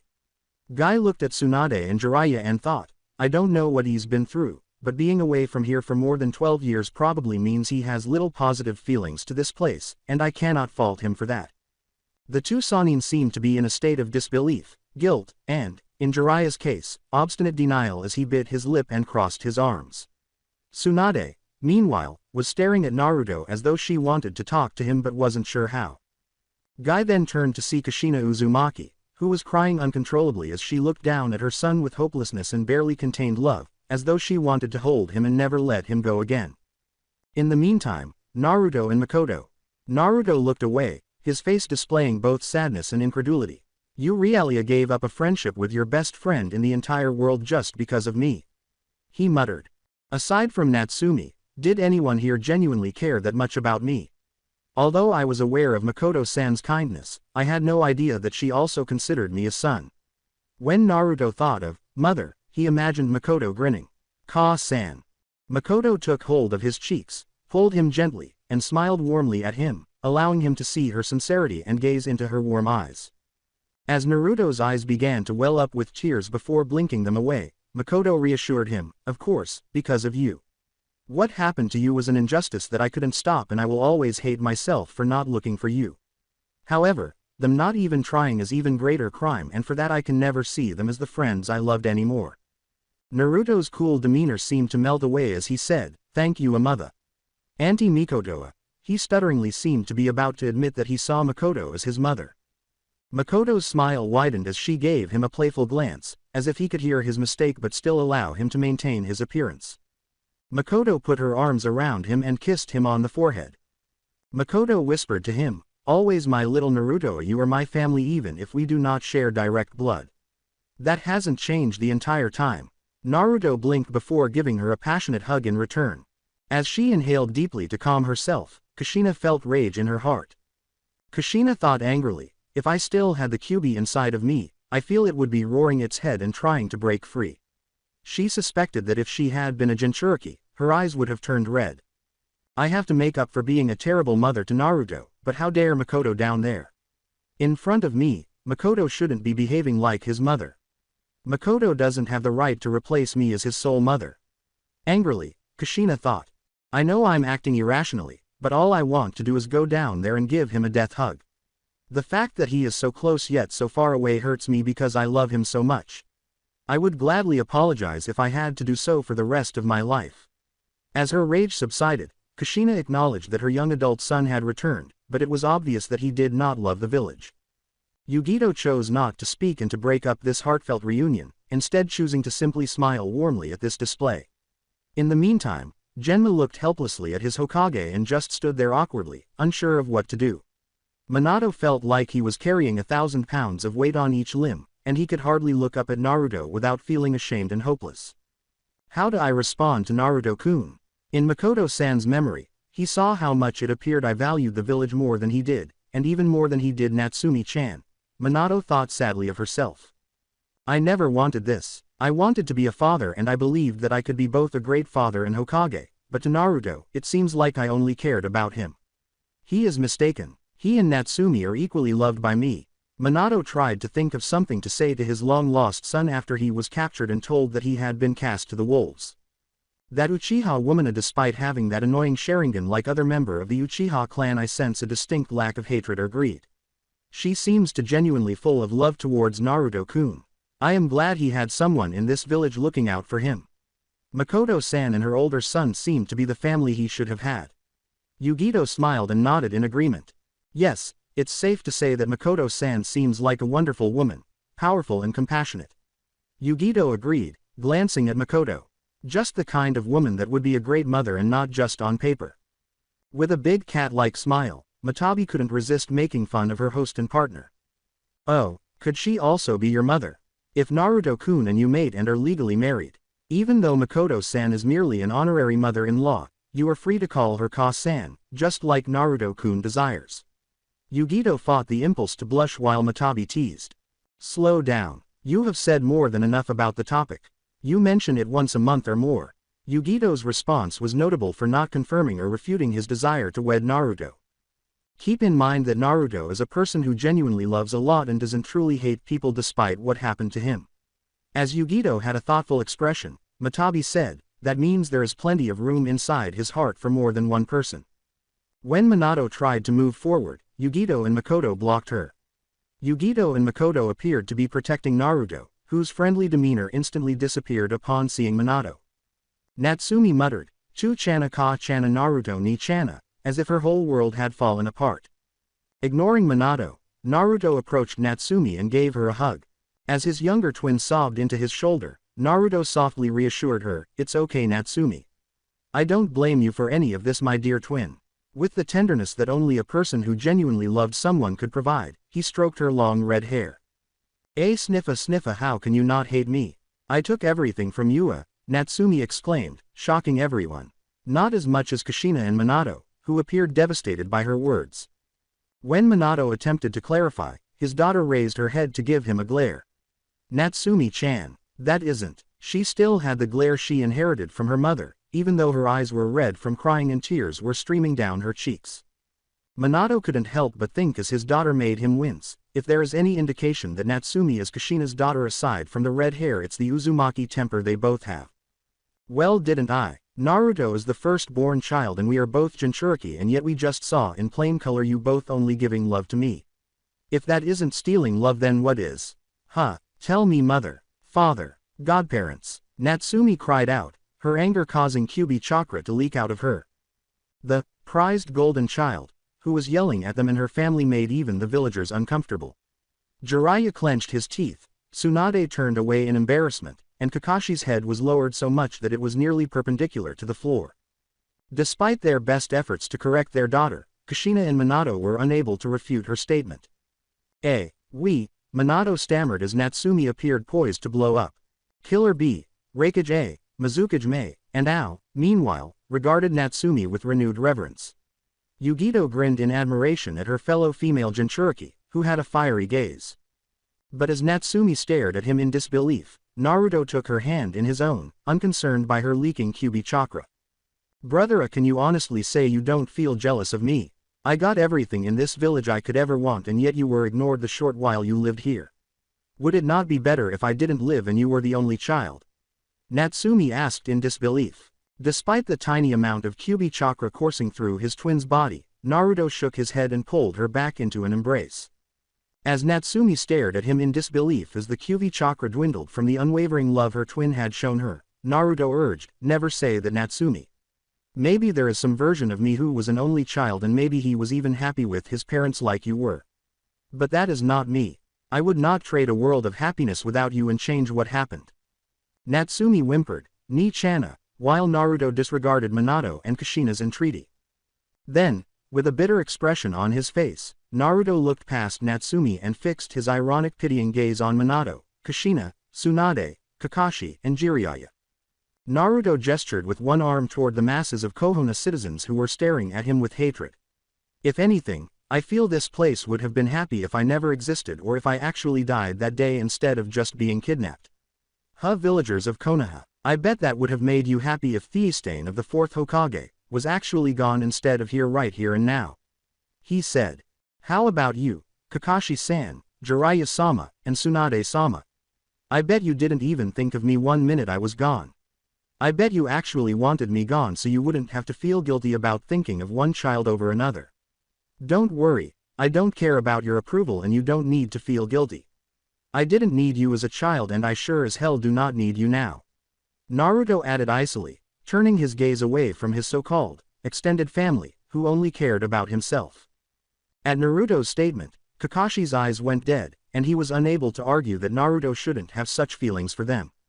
The other Konoha members, Jonin and Chunin, gave Kakashi sympathetic looks but said nothing to support him. Even Might Guy remained silent in support of his rival and best friend. Although the Raikage saw a slight hiccup in Jiraiya's posture, indicating that he was somewhat swayed by Naruto's remarks, Jiraiya refused to look down. Tsunade turned her head away, trying not to cry at what her former godson had said. Tears filled Kushina's eyes as she gazed down at her son. Please, Soki, please don't despise me. I'm so sorry. I would do anything for you to get back to me. I understand. I never intended for this to occur, but you should despise them for choosing Natsumi over you. Kushina thought, but she was unable to speak aloud because the words were stuck in her throat. Makoto gazed at Naruto, her third son, voicing his opinions with hardly suppressed pride. Itachi, meanwhile, was silent, but as he looked at his second brother, 1,000 emotions were going on beneath his composed exterior. Sasuke and the other rookies from Konoha were looking uncomfortable and unsure of how to respond. I gotta say, I don't blame the guy. Even thought we didn't really understand why, but it's clear this place hated him for something he had no control over.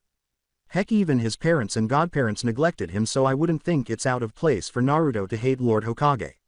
Shikamaru said bluntly as Ino and Sakura at each other. Shikamaru, you can't say that out loud about Lord Hokage. Ino growled as Shikamaru crossed his arms and arched an eyebrow. As Ino and Sakura looked around and saw no one arrest Shikamaru for his remark, Shikamaru remarked, Lord Hokage isn't like Danzo-san, who would hurt you for speaking the truth. Naruto, please, Minato said, attempting to approach his kids, but Makoto placed himself between them, his face icy. As Minato had to wave his hand to stop multiple Anbu from immediately arresting Makoto, Makoto warned, you have done enough, Minato. Don't make this worse. Ka-chan, I might have mixed feelings for him, but he is still Lord Hokage. You and I have to show him respect despite our own feelings. Especially you, Ka-chan, as you are still a loyal ninja of the Hidden Leaf. Naruto gave Makoto a gentle reprimand while maintaining a warm tone and gaze. He has acknowledged me as more than an aunt, as evidenced by his transformation into Ka-chan. Before turning to Minato and letting out a sigh, Makoto joyfully realized, I am truly his mother in everything but direct blood. What a nice youngster. He is still able to act professionally toward Minato in spite of everything. Makoto, who was moved by Naruto's devotion, thought, he's trying to spare me from being chastised for expressing his hatred. When her Naruto referred to her former best friend as Ka-chan, Kushina's heart broke even more. No, if he views Makoto as more like his mother than me, have I lost him forever? Kushina had a depressed thought. Makoto apologized without showing emotion, her dark eyes suppressing her rage. Sorry for speaking out of turn. Minato-sama, I lost control of my emotions. Naruto-kun is right, you are my leader. I know Makoto-san hates Danzo more than anyone for what he did to her clan and husband, but with how cold her eyes are, she could easily pass for one of his root agents, Minato thought to himself as he nodded, demonstrating his lack of animosity toward her. AN3. Minato looked lost when he saw Naruto's own blue eyes staring back at him with a marked lack of affection and only icy respect. As C made the hand signs once more and placed a hand on Naruto's shoulder, Naruto said, now that you have seen what happened that day from Ka-chan's side you will see it from my view. What happened to me that day I turned 4 years old? Fill in some of the blanks so to speak. RyugaXD adamantly exclaimed as he and Killer Bee stood up, Naruto. Are you sure? You have nothing to prove to these people. Your home will always be Kumo and nothing will ever change that. Naruto explained to the AB brothers, who exchanged glances before grudgingly taking their seats again, thank you, Lord A. I am choosing to do this not for them but for myself. I am done holding these painful memories back. The painful memories made Minato and Kushina wince, knowing they were at least partly to blame. He gave her a warm smile, and this time Natsumi took his hand to reassure him. As A, B, Yugito, C, and even Mei now turned their heads away, indicating that they were at least aware of the incident, Naruto said sourly, this is what happened to me that day. The 4th birthday of Naruto. Naruto opened his eyes and surveyed his bedroom, which he and Natsumi shared. As soon as he saw it, Natsumi was already up and gone. Despite his fleeting sadness upon seeing Natsumi's bed empty, Naruto smiled brightly and said, it's our birthday hoo-ha, happy birthday Natsumi-chana. With a melancholy smile, Naruto looked down at his tiny chest and whispered, happy birthday Naruto. Although I guess it's just another day another year older. After waking up, Naruto realized that he was no longer wearing his pajamas. As he left the bedroom, he was dressed in an orange sweater and blue shorts. He deftly used a box to reach the proper height because he was not quite tall enough to open the door by himself. After that, Naruto opened the door and left. After approaching his parents' bedroom, Naruto put his ear to the door as if to listen for something outside. Naruto said, Ka-chan. 2-chan, are you there? In a squeaky, endearing voice appropriate for a preschooler who was only 4 years old. Naruto waited a minute before using his small fist to knock. He waited for another minute, and when he heard no response, he sighed. He opened the door after using the same box to reach the doorknob. He looked inside after opening the door. His parents shared a bed, as evidenced by the room's single, spacious marriage bed. He saw right away that the blankets were folded in and their bedclothes were on the bed. Naruto muttered, looking dejected, I suppose 2-chan and Ka-chan have already left with Natsumi-chan to celebrate. He then sighed. Naruto said, seemingly in denial, I must have slept in and they didn't want to wake me up, before another dejected expression emerged. With a faint trace of annoyance, Naruto continued, just like always just another day where I am Haria. By myself before a radiant smile spread across his face. He shut the door behind him and left his parents' bedroom. Before passing the living room, he took the box back to the bedroom he and Natsumi shared. The recollection revealed a wall-mounted clock. 7:30 a.m. on the clock indicated that his parents had left him before breakfast. He sighed after glancing around at the deserted house. As he made his way back to the kitchen, Naruto sighed to himself, I guess I have to make myself breakfast again. If I don't eat I won't have energy when they come back. I can't take too much or else they will have to buy food again. Like all toddlers, 4-year-old Naruto was too short to reach the stovetop. He picked up a milk crate from the room's corner and piled it in front of the sink. To open the refrigerator, he reached for another milk crate. He took a dozen eggs from the carton, 3 for himself, some celery stems, and a tub of margarine. Then, As he moved his crate to a cupboard to get a cutting board and a rectangular knife, he closed the refrigerator. He put 2 fresh bread slices in the toaster's heated section. He picked up a small frying pan and put it on the stove, setting the temperature to medium. As he moved from one crate to another, he allowed the pan to gradually warm up so he could chop the celery and a tiny white onion into tiny pieces. He finished chopping the vegetables and reached for a small bowl. After cracking the 3 eggs into the bowl and stirring them until they were well combined, he added the chopped celery and onions. When he noticed that the pan was beginning to heat up, he applied a thin coating of vegetable oil to it. When he heard the hiss, he put the eggs on the pan and allowed them to cook. The toaster's setting caused the bread to jump up and become toasted. Naruto transferred the toast to a white plate to ensure the eggs were cooked through and not burning. After applying margarine to one side of the toast, he returned the margarine to the refrigerator. He patiently waited after flipping the eggs over to reveal a perfectly cooked omelet. Before turning off the stovetop and putting the eggs on the toast to create a sort of egg sandwich, he turned the omelet over again to demonstrate that it was done. Naruto sighed to himself after cooking his own food once more without any cake or presents. "Happy birthday, Naruto," he said. He grabbed a glass for himself and proceeded to the refrigerator. He was going to pour himself a glass of the no-pulp orange juice to finish his breakfast when he reached for it. Naruto became alert when he heard what sounded like a window opening. Naruto looked around naively and said, "Hello. Is somewhere there?" A thud was heard as something struck Naruto's back, causing him to groan in pain. Just as Naruto was about to pass out, he heard a man's voice. "Hurry up, make sure to dispose of the evidence. We don't want to be caught." Including the kid's dropped glass. An irate, arrogant man's voice yelled from above Naruto. Another man's voice could be heard saying, "I know. Let's just do this, okay?" But this one seemed to be exhausted and had a hint of sadness rather than anger. Just as one of the men reached into a bag for some rope, Naruto passed out. With a gag over his mouth, Naruto awoke and looked around fearfully. He became aware that his entire body was bound, with his feet together and his arms behind his back, so all he could do was wriggle. In essence, he was a mummy. In particular, he was positioned roughly on the ground with numerous trees surrounding him, and he soon realized he was no longer in his home. Naruto grunted as he noticed the 2 men staring at him in astonishment. The man with white hair and a gruffer, angry voice said, "Oh. You woke up quicker than we thought. I guess being a demon has its perks, huh?" With hatred oozing from every word. The brown-haired man told Mizuki sharply, "Enough, Mizuki. We aren't here to torture him. We are just here to." The brown-haired man, in contrast to Mizuki, appeared worn out and a little hurt. As they engaged in a stare-down, Mizuki sneered at the man with the brown hair before raising his hands in surrender. Right. It's the right thing to do. Whatever you say. Since you already told him my name, I might as well tell him yours. Right, Iruka? It's not like he is going to tell anyone anything after today," Mizuki said as Iruka appeared distraught. An2. Iruka winced, then sighed, and Naruto could only look up at the men with wide, terrified eyes. Iruka said, "Look, this might not mean much, but this isn't personal. If things were different, you might have been in my class one day."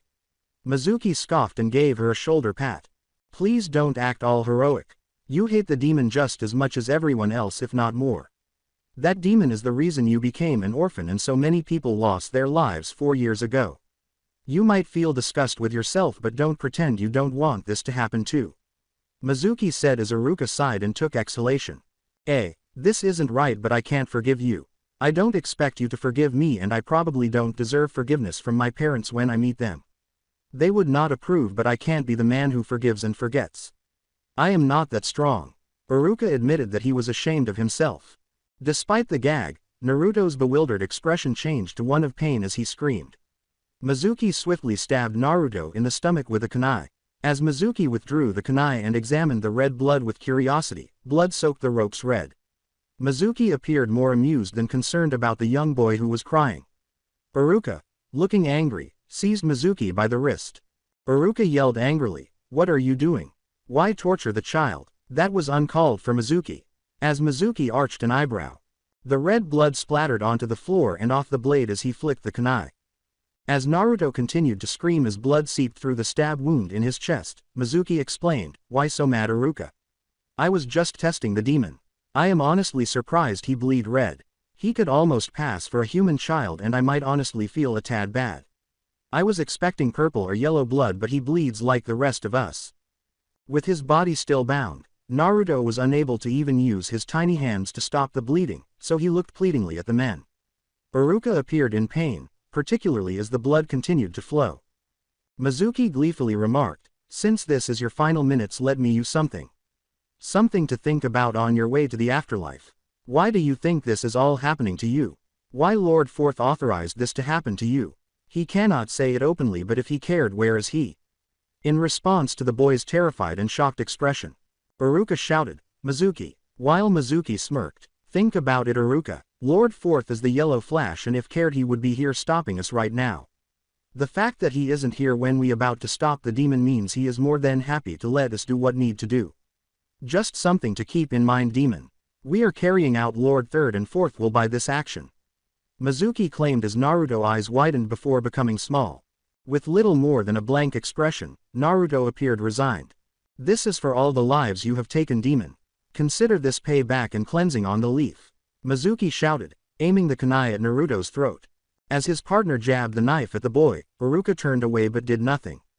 With calm acceptance instead of fear in his eyes, as though he no longer resisted or cared, Naruto simply gazed at Mizuki. The knife was thrown into the air just inches from Naruto's throat. Iruka and Mizuki could only stare in genuine shock as they watched the kunai spin in the air. When Mizuki looked at his arm and saw that the hand holding the knife was still holding onto it but had separated from his arm, he let out a cry of agony. His right arm was cleanly cut, and the hand and knife were spinning in the air. "What the?" Mizuki yelled in pain as the pain of losing his hand seemed to finally reach him. His left arm was also cut off when he attempted to stop the bleeding with his left hand. Iruka cried out in disbelief, "Who is that? I can't see a thing." When Iruka tried to make hand gestures, both of his arms were also severed. Iruka's and Mizuki's legs were cut off before anyone could react, causing both men to crash their faces and bodies to the ground. They could only give one more shout of pure pain before what appeared to be an invisible blade slashed, and they were nothing than blood splatters. The sheer devastation in front of him seemed to have left Naruto too stunned and worn out to speak. Just as he heard footsteps close by, he fainted. After a while, when Naruto awoke, his body was covered in clean bandages, and he looked like he was in some kind of cave. Naruto patted his face and whispered, "Where am I? What happened to me?" "Humph, I suppose that is a fair question. You are still very young, especially in this era of relative peace. I suppose you could call this place a safe haven, and what happened to you is that I saved you from death's door. I went out of my way to clean up so you will not be tracked here." A male voice that was stern and firm had only a little bit of compassion. When Naruto turned to look around, he noticed someone in the shadows. Naruto was still a good-hearted boy in spite of everything that had happened to him, so he asked politely, "Thank you, sir, who is my savior?" The man emerged from the shadows to reveal a tall, shaggy, silver-haired man wearing black pants and what looked to be blue armor with a white fur collar. The man wore a distinctive silver headband with the hidden leaf symbol on it, though it appeared to have faded over time. The man had a frown on his face and red eyes that were stern but also slightly worried. As he scanned Naruto, the man folded his arms across his chest. Despite his apparent advanced age, the man had a youthful appearance and seemed to be in his mid-30s. Naruto pondered, "Why do you look familiar, sir? It's almost like I have seen your face before." With noticeably softer eyes following his introduction, Tobirama said, "The ghost, I suppose, is what I am. The ghost of the Senju clan. My name is Tobirama Senju, the younger brother of Hashirama Senju and best known as the second Hokage of Konoha. I am pleased to make your acquaintance, young Uzumaki." Rising from the plush bed, Naruto bowed on his knees in awe of the renowned ninja, his eyes wide. Naruto begged, "I am sorry, my lord. I didn't recognize you," with terrified and amazed eyes. With a sigh, Tobirama picked Naruto up and gently placed him back in his seat. "Fear not, young one. I hold no ill will towards you. I can understand the confusion as I am much younger looking than I should be. I suppose you could say I aged better than little Hiruzen, or as you might know him as the third Hokage of the Leaf." Tobirama thought for a moment before shaking his head in agreement. "Your wounds healed about an hour by the time I brought you here, but you stayed asleep for 3 days. I suppose it was a result of the horrific experience you just had in your body and mind shutting down to the trauma. You were braver than most children your age. You can even talk, if I am being honest." Tobirama was thinking as Naruto was wide-eyed. While Tobirama merely nodded, Naruto whispered, looking shocked, 3 days. I was asleep for 3 days. With Naruto's eyes still wide, Tobirama said, now I suppose you have quite a few questions, young Uzumaki. The flashback has ended. The entire stadium was silent, and while most Konoha residents made an effort to appear unaffected, they did appear extremely ill.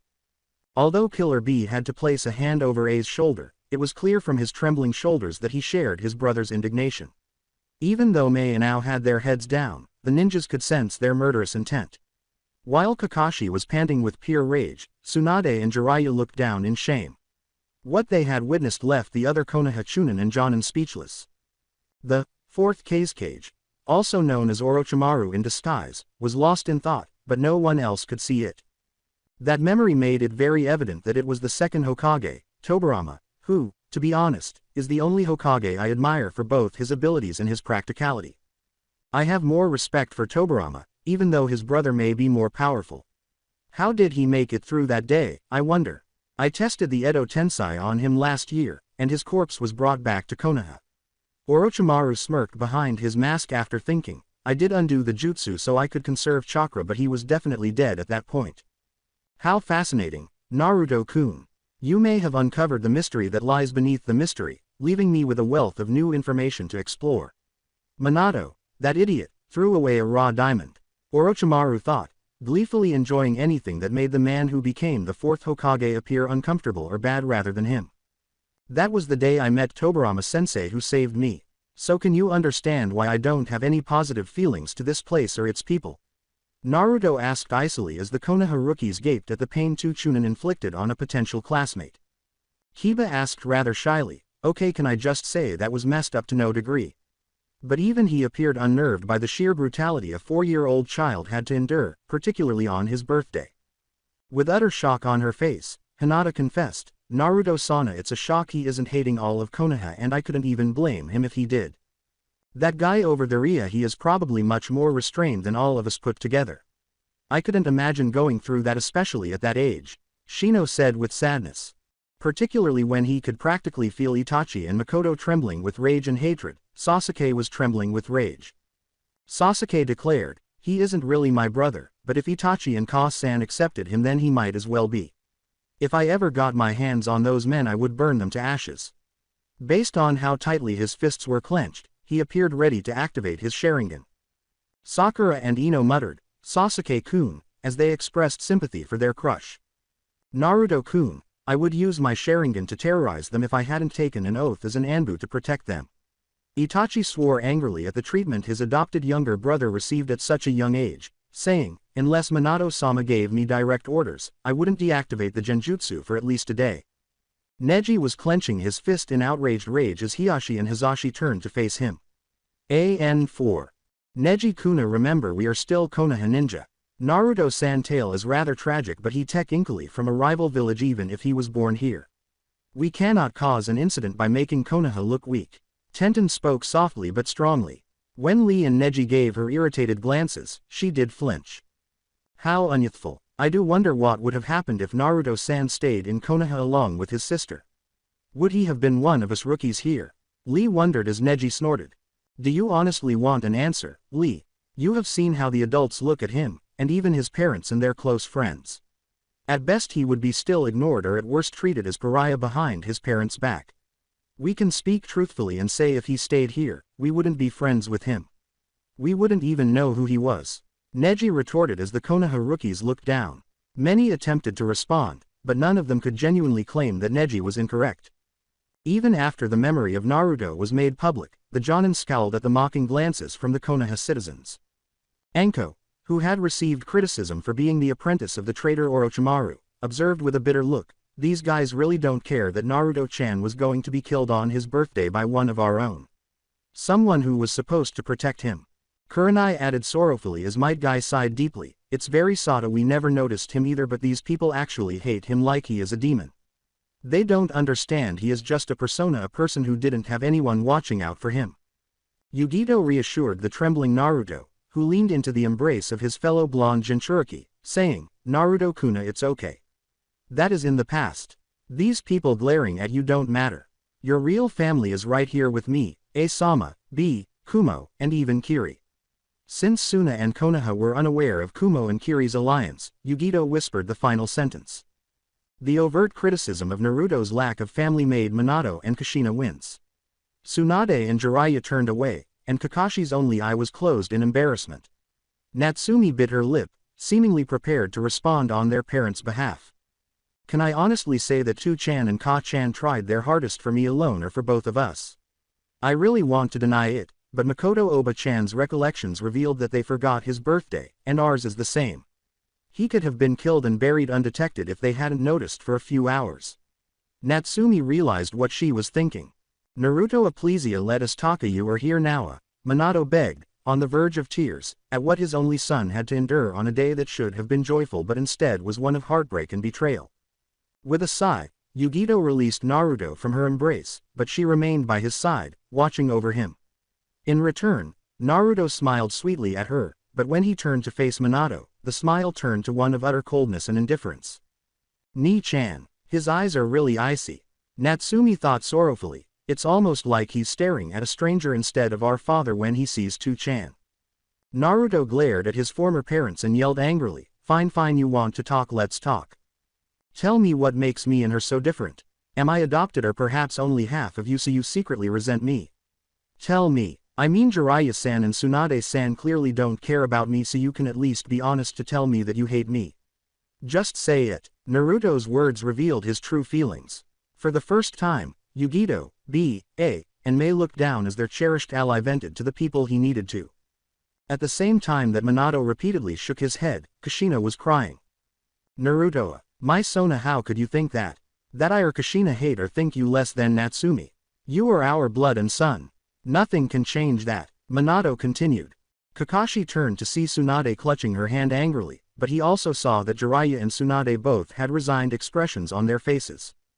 Kakashi remarked to himself, I suppose they can't deny it even to themselves, they have always treated Naruto as lesser or a bother. I wasn't any better. I would have treated Naruto like a younger brother and things would have been different if he hadn't been abducted, but... Kakashi also confessed to himself, I would not have realized our treatment of Minato-sensei was anything wrong or different because I have always followed his lead. Gazing at the tearful Natsumi, Naruto scoffed and felt his heart ache. After seeing Makoto and Naruto's memories of the day he was abducted, Natsumi muttered, as if he was at a loss for words, Brother Aiya. When she was younger, she was unable to comprehend what was going on, but as a young adult, she was able to see things clearly. Naruto apologized, fortifying his resolve and briefly softening his eyes. Sorry Natsumi-chan, but this has to be said. This might be the only time we can chat like this. Naruto said, maybe you don't hate me. Kushina and Minato looked hopeful, but his next words crushed them. But you are indifferent to me, which might be worst. At least being hated means there is something about me that is enough to hate. To be indifferent means I am nothing to you but a stranger who happened to live at your home for 3 years. That's it, Naruto said with a final sigh. Kushina appeared prepared to confront Naruto, but Tsunade and Jiraiya signaled her to stay put. Kushina snarled, particularly when Minato appeared as hurt as she was, but she reluctantly returned to her seat. As A and Mei hardly managed to avoid giving their rival Kage a look of outright disgust, Minato begged, that's not true. We love you. I know we weren't the best parents, but we didn't mean for any of this to happen. With blue eyes full of indifference, if not outright hostility, Naruto gazed at Minato with cold, beseeching eyes. It was obvious whose appearance Naruto inherited, even though their blue eyes were displaying different emotions. As the Hokage sighed, Makoto approached Minato, who raised a hand to let the lone female Uchiha member speak to Naruto. Naruto, if you were awake 3 days after you were kidnapped, why did you not return? Even if nothing changed and people still didn't notice you, I accepted you from the moment you were born, along with Itachi Kuno. We would have become your family if you came back. We never gave up on you being alive. Makoto asked quietly with eyes that were filled with sorrow. Makoto joyfully returned Naruto's tight embrace as his icy eyes turned to sorrow and he leapt forward to embrace her. There's something you need to see. The reason I didn't return to this place is not because I couldn't. Buddha, I know you and Itachi ni-san cared for me when everyone else didn't. Buddha, just watch and see. Naruto attempted to clarify before sighing.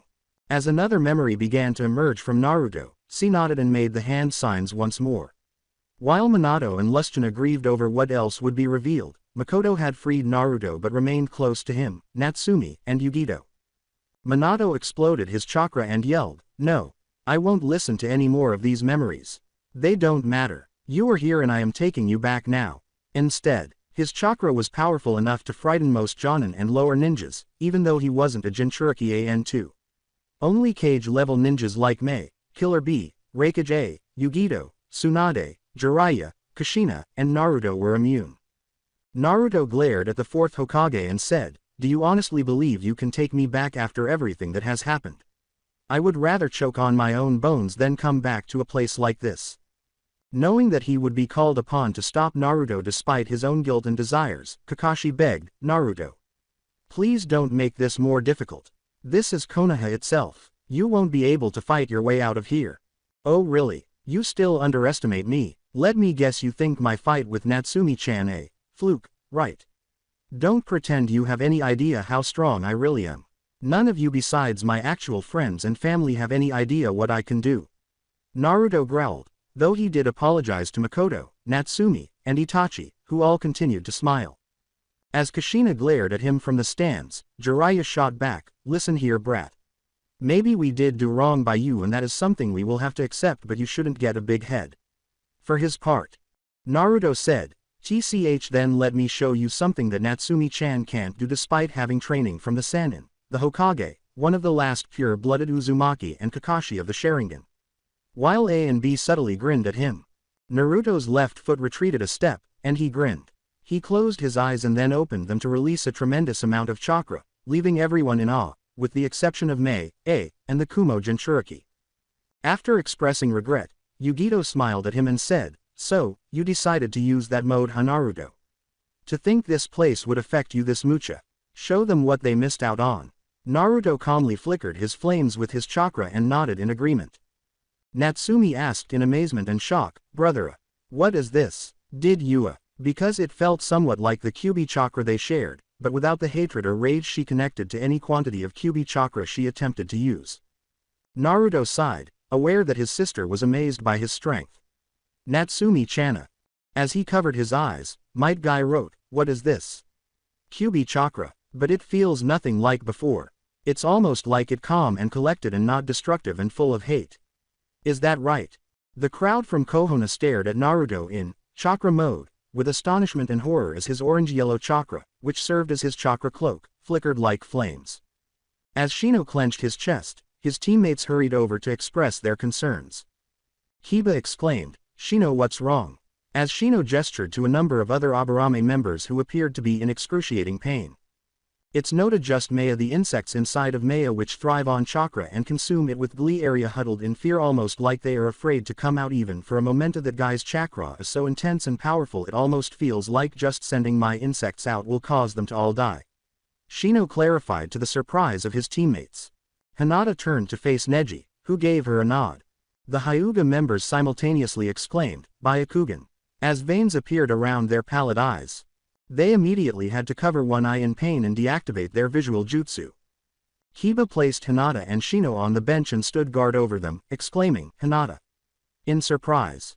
Lee and Ten both yelled, "Neji! What's wrong?" simultaneously. Panting in agony, Hinata attempted to explain, "Such intense chakra it's almost blinding. It was just for a moment but it was like looking directly into the sun itself."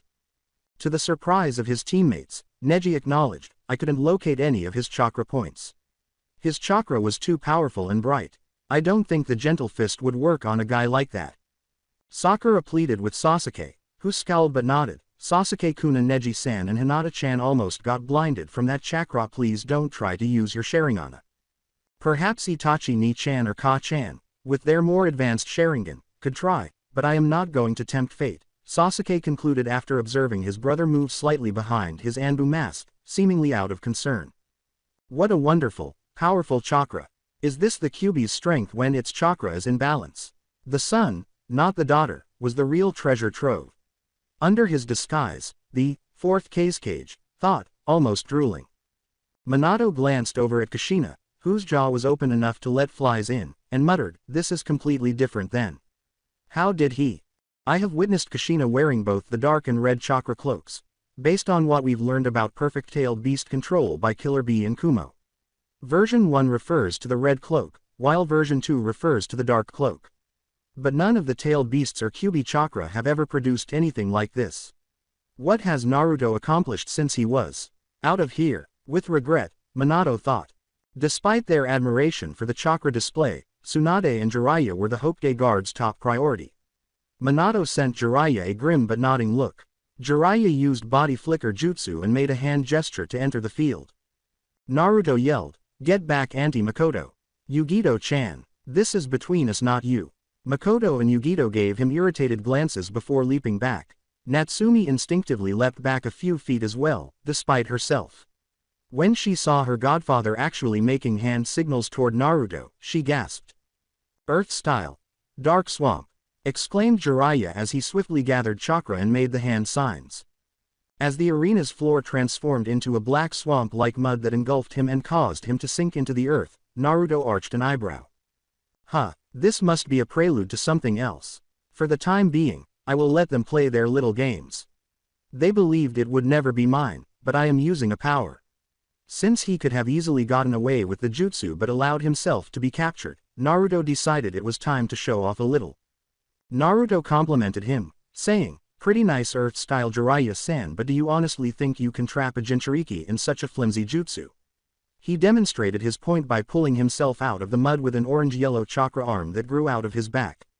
"He's stronger than I anticipated, damn it. Now is the time to suppress the chakra." In spite of himself, Minato felt a great deal of fatherly pride for his son, even though he was also feeling a great deal of shame.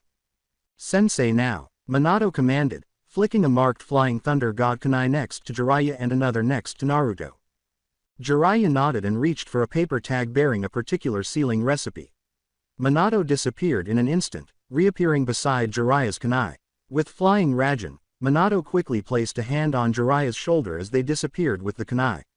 They reappeared beside Naruto, who had used his chakra arm to pull himself waist-high out of the mud. Before Naruto could apparently react, Jiraiya swiftly slapped the chakra-suppressing seal onto his forehead, causing his eyes to widen. Before his eyes began to droop, Naruto's eyes widened even more as the sealing paper glowed blue. As the orange-yellow chakra began to fade and Naruto seemed to be nodding off, he muttered, "Why Yua? Why?" As Natsumi watched her twin go unconscious, she yelled, "Ni-chan!" and glared at. While the Kohona crowd cheered for their hero, Jiraiya put a hand to console his favorite student, and Minato gave his missing son a look of profound regret. Minato apologized, "Forgive me, Naruto, for everything, but as Hokage I can't let you rampage in Kohona." However, a brief sneer appeared on his face as he looked at the crowd, which everyone missed. Minato thought bitterly, "Even if they deserve it for what they did to you when I was too blind and focused on one child and not both my children." With his face slamming to the ground, Naruto fell to the ground as the last of the orange-yellow Kyuubi chakra appeared to fade. With a sigh, Minato raised his hand to cut off the applauding crowd and gazed at the scowling Raikage. Despite her composure, the Mizukage was secretly furious about Minato's behavior. What on earth is that man up to? He had better get ready to have lava thrown in his face if he believes he can just accept Naruto in this manner. Mei had a perilous thought. Raikage threatened Minato with his left hand, saying, "Hokage. What is this? You will explain what you are doing with my shinobi right now or you will face my iron claw." Jiraiya and Tsunade positioned themselves to defend Minato. Tsunade had also jumped up to join Jiraiya. When two Anbu agents entered and knelt down in reverence, Minato snapped his fingers after remaining silent for a short while.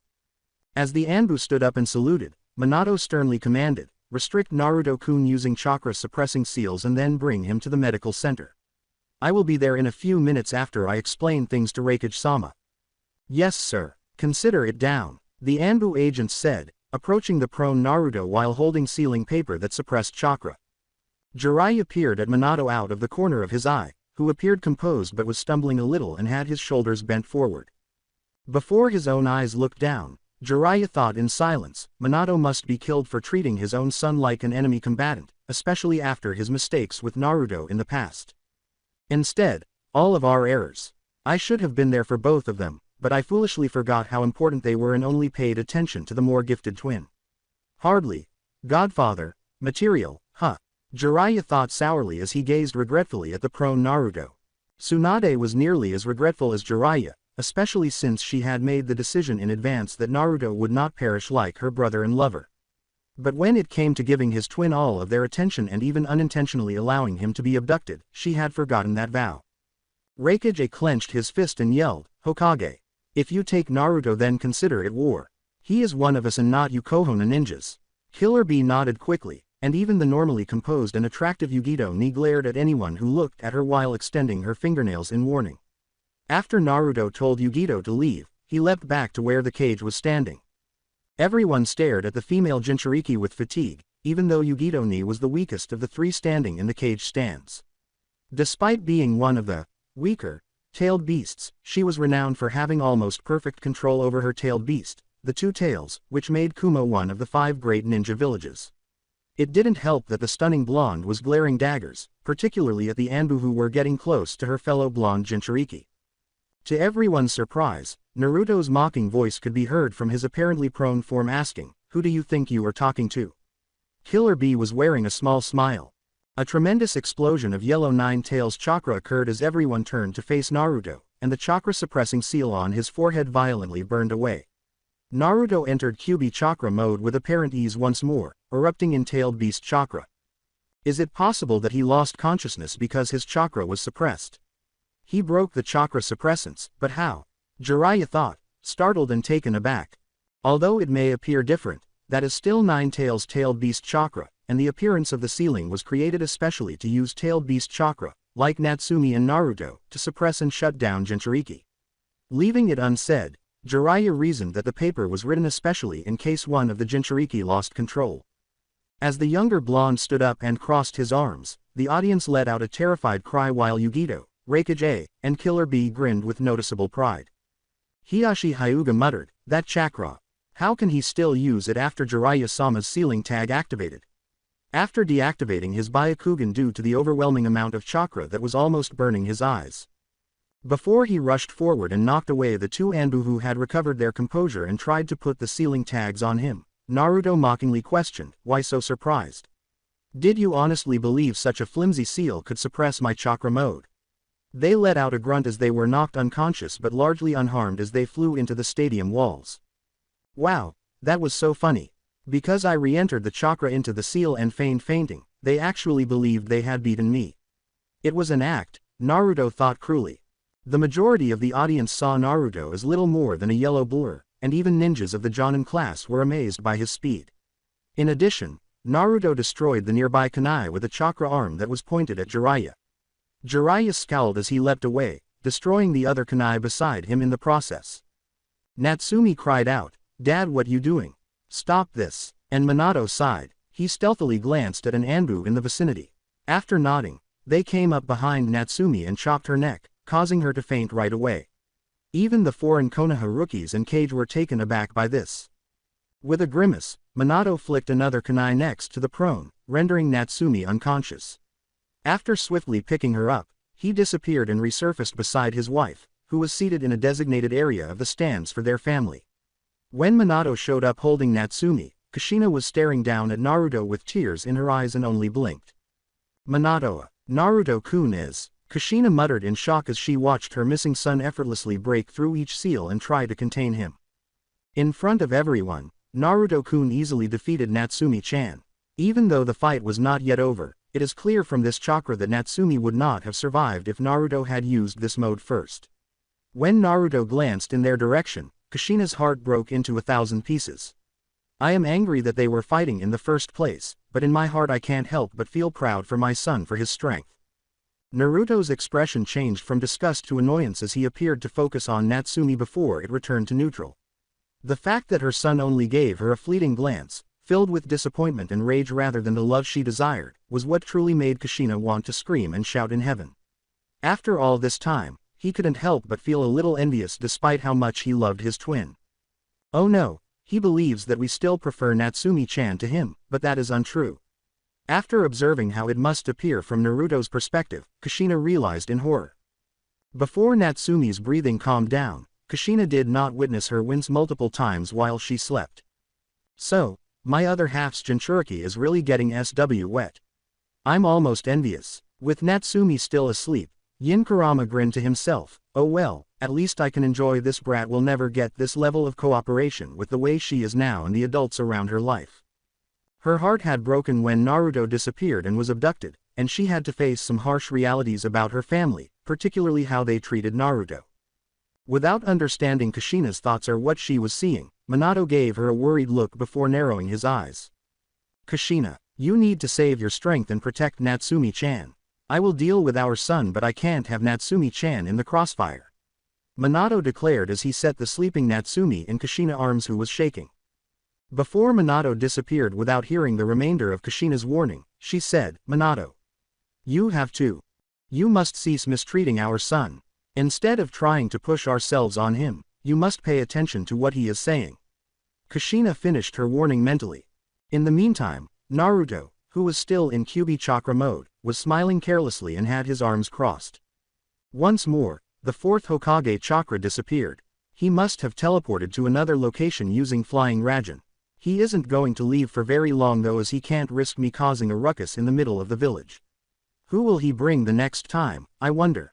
I think he should realize that his sealing jutsu won't work on me, Naruto thought softly, refusing to refer to Minato as his father even in his thoughts. Jiraiya grimaced as he shuddered and muttered, this is bad. As ashamed as I am to think about it, I am not sure if I can beat him without going all out using that. Jiraiya of the Sannin hated using Sage Mode because of its flaws, which included numerous toad-like features that would appear on him when he used it. He thought ironically, to think I Jiraiya of the Sannin would need to use Sage Mode against my student's son just to have any chance of winning. Before looking down, Naruto whistled to himself, ignoring the looks of fear and resentment directed at him by the vast majority of the hidden leaf. Near his feet, he witnessed another kunai knife being hurled with great speed. Naruto prepared to use a chakra arm to destroy the kunai, but then he grinned when he saw Minato and a man with brown hair and Kohono Anbu outfit appear next to him. Naruto watched as Minato used a Rasengan to send a hand at him, and he retaliated by clawing at Minato's face. Naruto scowled at Minato's speed with Flying Rajan, and the two disappeared before the man's face could be cut by the claw swipe. After crossing his arms at Minato, Naruto used a chakra arm to destroy the kunai. When Naruto heard the outrage directed at him, he smiled and asked, was that supposed to do something? What's wrong, Hokage-sama? Is that the best you can do? Minato ignored his son as he turned to the man next to him. Minato commanded, Yamato, now, as the man he called nodded and clasped his hands together. Yes sir, Yamato said, making a series of hurried hand gestures. Before he snarled inside the seal, Kurama pondered, this sensation and chakra. Kurama admonished, Naruto, this is wood style. As Naruto's eyes widened a little, a flurry of wooden pillars suddenly erupted from Yamato's arm and swiftly zipped in Naruto's direction. Naruto put his palms on the ground and swiftly clasped his own hands together. Calmly, Naruto said, Earth style, Earth Wall Jutsu. A huge wall of earth appeared in front of him, halting the flurry of wooden pillars. When Yamato's volley of wooden pillars failed to break through Naruto's own earth barrier, he swiftly switched up his hand signals.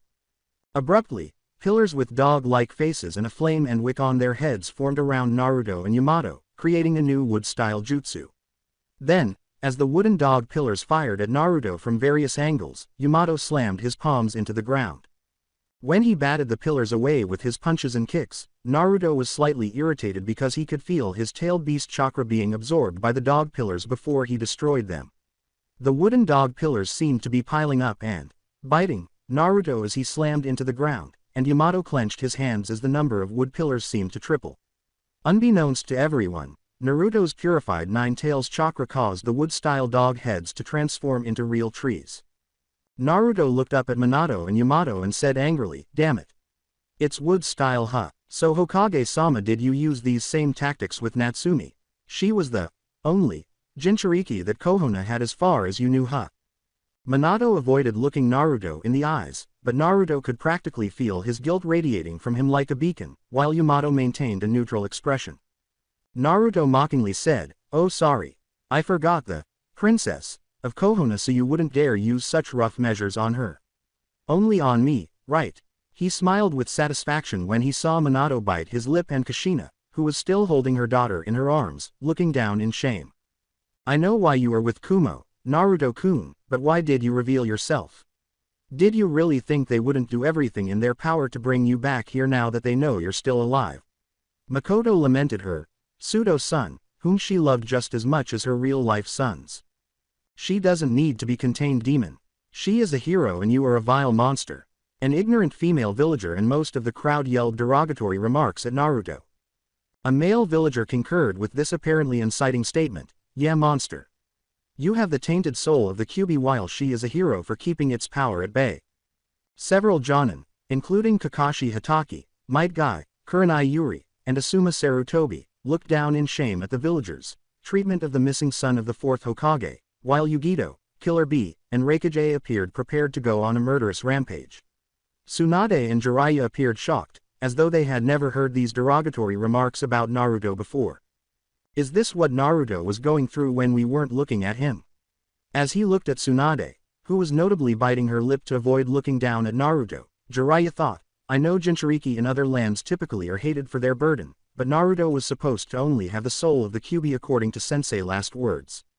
I know we were wrong to focus on one of those kids down there when they were both special, but how did people find out the information from Sensei about Naruto's status? It was supposed to be forbidden to talk about. Do you think Danzo leaked it so that way people would have something to hate but were too cowardly to say it to Minato and Kushina face?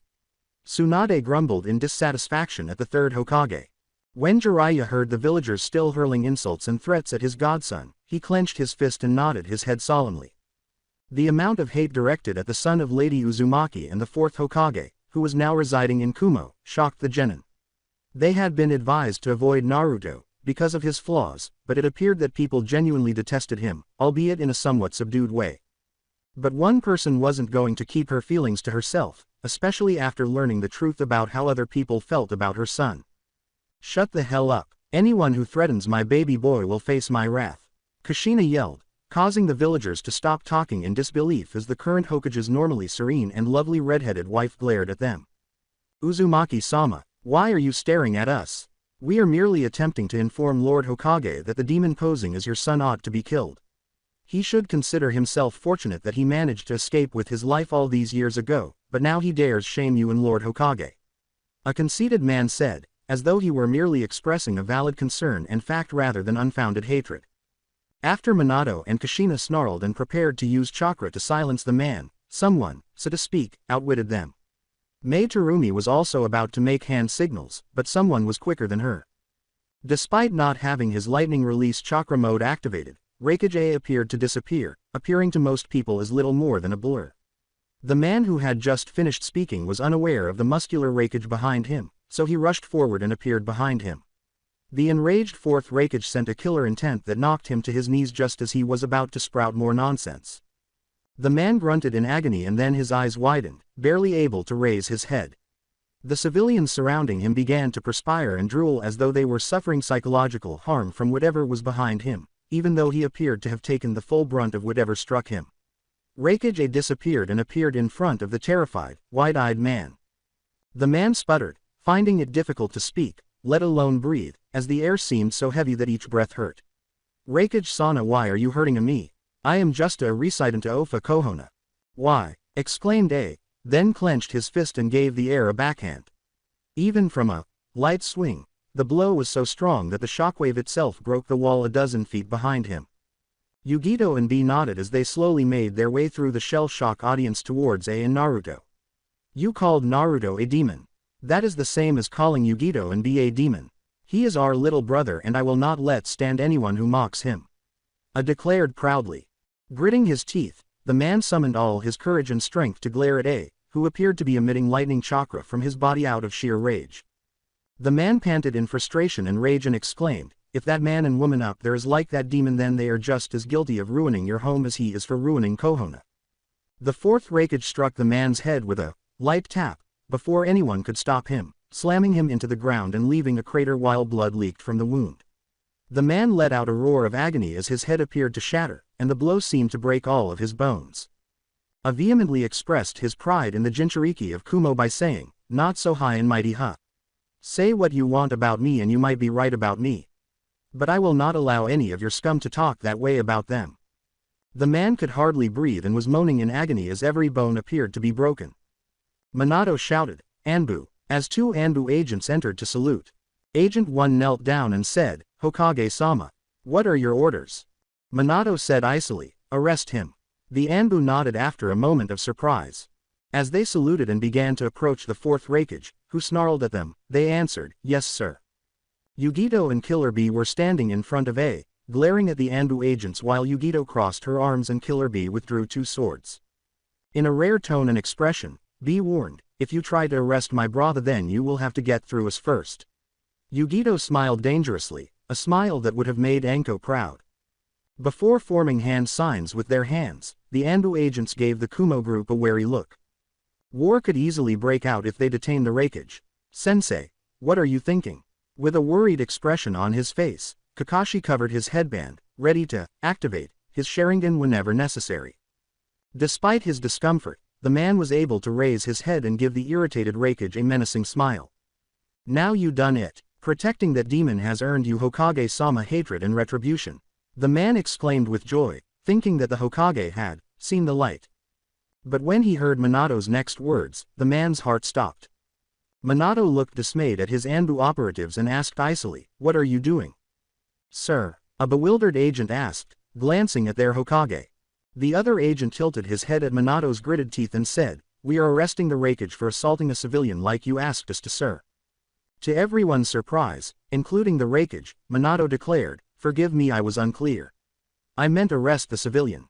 Tend to his wounds so he doesn't die but then throw him in a cell for treason." After exchanging glances, the agents nodded. One of them with medical ninjutsu skills approached the Raikage, who glanced down at them before casting a suspicious glance at Minato. With his eyes narrowed and a foot on the civilian's back to keep him from standing up, Raikage A questioned, "What game is this, Hokage? What is your goal here?" However, this was hardly necessary to keep him restrained because of his broken bones.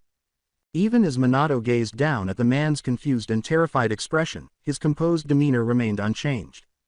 Minato, who hardly managed to avoid glaring at the man who referred to his son as a demon, explained, "I am just demonstrating what happens when people commit treason or insult members of my family. Now, if you will, Raikage-san, let my Anbu do their job." Before nodding, the Anbu's shoulders shuddered slightly, indicating surprise. Before they saluted Minato, they swiftly used medical ninjutsu to heal the unpleasant man. As the two Anbu and the rude man were banished in a body flicker jutsu, they grabbed the man by the shoulder because he was too terrified by their ominous masks to fight back. The people of Konoha had a completely different opinion of Minato because it appeared that they expected him to be able to harm Naruto in any way, even against those who stood up for him. With a hint of grudging respect, I remarked, "HMPH seems like you have a spine after all, Yellow Flash. I am honestly surprised you would actually arrest your people even if they did spit in the face of a fellow Kage." "Not bad." Minato just nodded, his expression still rather serious. Yamato cried out, "Hokage-sama. I am getting pushed back." As everyone's attention returned to Naruto and Yamato. Yamato grunted as he struggled to keep his hands signed together, sweat dripping from his cheeks and head.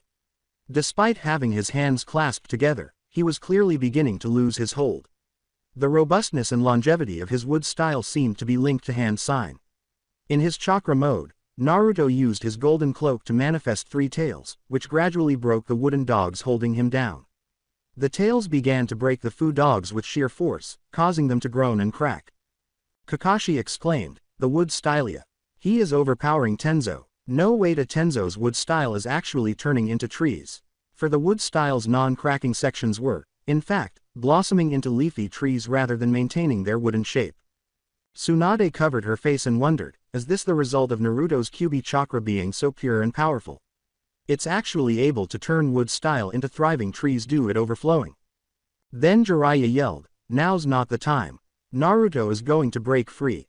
Tsunade, it's time to give Naruto that." Tsunade gave him a remorseful, wide-eyed look.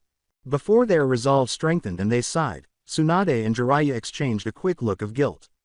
As Tsunade gave Jiraiya her grandfather's chakra necklace with a prominent green stone, they chanted, "We follow the Hokage rule first and put Konoha before the individual."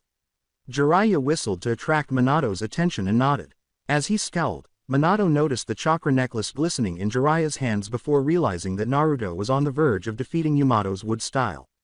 After letting out a breath, Minato swung a flying Rajan kunai at Jiraiya's foot. Minato suddenly materialized beside Jiraiya, using flying Rajan, as Jiraiya picked up the kunai. Before they disappeared once more, he put a hand on Minato's shoulder. As Naruto's tails destroyed the wood-style restraints, Jiraiya and Minato appeared beside him. Jiraiya swiftly extended a Rasengan-formed hand and pushed it in Naruto's direction. Naruto became irritated and a second tail appeared, this time pointed at Jiraiya. Jiraiya and Minato both disappeared once more in a flying Rajan jump that appeared at the edge of the fighting area before either the Rasengan or Naruto's chakra tail could strike the other. Minato shouted, "Do it now, Yamato!" As dozens of new wood-style branches grew and flew at Naruto, and Yamato clapped his hands. Naruto sneered, "Is that all you can do? The same thing over and over again?" Before he gasped as blue chakra encircled him from his neck, strengthening the wood style. His struggle soon came to an end, and the wood style fully encased him, trapping him in a cocoon. A's blue lightning style and furious feelings poured out of his back as he threatened, "Hokage.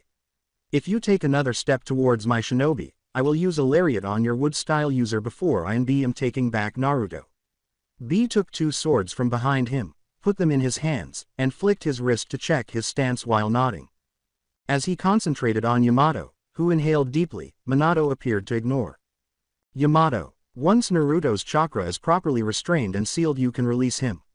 Just put handcuffs on his wrists and place his arms behind his back." Minato spoke as Yamato nodded. Kushina yelled in indignation, "What are you talking about, Minato? Naruto isn't a criminal." Minato shook his head and apologized. Before Kushina could reply, Minato clarified, "I am not taking him to prison but his home. However, I cannot let him rampage as soon as he wakes up." Kushina. Laughter broke out. From his cocoon, Naruto questioned, "Restrained? Rampage? Who do you think you are talking to, Hokage-sama? Do I sound restrained to you?" "Impossible, he should be unconscious right now," exclaimed Yamato, looking shocked. Everyone in his vicinity jumped back from the wooden shrapnel as the wooden cocoon suddenly broke and exploded. With the chakra necklace hanging from the strap, Naruto stood in chakra mode with one hand on his hip and the other in front of him. Naruto remarked, "I will admit this was cute trick placing this necklace on me when Jiraiya-san pretended to attack me. I am guessing this has Hashirama chakra, which increased the strength of that wannabe wood-style user and placed a seal on me, allowing the chakra to flow from two directions at the same time." He then gave the necklace a disgusted look despite the chakra's continued attempts to surround him. But it was constantly overpowered by Naruto's chakra cloak, which he mockingly flicked up and down before it fell back into his hand. Shikamaru asked from the competitor stands, "Excuse me, Naruto-san. What do you mean, wannabe wood-style user?" Naruto turned to face him, grinning amusedly. Wood style is unique to Hashirama Senju, better known as the first Hokage of the Leaf. However, unlike other bloodlines, it does not pass from him to his descendants. Tsunade-san does not have it. Compared to his wood style, this guy is nothing. He could suppress and control tailed beasts outside of Jinchuriki, while this guy is losing to me when I am not trying. I went easy on him to see how he stacked up, and it's pretty sad when comparing to Hashirama. My sensei Tobirama would laugh at how weak it is compared to his beloved older brother." Yamato was exhausted and was unable to dispute the allegations. Damn it, he couldn't make Naruto unconscious even with grandfather's necklace. It was our best opportunity. Kushina's chakra chains are the only thing that would be better, but Tsunade thought as she turned to face Kushina, who appeared both proud and on the verge of tears of agony. Jiraiya thought, "I don't think we could convince Kushina, of all people, could be convinced to hurt her son, especially after she finally sees him alive. She was the one who was most hurt by their disregard for her only son."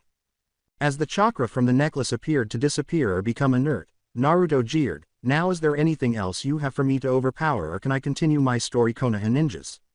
To prove his point, Naruto went back to his usual self, even throwing the necklace up and down without experiencing any negative consequences.